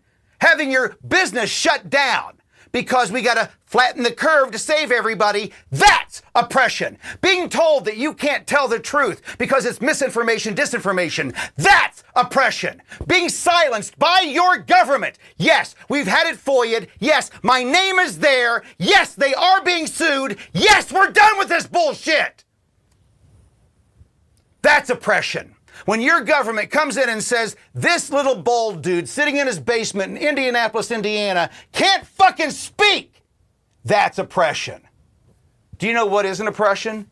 The government enforcing the laws that both sides of Congress, Republicans and Democrats, came together to say, we think this is best for all of us, that these people not be here. That's what's happening right now. And the morons in Minneapolis are equating that with fighting the fucking British. The people that just wanted to kick your door down and take your kids if you didn't get them vaccinated, they're the ones that think that they're the heroes in this story. They're not. They're the villains. They're the morons. They're the useful idiots that Lenin counted on. And the NGOs and the world leaders, that's exactly what they're counting on right now, is these fucking morons to continue down this path. You're not living under oppression if you can get on social media and say, hey, meet us in Minneapolis. We're going to start the Civil War. You've still got your free speech. Where are you being oppressed? And now we're seeing all these little fat fucks with fingernail polish come out, and what do they got? They got their new Daisy Barbie, AR-15.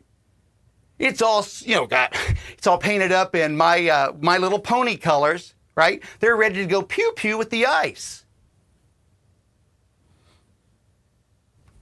I don't recall tyrants allowing you to go buy the weapons that you're going to need to go take them on. Tyrants don't let you do that. Dictators don't let you do that. Fascists don't let you do that. You can only do that in a nation where you're exercising all your rights freely, you fucking dumb fucks. You want to be a victim, you're going to be a victim. Renee Good wanted to be a victim. She's a victim. This young man today wanted to be a victim. He's a victim. Keep playing adult games and you're going to get adult prizes. Sometimes that makes you the victim. Who's going to be next? Right now, the left is justifying that they're going to kill an ICE officer. I can guarantee you that. They're already using the term pop a cop. That's what's happening online. Somebody's got to pop a cop. They keep saying it over and over and over again. Why? Because they want to make it normalized, that's okay, like punch a Nazi. Well, they've been punching Nazis. That's not doing what they want. So what do they got to do? They've got to escalate. I keep telling you, it keeps going, right? Trump's got he's got a trick card up his sleeve, one that they don't have. They're called Marines. We'll be right back. You're watching the CramerSez Project. Global news with local views. From the halls of Congress Across the nation. and around the globe. You're getting the latest news and conservative views. You're watching the CramerSez Project. Global news with local views. CramerSez returns after this message from our partners. They lied about it. They tried to hide it. It was 100% unconstitutional. That's what we were saying in 2024. I could have sworn that yesterday we learned that the FBI tapped my phone. And today the NLPC has been vindicated by Senator Grassley's document dump, revealing Jack Smith illegally and unconstitutionally spied on American citizens. Jack Smith spied on members of the United States Senate. What is this, East Germany? Grassley's document dump has revealed that Jack Smith's team illegally seized call logs from Ron Johnson, Lindsey Graham, Mike Lee, and Josh Hawley in the unconstitutional 2023 Arctic frost probe. From the outset, we said Jack Smith's appointment was unconstitutional. A federal judge vindicated that view. Now we see the connection between unconstitutional prosecutions and illegal evidence gathering. The NLPC has been on top of this story from the beginning. Follow or subscribe to the NLPC on this platform for more, or visit the National Legal and Policy Center at nlpc.org. To learn more about the CramerSez project, our mission, and how you can become a part of it, please visit thecramersezproject.com. You're watching CramerSez. Welcome, welcome, welcome. My name is Kramer. This is the CramerSez Project. If you're liking what you see tonight, we're trying to do more of that. Not just me. We're trying to get other creators to join what we're doing and join a network. Hopefully, you can help us out. Go see if you're interested in helping. We're not asking for money. We're asking for your time and energy. We're trying to grow a grassroots news service. We want professionals. We want people that know what they're doing, and we need your help over at thecramersezproject.com, thecramersezproject.com, thecramersezproject.com. Let's check in real quick and see what they're saying here on Fox. It looks like we're headed back to, it's gotten dark there in Minneapolis, and it's starting, maybe start to heat up. Let's see what's going on. So despite the immense pushback from the far left, 7 Democrats crossed party lines to join the GOP in voting to continue to fund DHS. Now, Democrats are trying to exploit the shooting incident in Minneapolis.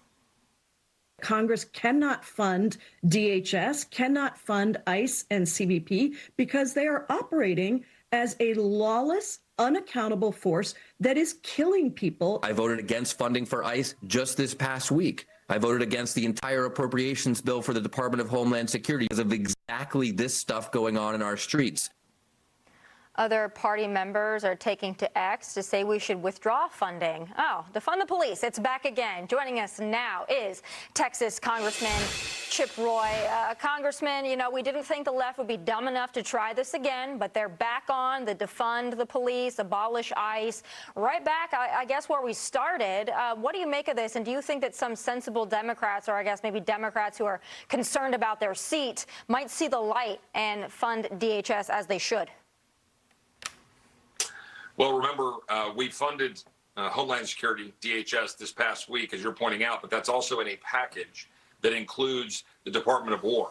So it also includes our men and women in uniform. It is a significant funding package. So Democrats are going to threaten to shut down funding for the Department of War and for Homeland, then they want to risk endangering the people of our country so they can carry out this continued political rhetoric. Now, let's also remember why we're here. You saw today Governor Walz. What did he do again? Inflamed tensions again, saying that ICE, they're not, quote, law enforcement. Yes, they are law enforcement. He continued to stoke the flames and encourage resistance. The extent to which there have been problems over the last several weeks with the agitators, that has been stoked by Governor Walz and Democrats and the mayor of Minneapolis. It's not a product of ICE. It's a product of their inflaming the situation. ICE is going about doing its job to keep the streets safe. You've had many witnesses on today, or many, guests on today, talking about the bad actors who have been taken off the streets of Minneapolis, the murderers, the rapists. Pam Bondi, she talked about the individuals that have been pulled off the streets because ICE has been doing its job. So I think we need to focus on doing our job.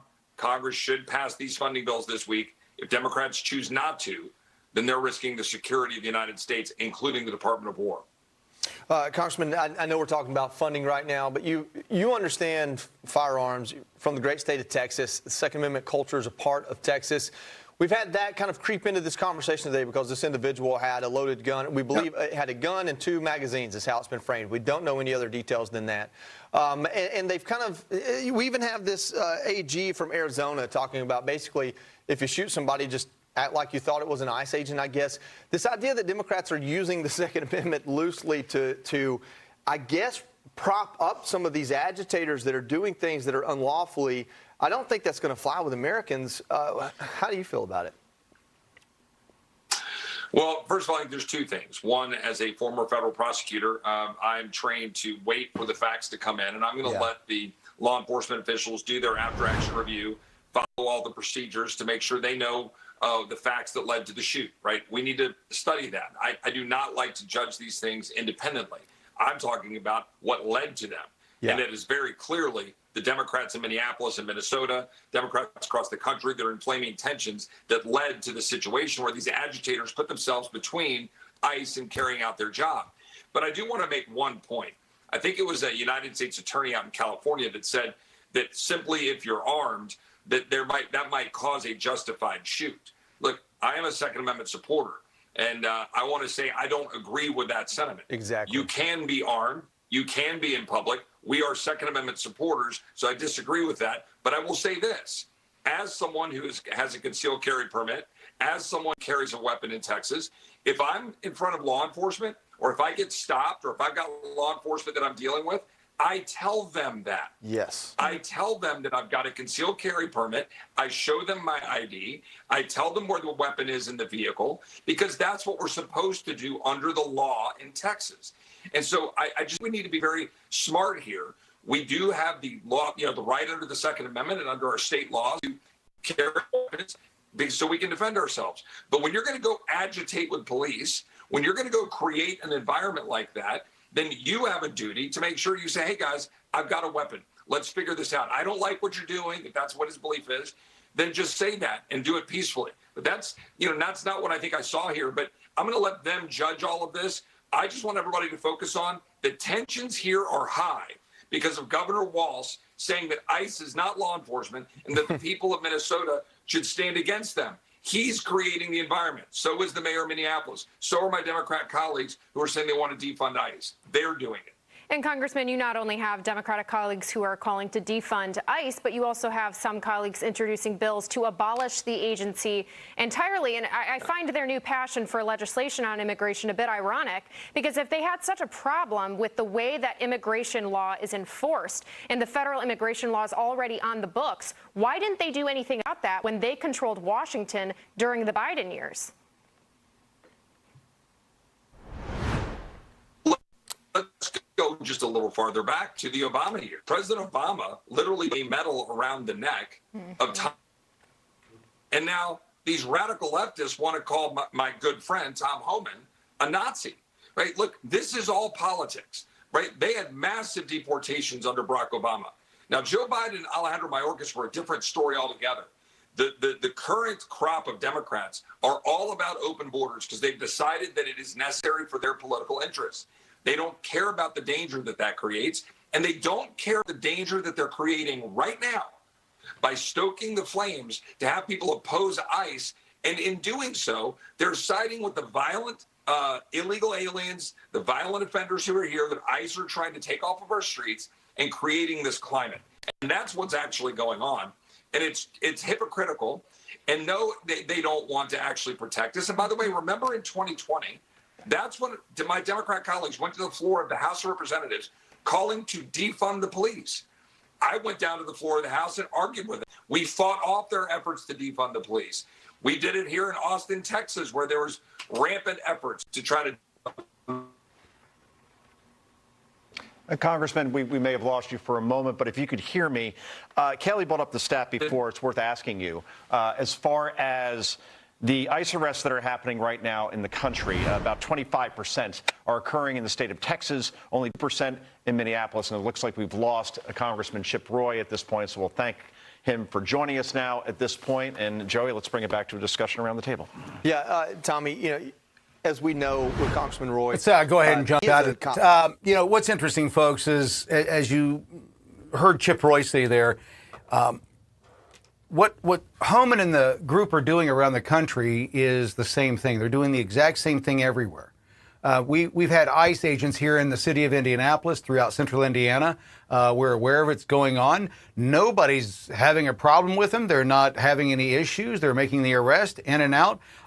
Why? Well, because they're not they don't have protesters around them. They don't have groups of people trying to show that they're trying to save the country. As I said before we went to the break there and so on, that these idiots seem to believe that they're the heroes in the story, that they're fighting some opposition, this oppression or tyranny. I don't know where the oppression and tyranny is. If you can go to social media and say, hey, meet us here, we're going to go kill a bunch of ICE agents, you've got freedom of speech. You're not being oppressed. If you can go buy a weapon, you're not being oppressed. What are you fighting for? No one's being oppressed. The people that are being kidnapped, they're here illegally. They're not supposed to be here. That's who you're fighting for? That's who you're willing to die for? People who would not even come out of their house for their own child? Do you think that in the moment of need, they're going to come out of their house for you? You fools. This is where we've gotten in our nation. The progressive ideology that you can treat everybody the same. No, you can't. You can't. We're all equal under God's eyes. We're all equal under the law. But people are not equal. Cultures are not equal. No, no, no, no, no, no. You cannot believe that. Only morons believe that. You believe that, you will end up dead. Why? Because tolerant people are always taken advantage of by the intolerant. The bullies will always take advantage of the weakest person first. They don't start with the strongest person. They start with the weakest person. How do I know? I keep telling you guys I'm a bully. I was a bully for a long time. I know how to do it. It's not that hard. Most people, if you yell and scream at them, they will back the fuck off. Why? Because they didn't expect it. They've never had that.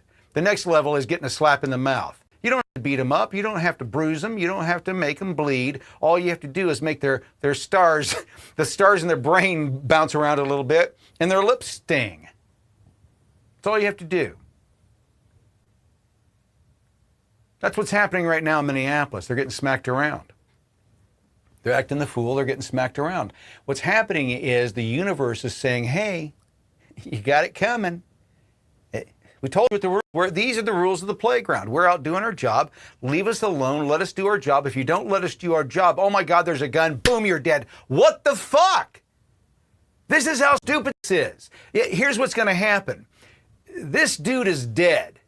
I reported earlier that he was 51. He's actually 37 years old. I'd heard earlier that he was 51. He's 37. This dude is dead. What a waste. 37 years old. That's 2 years older than my oldest son. What a waste. For what? He died defending what he believed in. Open borders? That's what you believe in? That's what you gave your life for? Open borders? Not a better life for the people that live in our country, but open borders to the rest of the planet? There's a line of thinking. Now, I'm a Gen Xer. There were a ton of fucking boomers. A ton, right? Their daddies went to war. They came back and they fucked like rabbits. And they produced a lot of fucking kids.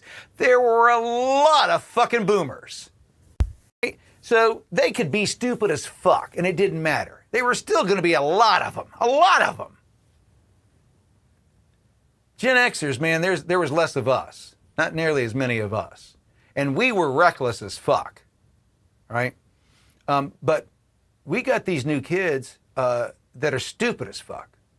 Why? We got a bunch of stupid kids. Why? Because they didn't do all the stupid shit that the boomers and the Gen Xers did. They didn't jump off of buildings just to see if they could do it. Parkour kind of died out. You know, oh, that hurts. You can get hurt doing that. They stopped doing that shit. Right? And then when they did it, when their mommy got them a bike, they got everything. They got the pads. They got the helmets. We didn't have any of that shit. You know how many friends I lost to major head wounds as a child? It was traumatic. The stupid kids died when I was a kid. The stupid people died when the boomers, were kids. Today's kids, they're all padded up. They survive. And they don't see any damage. They don't see any consequences of their bad actions, and so they just continue to do it over and over and over again. They've been protected on all sides. Nothing bad has ever happened to them. I've got a buddy, love him to death. He's traumatized. He's ready to blow his brains out. I keep telling him, don't do that. That is a permanent solution to a temporary problem. Don't do that. But he's lived a charmed life. He's pretty. Oh, he's pretty. Yeah, the girls love him.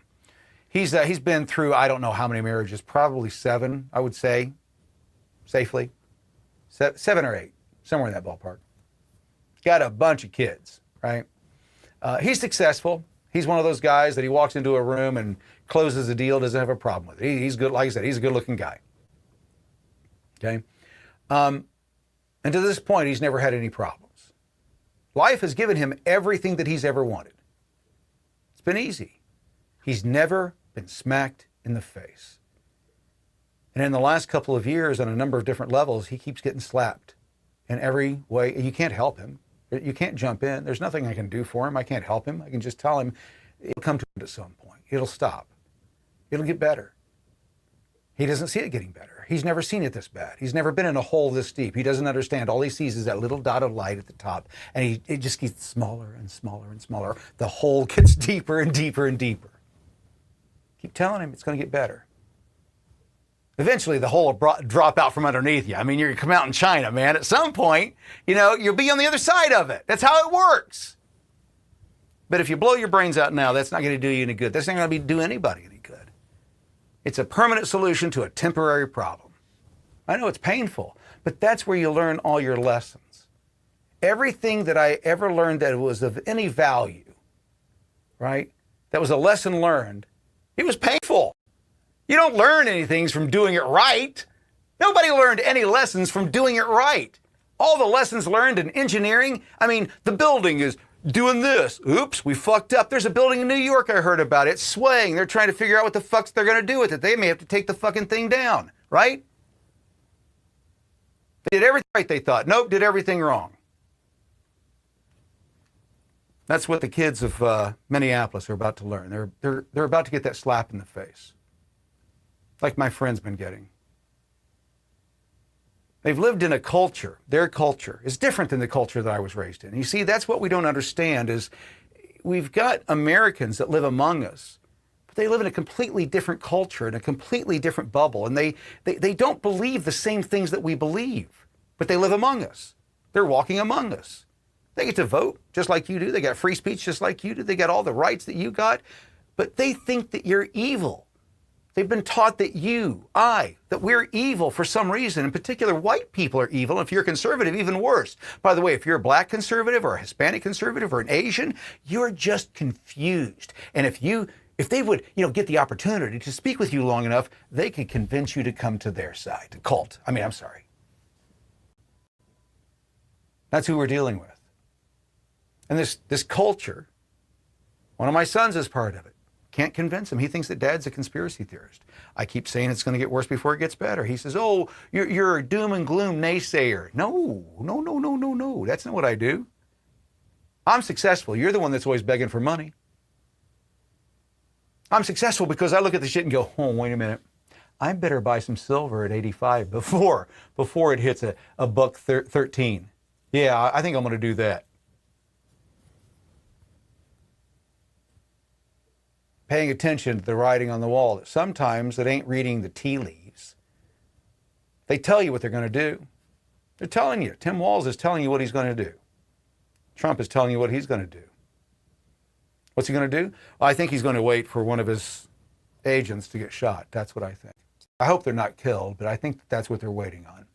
I think that they're waiting on ultimate authority to go in and say, this is what an insurrection looks like.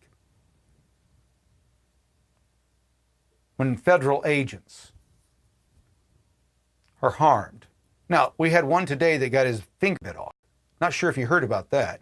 Yeah, a federal agent was trying to take someone in, and a protester came in, and not sure what the entire story is, but at the end of the day, the HHS is, I think it's HHS, one of the people in HHS are saying that a protester, not the person being rounded up, but the protester, bit the tip of this agent's finger off. It's not protesting, folks. I was at J6, didn't bite any police officer's fingers off. Not a single one. As tasty as they looked, I didn't do it. Folks, this is what we're up against. The media has a vertical, the left has a vertical insertion into all forms of all of these cultures through their channels of media. Everything. This is the world I came from. This is why I understand it so well. When I understood that we're not talking to the same people in the same way. My son was raised, let me step back. I've talked about it many times, but I was raised poor, not my children. Now, my oldest son, he kind of floated between, he never knew hard times, right? We got through that, and he was in that stage of his life where he didn't remember shit, right? That early childhood, 1 to 5, 1 to 6, right? Where they don't remember shit. He didn't know he was poor, right? But by the time he started remembering shit, we were doing pretty well. But my youngest son, he was raised in wealth. Lived in $1 million home, went to an established school, Zionsville, Indiana, right? It's one of the best high schools in the country. You go there, you are going to college. 98% of the kids graduate from high school at that high school. 92% go on to go to college. It's expected. You don't have a choice. The parents expect it. I gave him a choice. I said, you don't have to go. He chose to go. He went to IU. I don't know if it happened there. I don't know if it happened when he got married. I don't know what happened. But somewhere in his head, things switched, and all of a sudden, the guy that made everything in his life possible was somehow the enemy, the Nazi, the fascist, the dictator. But I've never asked him for money, not one time. Ever. Didn't have to. Because I was paying attention to the writing on the wall and reading the tea leaves. Not a conspiracy theorist. You want to get ahead, you got to take every advantage you can. What do you mean that silver's popping up there? What do you mean that there's a shortage and this bank and that bank ain't going to be able to deliver on their 90-day notice?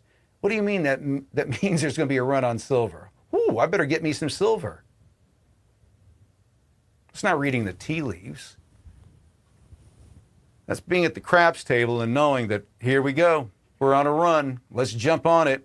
Ooh, it's starting to slow down. Let's get the fuck off.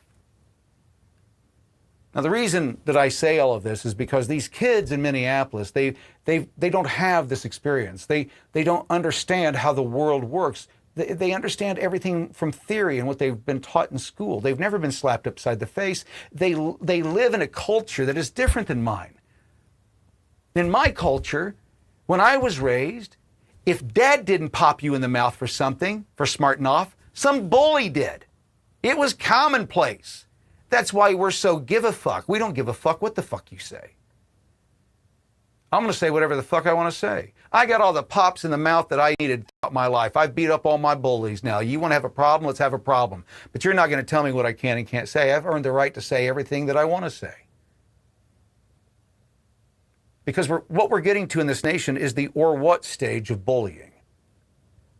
I told a buddy of mine that we're a tolerant people. Wow, we've been tolerating people. We're lazy. No, we're tolerant, right? We're tolerant. And we're lazy. He's right, but we're tolerant. We allow people to come to our shores and do whatever the fuck they want to do as long as it doesn't affect us or cost us, right? I don't think that you should be able to arrive on our shores and then say, give me help. No, I'm sorry, buddy. No, this land was based on people arriving here with 14 cents in their pocket and just making it. If you can't make it here, you can't make it anywhere. You got to go home. Sorry. Your dream's over. American dream isn't for everybody. American dream is, I got to put a lot of work in and a lot of time in, and maybe I'll be lucky, but maybe I won't, but I'm going to do it. What the majority of the world wants is they want to come here and put their hand out, and they want you to work so that they can experience their American dream. And the Democrats are making that happen. And right now, what's going on in Minnesota, what's going on in Minneapolis, is they've let it run amok. They've let it become the funding source for who they are as a party. Now they're in trouble. Like I was saying earlier, I understand why they're doing what they're doing. I get it. The guilty understand what they've done. They know the sins they've committed. They know the weight that they carry, the cross that they bear. They understand that. They get it. You don't know that. They can lie to you all day long. They know they're telling a lie. They know that they're lying straight to your face. You don't know it. The vast majority of people trust everybody else until they learn not to trust them. Anybody who's in a position of power should not be trusted in any way, shape, or form. People in power always have an agenda. Always. It's good. It's bad. Doesn't matter. Trump, do I trust him? Trust him about as much as I trust everybody else who's a politician. Is he delivering on promises? Is he overstepping his authority? Don't like the fact that they had 57 Republicans jump on board and get this bill passed that puts a kill switch in cars. We're doing it for you, baby. It's for you. It's all you. We're gonna make your car safe in case you get into it drunk, you know. And the car senses that you're driving erratically. Well, what if I was just looking for something in the back seat and it thinks that, well, that's AI. Yeah, it's in there for your safety. You probably shouldn't be looking in the back seat for something, but yeah, you're going to have to come down to the government. You're going to have to pay us $50 or $150 or $250 or $2,500 to get your car restarted. Shouldn't have been fooling around in the back seat. Don't drive drunk. I wasn't doing any of those things. This is the world that they're creating for you. How do I know? Because it's the world that they imagine and control. See, what I've done in what I do for business is, you go to my website, and I'm not advocating you go there for business, but what we did, we leverage technology. That's what we've used for years as a tagline. We leverage technology to build brands, right? We find new ways of getting messages out. And the ways that we've done that over the years has been very creative. They're not using creative ideas anymore. The last creative idea that they had to push their agenda was when you saw that fucking idiot in New York, you know, slamming those fries in his mouth, trying to get you to slam the vaccine into your arm. Hey man, if you go get this, we'll give you a burger and some fries, baby. You want some burger and some fries? They were mocking you. That's what the bullies do. They were out of marketing ideas. They were done. They just decided to start fucking mocking you. That's when I realized we're in fucking trouble. That Hunter Biden's laptop. That was enough for me. I've only cried as a man, an adult, a few times. That night I cried. Why? Because I knew where we were going. Not for me. I'm old. My wife is dying. I'm dying. I'm at that age, right? Cried for my children, my grandchildren, the world that they'll live in. The FBI had seen the same thing that I'd seen, and Hunter Biden and his dad were sitting in the White House trying to figure out who dropped the coke. My business has been destroyed. Luckily, you know, as a conservative, I wasn't leveraged. We were in a position to where when COVID happened, I was kind of like, okay, we'll take an early retirement. The bucket list that we'd had planned is kind of dead, but that is life, right? You move on, you adjust. I'll have other joys. There's other things. If I can go fishing at least, you know, once a day for the rest of my life, I'll be satisfied. Not just fishing. It's got to be someplace that actually has fish. That would be hell, right? You can fish through eternity in a pond with no fish. That sucks. No, that's not fishing. That's casting a line. Anyway, when I realized where things were going to go, I went to my wife and I said, it's going to get bad. She thought I was crazy. You know, our marriage at that time was suffering. We were in a bad position. And now, in hindsight, with her health being the way that it is, and that COVID allowed us to get our marriage in line, COVID worked out for me, you know, in a weird way. Lost a lot of money, but saved a marriage and got closer to my best friend than I've been to anybody in my life. And our marriage has been stronger in the last 4 to 5 years than the previous 32 or 33. But when I told her what was going to happen, she went crazy. She thought I was insane. She thought I had lost it. And I said, listen, I said, it's going to get bad. And I said, I walked her through. I said, you're going to see all these little signs. You're going to see things for sale, luxury items for sale in people's front yards. And it's going to start popping up. And it'll start in the weirdest places. You're going to see BMWs for sale in the yards of $1 million, $2 million homes. It's starting to happen. We're up where I live. You're starting to see it. Why? Because it ain't what they selling us. What they're telling us ain't happening. Real life ain't experiencing it. I said, you're going to start seeing reporters and judges and AG shot. What have we seen more of in the last few years? You'll start seeing assassinations. You'll start seeing all these other things. You'll start seeing people justifying vigilante justice. We're seeing it already. People are tired of it. Now, not all of that is happening here. The entire world, folks, is on fire all at the same time. Europe is on fire. What Trump is doing to get out of NATO, Europe unlocked its back door and was invaded by the hordes that the Crusades held back for hundreds of years. They were taken over in a matter of 30 to 40 years. London is gone. Trump is building the Golden Dome to protect us from the crazies around the rest of the planet.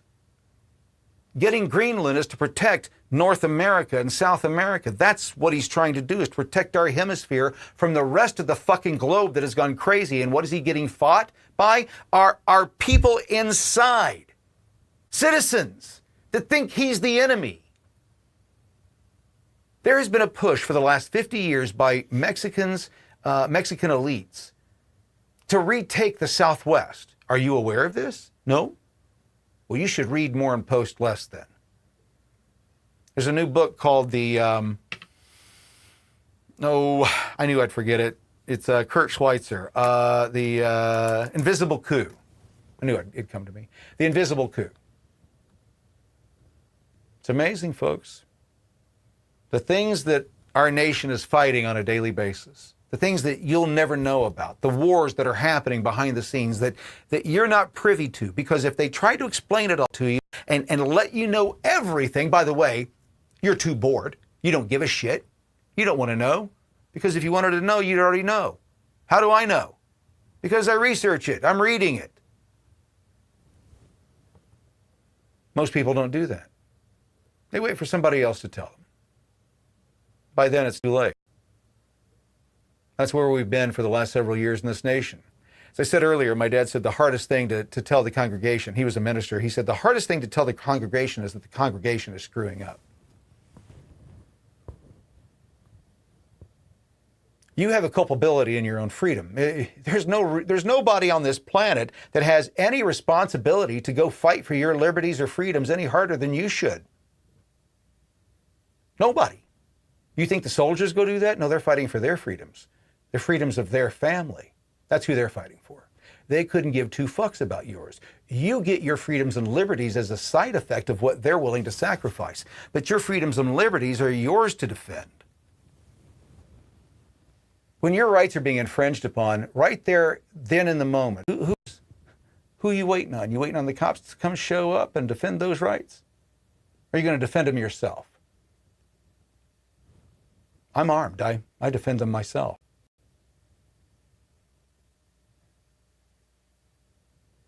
Your rights are your individual rights. That means you have the individual responsibility to defend them.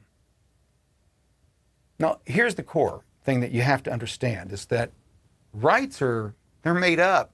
They don't exist, right? It's in the ether. It's this fugazi. I have rights. Really? When somebody smacks the taste out of your mouth, tell them again how many rights you have. Tell them.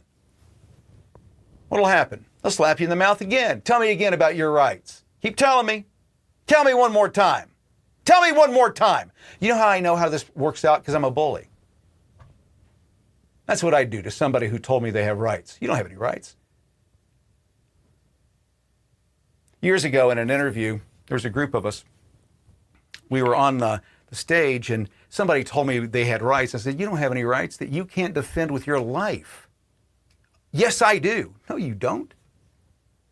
You think you have the right to live? You don't have the right to live. I've got a knife in my pocket right now. If I walk across the stage and slit your throat, there's nothing that you can do to stop me. You don't have rights. It's imaginary. Right? You have the right to defend yourself. That's all right.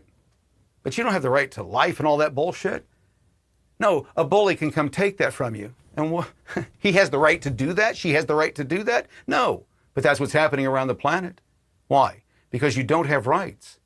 If you think you have a right, you have to be willing to defend it with your life. That's it. That's how easy it is to understand what's going on. There are people around the globe that are saying that they're going to assert their rights over our rights. Why? Because we're a tolerant people. We've invited the entire globe. If you come and do it right, you can join our party. There's a few rules, but you can join our party. When you come in, make sure that you assimilate. Become one of us. We don't want you having a religion or a belief that is counter to what we do here at this party, right? If you don't want to eat pork, probably not the right place to come to. If you don't want to drink or take a toke from time to time, better stay where you are. But if you come here, and you become one of us, and you join the picnic, and we're all getting along, and you're not start spouting off about how great the shithole you just came from is and how we should change shit here to be like what you did back there, if you can keep your fucking pie hole shut about how much you like where you came from, right? If you keep your fucking flag inside your house, don't care how many flags you got on the fucking walls, but you don't get to fly your flag outside, sorry. That's the shithole you left from. You know who I'm talking about, Mexico? Mm-hmm. If you love your country so much, go back. If that flag's so important to you, go back. We want Americans here. Americans through and through that bleed red, white, and blue. Not red, white, and green. Go home. This isn't your home. Yeah, it is. Yeah, it is, man. Yeah. Oh. We took it from you? Yep, now we know who you are. Kurt Schweitzer's right. That's why you should read more and post less. I'll be back after this. The CramerSez Project will return after this important message. Introducing Tusk. With Tusk, you get uncensored news and secure browsing, all while protecting your privacy. Choose the news you trust and take control of your internet. Join the free speech revolution with Tusk. Download Tusk today at tuskbrowser.com. Are you frustrated with the opinions and agendas the mainstream media calls news? Join the CramerSez Project, a grassroots movement to save free speech and deliver unfiltered truth powered by everyday Americans. We're building the first people-powered news network, 24/7 streaming, citizen journalism, and real facts without spin. If you're ready to dive in and fight for liberty, head to thecramersezproject.com today and sign up to become part of the team or put your name on the list to be notified when subscriptions are available. Join us today at thecramersezproject.com. To learn more about the CramerSez Project, our mission, and how you can become a part of it, please visit thecramersezproject.com. You're watching CramerSez.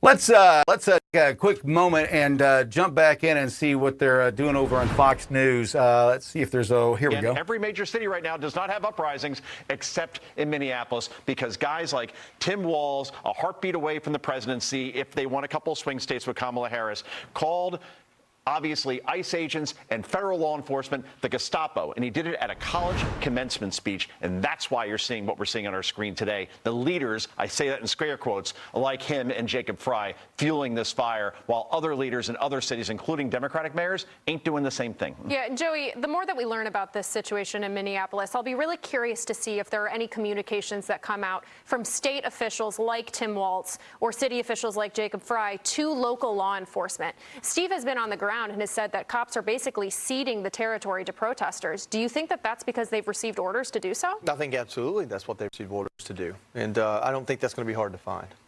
Well, coming up, thousands of protesters took to the streets in Minneapolis. How dangerous could this situation get? Former NYPD inspector and Fox News contributor Paul Morrow joins us after a quick break. You're watching CramerSez.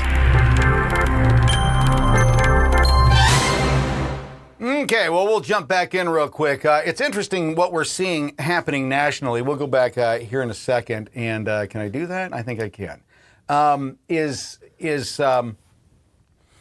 We're not seeing the same thing happening in all the other cities that ICE is operating in. There's been a surge nationally, but we're only seeing this problem in one area. Where are we seeing the problem in? It's in the area that has all of the issues with this corruption, with the Somalis and the $19 billion gone. So, I think that what we're going to see here shortly is we're going to see,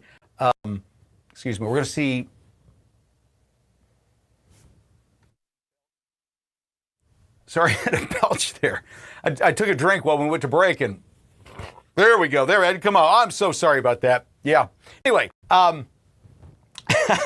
live. What we're seeing in the nation is what I predicted. There was a piece that I wrote on Twitter a few months ago where I went down and I broke down what was going to happen and how. And for the most part, it's about 98% correct. And the reason that it's correct is because the process is the process. I was telling a buddy of mine that was upset that things weren't happening at the pace that he wanted them to happen. And I said, well, there's a reason for that. And I said, the reason that, it's not happening is because we're not at that part of the process yet. So what Pam Bondi, I know that there's a lot of people that are upset. Folks, there's a reason why they asked for an assistant AG.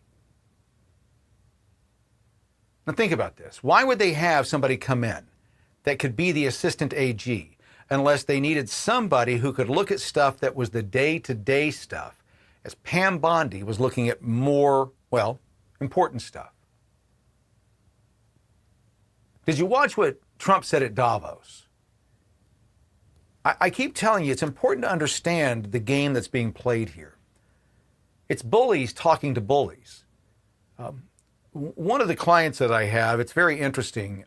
It's basically I get paid by billionaires to make fun of other billionaires. That's what the job is. It's a job, folks. Don't laugh at it. It's a job that pays well. But that's basically what it is. And what we're seeing right now is the bullies among the billionaires going in and saying, I've got the U.S. military. I can do anything I want. I can go anywhere I want. I've got secret technologies. You can't stop. There's nothing you can do to stop me. That's what he just told the fucking world. Did you see it that way? No? Well, you're not a bully. I'm a bully.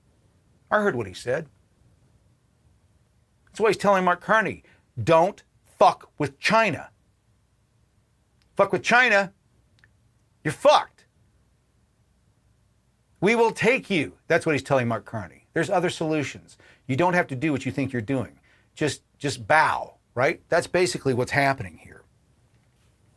Trump got Greenland. It didn't cost us a dime. How did we get that? The way that we got it was that he told them we're going to drop out of NATO. What did he tell them in the speech to their face? You can't survive without the U.S.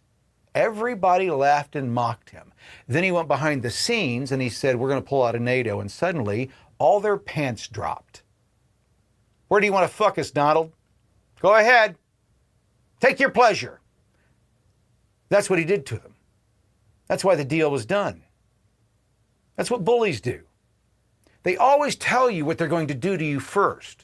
They let you know what the consequences are going to be. It rarely comes out of, the thin air. You generally know exactly what the bully's going to do. And if you read the writings of what these leftists and globalists have been telling us for the last 50 years, we're at the part where they start smacking on us. All the tools that were learned and perfected by the CIA and the deep state and the intelligence system over the last 60, 70, 80 years, all of that they perfected around the globe is now being focused squarely on us, the American people.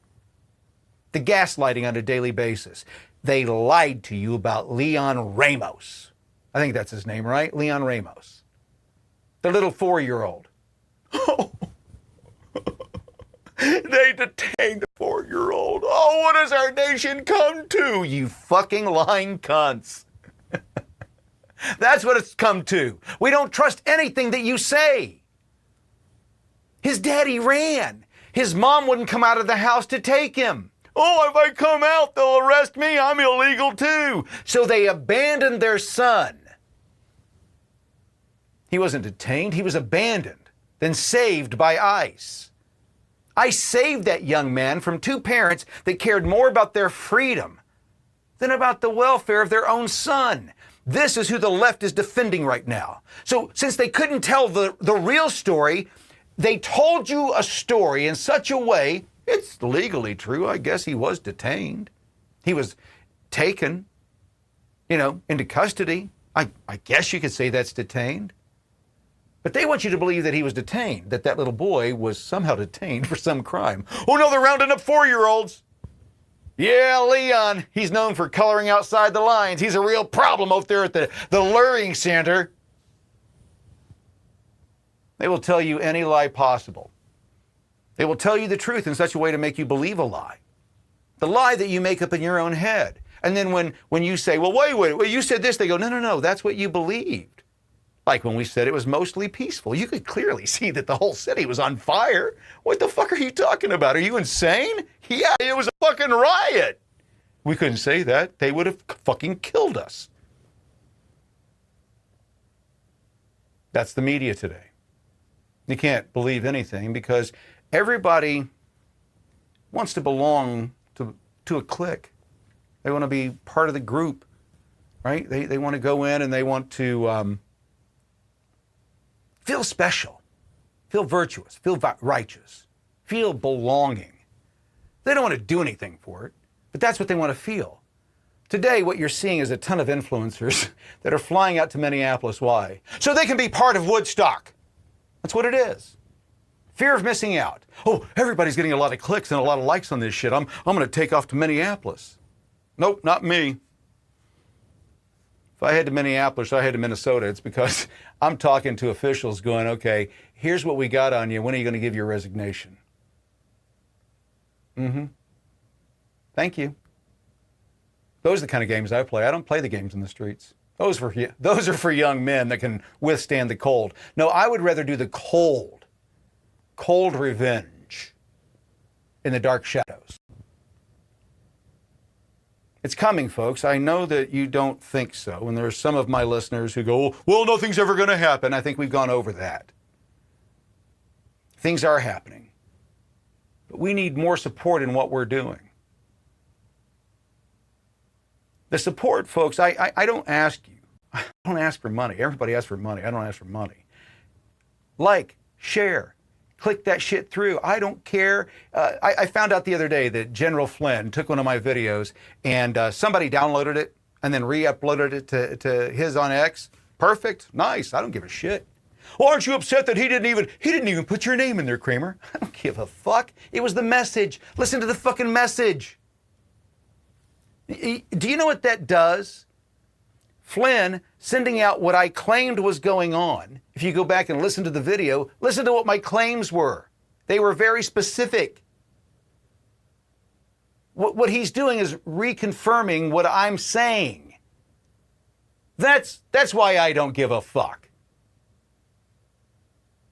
The people that are trying to make money, they're trying to get the likes and clicks, and we're going to get to Minneapolis, and we're going to get there, and we're going to go down there, and we're going to interview this, and we're going to interview that. It's part of the process, folks. There's a process. We're headed toward civil war. It's coming. We're waiting for the Fort Sumter moment. That's right around the bend. Fort Sumter is right around the bend. That's when the rebels, that's when they fired, right, on the Yanks. We got our national anthem out of that. That's what's about to happen. I can only imagine that if there's a new national anthem after the next Civil War, that it'll be rap, with some K-pop and maybe some. I don't know who would write it. I don't think it'd have to be country. All right. I mean, there's very few pop idols that are out there writing political stuff or would. Anyway, our conservatives, folks, it's funny to think about. I go down these avenues and I think about it from a funny vantage point. The sad part is that what I'm talking about is happening in real time. What we're seeing is we're watching a Fort Sumter moment. Will it or won't it happen? Will they fire on those agents? If someone or a group of people fire on those agents, it is game on. The governor, the mayor, the chief of police, the sheriff, they're all culpable. They could stop this right now. They've chosen not to.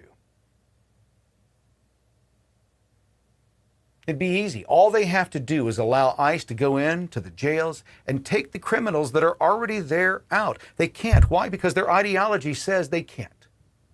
They can't follow the law because their liberal progressive ideology, their Marxist ideology says they can't do that. If that's the case, then those people can't be in power anymore. We're a land of law and orders, right? Nobody's above the law. Nobody gets to pick and choose which laws we... When did all of a sudden they get to do this? This is what Trump is waiting on. There needs to be the next moment of escalation. He needs to have 100% justifiable force to go in and do what he's about to do next. Sadly, I think that it means that we're going to see more from ICE. Let's jump in. Fox has jumped in. It seems that they've taken to the streets. Let's take this real quick here. Do I do this? Probably from residents who live in these areas are terrified. You have them not doing their sworn duty and, in fact, impeding it. You get into civil rights issues there where essentially the local law enforcement is being told not to do their jobs. I'll tell you someplace else this could go that you're not hearing about. The local judges. We saw in the Don Lemon situation that the local magistrate wouldn't even entertain the case. As a result, there's no case to appeal. Right? They're becoming the safeguard against anything like that going forward. What do you do in a circumstance when the judiciary there, we had a ruling by the local judge who said that ICE can't use tear gas or arrest protesters that they're characterizing as quote unquote peaceful but are impeding operations. This has been underreported. That got overturned already. All right. That's been stayed by the circuit court, the 8th Circuit. So my point is this. What do you do when the grand jury population will almost certainly be against you as the federal government, but so will the judges be? What recourse does the federal government have? Is Donald Trump going to have to say, hey, judges there, if you're not going to do your job, we're not going to pay you because this is constitutional? I don't know where this goes, but speaking as a lawyer, you're in very dangerous territory when you have a state and the federal officials in the state essentially saying, we're not going to listen to Washington. Paul Morrow, thank you so much for joining us, bring your expertise. I could ask you 100 more questions. I've heard you on the network today. Oh, yeah. We're going to let you go and discuss it. Thanks, brother. Thank you. Yes, sir. Tell me, on that last question that Joe asked about the legal ramifications of things, and well, I think it was Paul that was on the channel earlier today, and he explained that Tim Walz, getting in front of the microphone and saying, Minnesota will handle this. Well, even if the state does bring charges against this federal officer because of the immunities clause or supremacy clause, basically all the officer has to do is say, I'm appealing to a federal court, in which case it goes to Pam Bondi to make a decision. You're right. And it was Paul that said that earlier. I listened to it as well, and I thought he made a great point, always making great points. And again, I just want to point out how ridiculous it is that you've got Governor Walz and Jacob Frey and others saying that we want to be part of this investigation. Minnesota, we want to either work with the feds or we want to do it ourselves. If you worked with the feds and you did your job in the first place, maybe we wouldn't be in this situation. So now it's interesting that now you want to be the saviors. Where have you been? They wouldn't be there if you could handle your state. So I find this to be incredibly frustrating. To Kaylee's earlier point, though, about Pam Bondi. Listen, I like Pam Bondi, but it is a bit frustrating when you're seeing this chaos in the streets and you're seeing ICE agents and Border Patrol agents being actually put in harm's way, and you hear about a strongly worded letter. Now, I don't know how much more she could do. I'm not a lawyer, but I think we're going to need more than a strongly worded letter to make it known that you're not going to flout federal immigration law, you're not going to flout the federal government, and just get a strongly worded letter.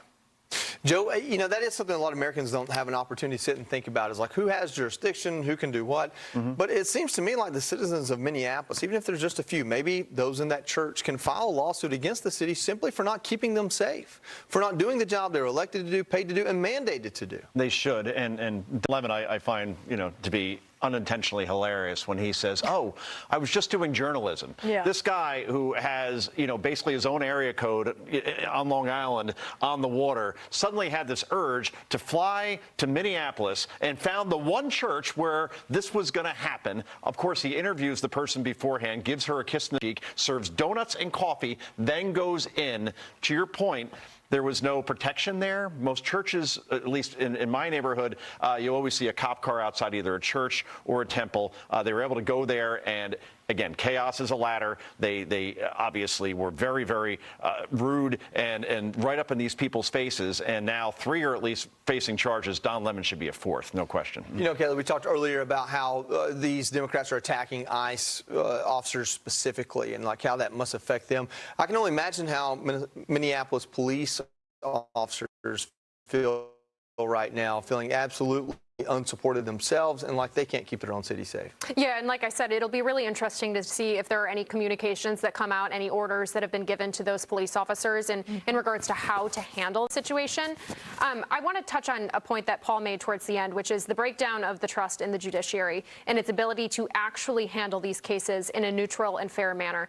In Trump's first term, we saw the breakdown of trust in the media.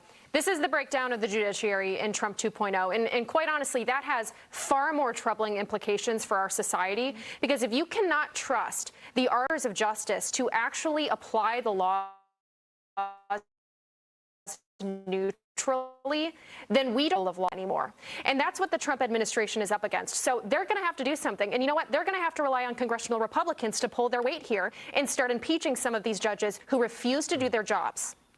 All right. Don't hold your breath, Kay. Yeah. Don't hold your breath. All right, still ahead, thousands of protesters in Minnesota take to the streets after a fatal ICE-involved shooting. A live report on the ground in Minneapolis next. You're watching the CramerSez Project. Global news with local views. From the halls of Congress Across the nation. and around the globe. You're getting the latest news and conservative views. You're watching the CramerSez Project. Global news with local views. CramerSez returns after this message from our partners. They lied about it. They tried to hide it. It was 100% unconstitutional. That's what we were saying in 2024. I could have sworn that yesterday we learned that the FBI tapped my phone. And today the NLPC has been vindicated by Senator Grassley's document dump, revealing Jack Smith illegally and unconstitutionally spied on American citizens. Jack Smith spied on members of the United States Senate. What is this, East Germany? Grassley's document dump has revealed that Jack Smith's team illegally seized call logs from Ron Johnson, Lindsey Graham, Mike Lee, and Josh Hawley in the unconstitutional 2023 Arctic Frost probe. From the outset, we said Jack Smith's appointment was unconstitutional. A federal judge vindicated that view. Now we see the connection between unconstitutional prosecutions and illegal evidence gathering. The NLPC has been on top of this story from the beginning. Follow or subscribe to the NLPC on this platform for more. Or visit the National Legal and Policy Center at nlpc.org. To learn more about the CramerSez Project, our mission, and how you can become a part of it, Please visit thecramersezproject.com. You're watching CramerSez. Woo-hoo! It is Saturday night and the riots are starting in Minneapolis. Welcome to the show, everybody. My name is Kramer. This is the CramerSez Project, and we are having a blast tonight watching these idiots up in Minneapolis try to burn our nation down. Let's see if we can go over here real quick. They're still in commercial, so we'll just go ahead and silence this for a second. And there we go. Folks, it's interesting in what we're watching. If you go back and read the post that I was making going into the election of 2024, going into the fall of 2024, if you go back to the podcast that I was doing and the videos, if you can catch them, if they're still up on TikTok, I know they're gone, but on Instagram and so on. If you go back to that period of time, what you'll see is that I was predicting that we would be right here where we are. By the way, the rioting, I guess, they're starting to chant and do all their bullshit. It's gotten dark now, so we're going to go back in and check in on that in a moment. We'll get back to that here in a moment. But I was predicting that what we're going through right now was going to be here. How did I get here? Well, they don't have any options. If they lost in 2024, they had the opportunity to rig it or steal it again. They chose not to do that. It was unbelievable. They weren't going to be able to do it that way. And so what they tried to do is they tried to, and they're going through it again. You're seeing it right now. All the crazy women on TV. Oh, Trump's got something wrong. He's not right in the head.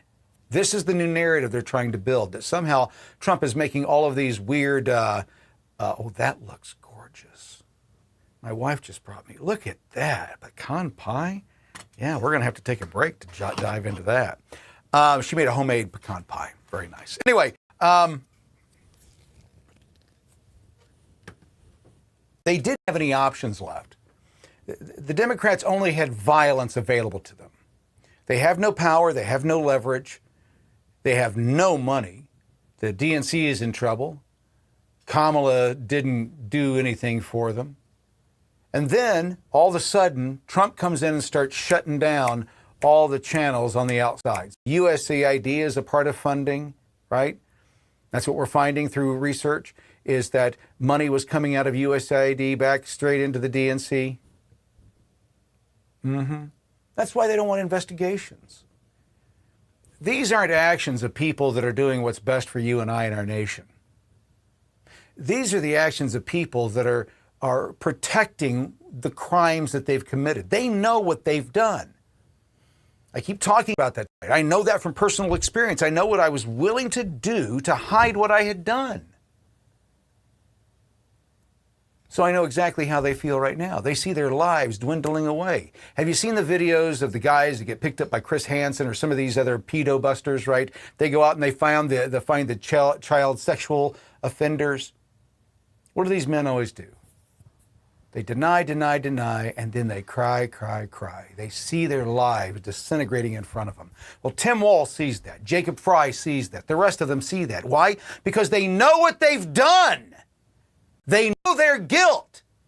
Innocent men don't do what these men are doing. If you don't have anything to hide, why try to start a civil war?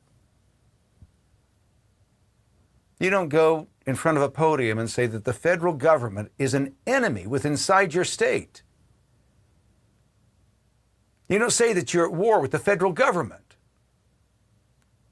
You've got AGs around the country. I thought it was the governor of Arizona. It's not. It's the AG of Arizona saying that if you can't tell if it's an ICE agent or not, yeah, you can draw your gun and try to kill them. You know, because they're wearing masks and they may or may not identify themselves as ICE. So yeah, that's all right under the Second Amendment. That's what's going on in Arizona right now.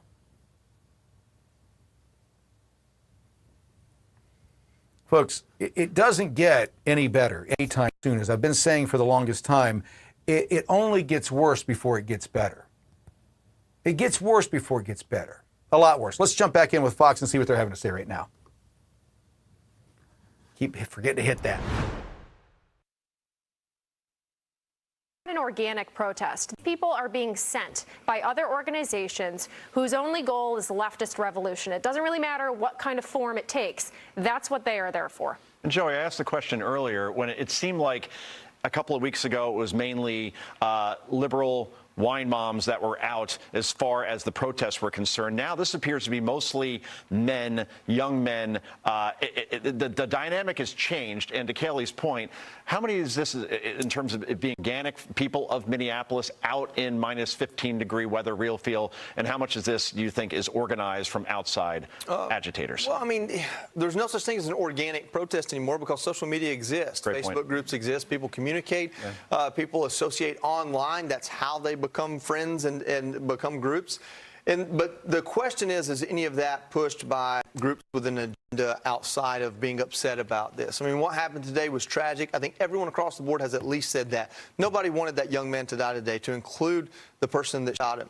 I've seen plenty of videos from different angles, see new ones almost in every commercial break. There's a lot of theories out there, a lot of possibilities. At the end of the day, chaos led to that person getting shot, and that chaos was unnecessary. That chaos was avoidable. That chaos would have not been there had local law enforcement had a cordon important for that operation that from everything we know was completely justified, going after someone with a criminal record who is not in this country legally.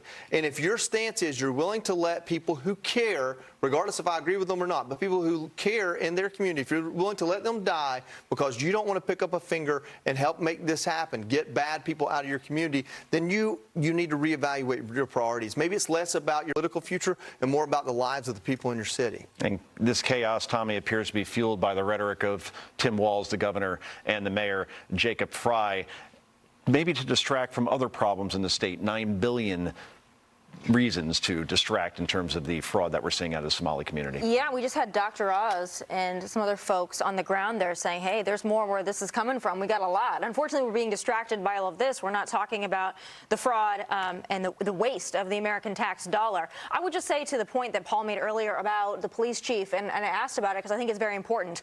When you see these people in the vests that have decided that they are the de facto law enforcement, you've neutered police in that city. Yeah. And I don't care if you're the leftiest left of the police chiefs that ever existed. You got to care about your officers out there, and you got to care about the fact that you look like a neutered little wimp, that you've got people, rotund people, sitting out there in their Patagonia with their vests saying, we control this city. You can say fat. Well, rotund sounds better, Joey, more politically correct. Go with supple, actually. You've got I go fat supple. people, as Joey wanted me to say, out there in their vests, deciding they control that city. So the police chief there, I don't care if you're the liberalist, lefty, you love Jacob Fry, I don't care. You look ridiculous when these people are out there controlling your streets. Plenty of men out there that look like they're in their second trimester. And where'd the shiny vest come from exactly? That's what I want to know, controlling traffic. Anyway, up next, controversy over the fatal boarding patrol involved shooting is already spreading into the investigation. We'll discuss that next. I can confidently say that as of right now, Sunday, 5:20 p.m. Central Standard Time, that we are not going to have a once-in-a-400-year event. We're not going to have a country collapse. With all the unifying happenings that have been going on, we've moved way back up here again. Like, we've had so many cooling measures take place that we're starting over again, which is exactly where you want to be. You want to start over. You don't want to be down here. Once-in-a-20-generation events are unbelievably rare. They're unbelievably rare.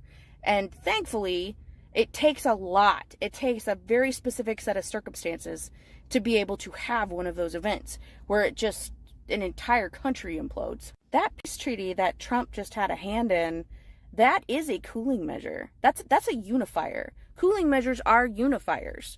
That's what you want. And that's what happened. You want to talk about like getting control of the division in the nation and having everybody focus on something that brings people together. That's it. That's unpredictable. But it's that kind of stuff historically that stops impending civil war, that stops impending revolutions. That's the kind of stuff we're talking about. Again, we're looking at all of this from a very high level. We're trying to track patterns through history. And when you're tracking things across hundreds of years, it becomes infinitely more difficult to be able to predict. I'm telling you, that peace treaty, that did something. That resettled a lot. Now, I'll be curious this week to see if there's any kind of like rebound reaction to it, whether or not there's going to be a renewed interest in violence. It's possible that could actually happen, but as of right now, with the timestamp I just gave everybody, we're good. We're good. You're watching the CramerSez Project. Global news with local views.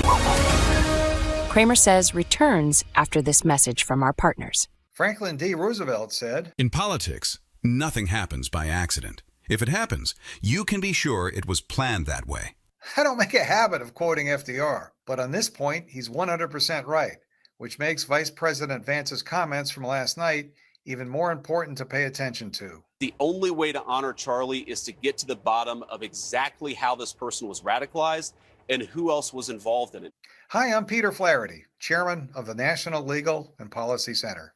Since 1991, the NLPC has investigated and exposed the high crimes and misdemeanors of politicians and corporate leaders alike.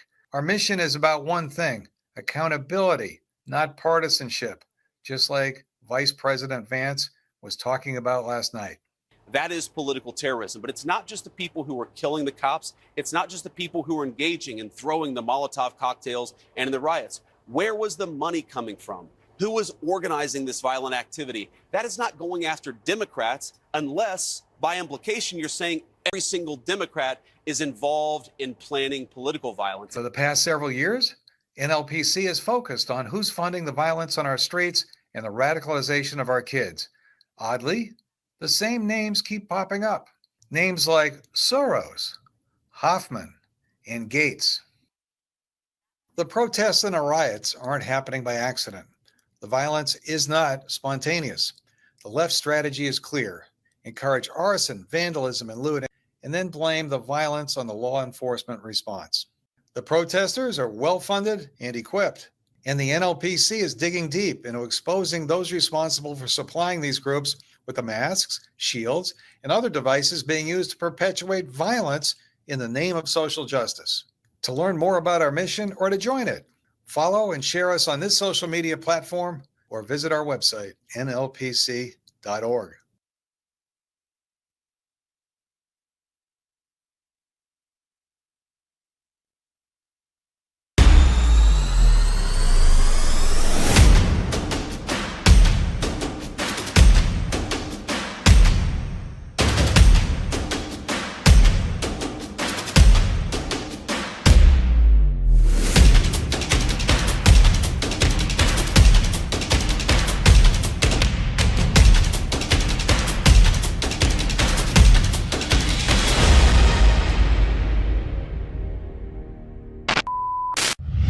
To learn more about the CramerSez project, our mission, and how you can become a part of it, Please visit thecramersezproject.com.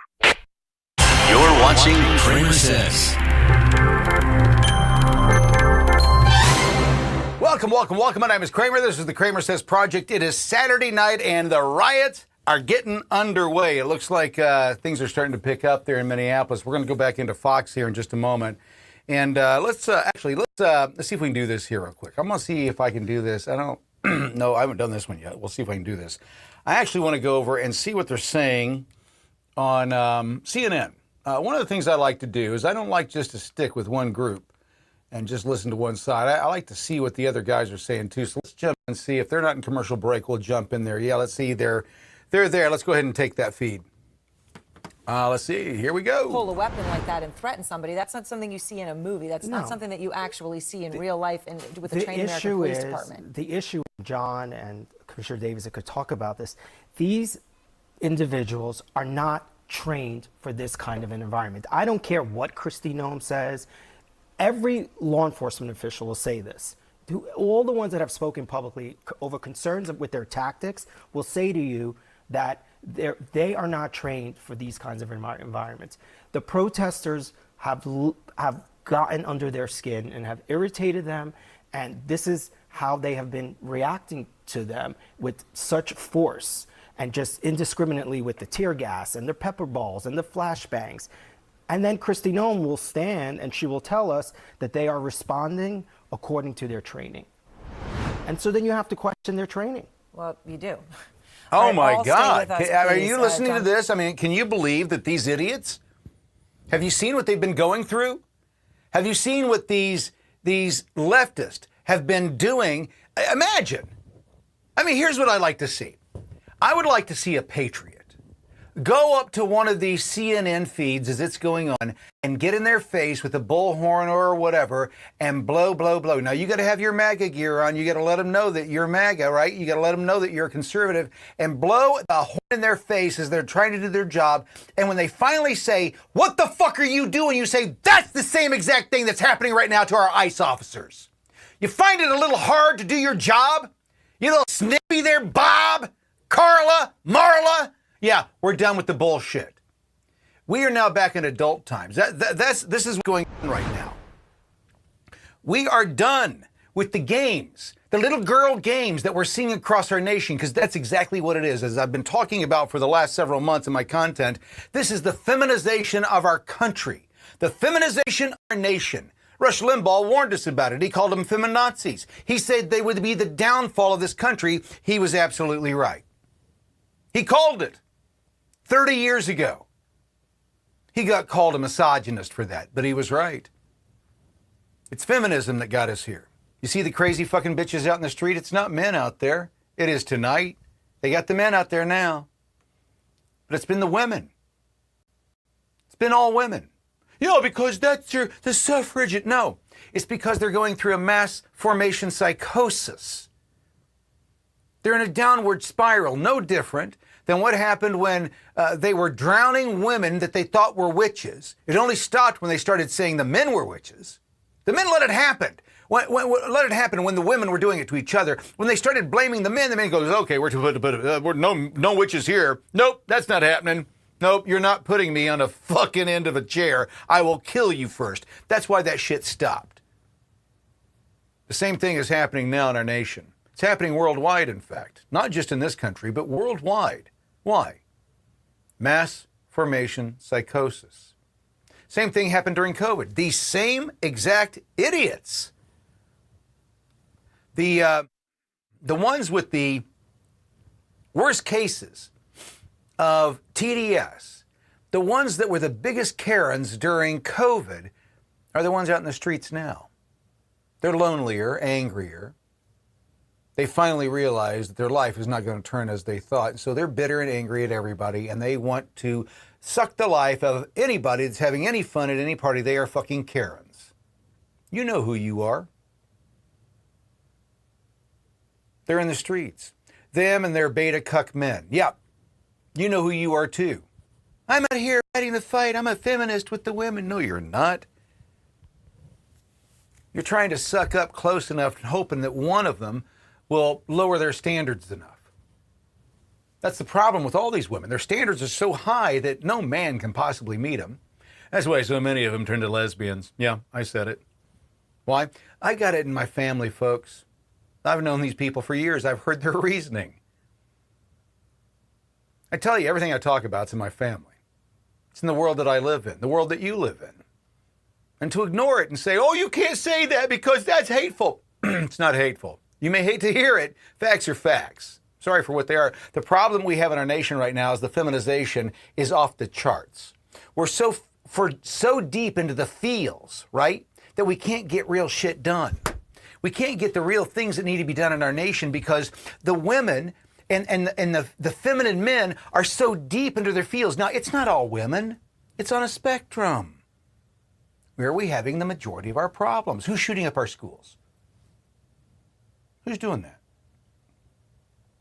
Those trans people. Why? They're confused. It's their only way of lashing out. Oh, Kramer, that's a trope. No, it's not. Look at the records. Oh, well, you don't know what you're talking about. That was a conservative. Give me a fucking break. You can lie to yourself. You can't lie to me. I know what I saw. Just what I saw on election night in 2020. Same exact thing. The truth. I saw the truth. I don't know what you saw, but I saw the truth. We've got a problem in our nation because people are allowed to lie to themselves. And they've been convinced that we have to believe that lie or we're the problem. They want us to jump in and ride aboard their psychosis. I ain't going to ride down the fucking hole with you. I ain't doing that. No one should do that. What we should do is have the balls to say, you're fucking insane. You're crazy.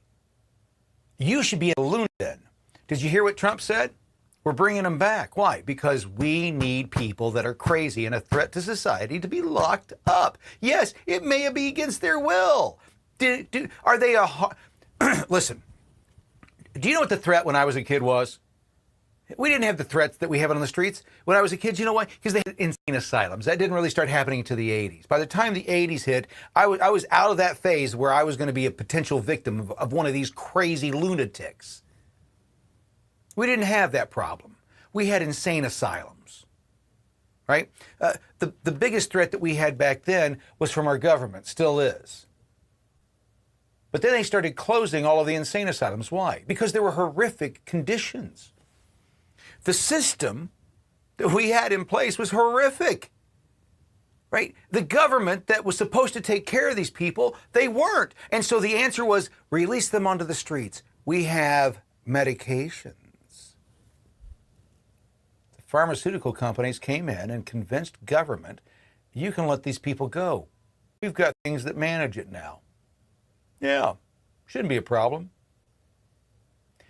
Do you remember when the first mass shooting, the real first, there was a 1 in 60, there was a dude that had a brain tumor in a gun tower. They made a movie about him.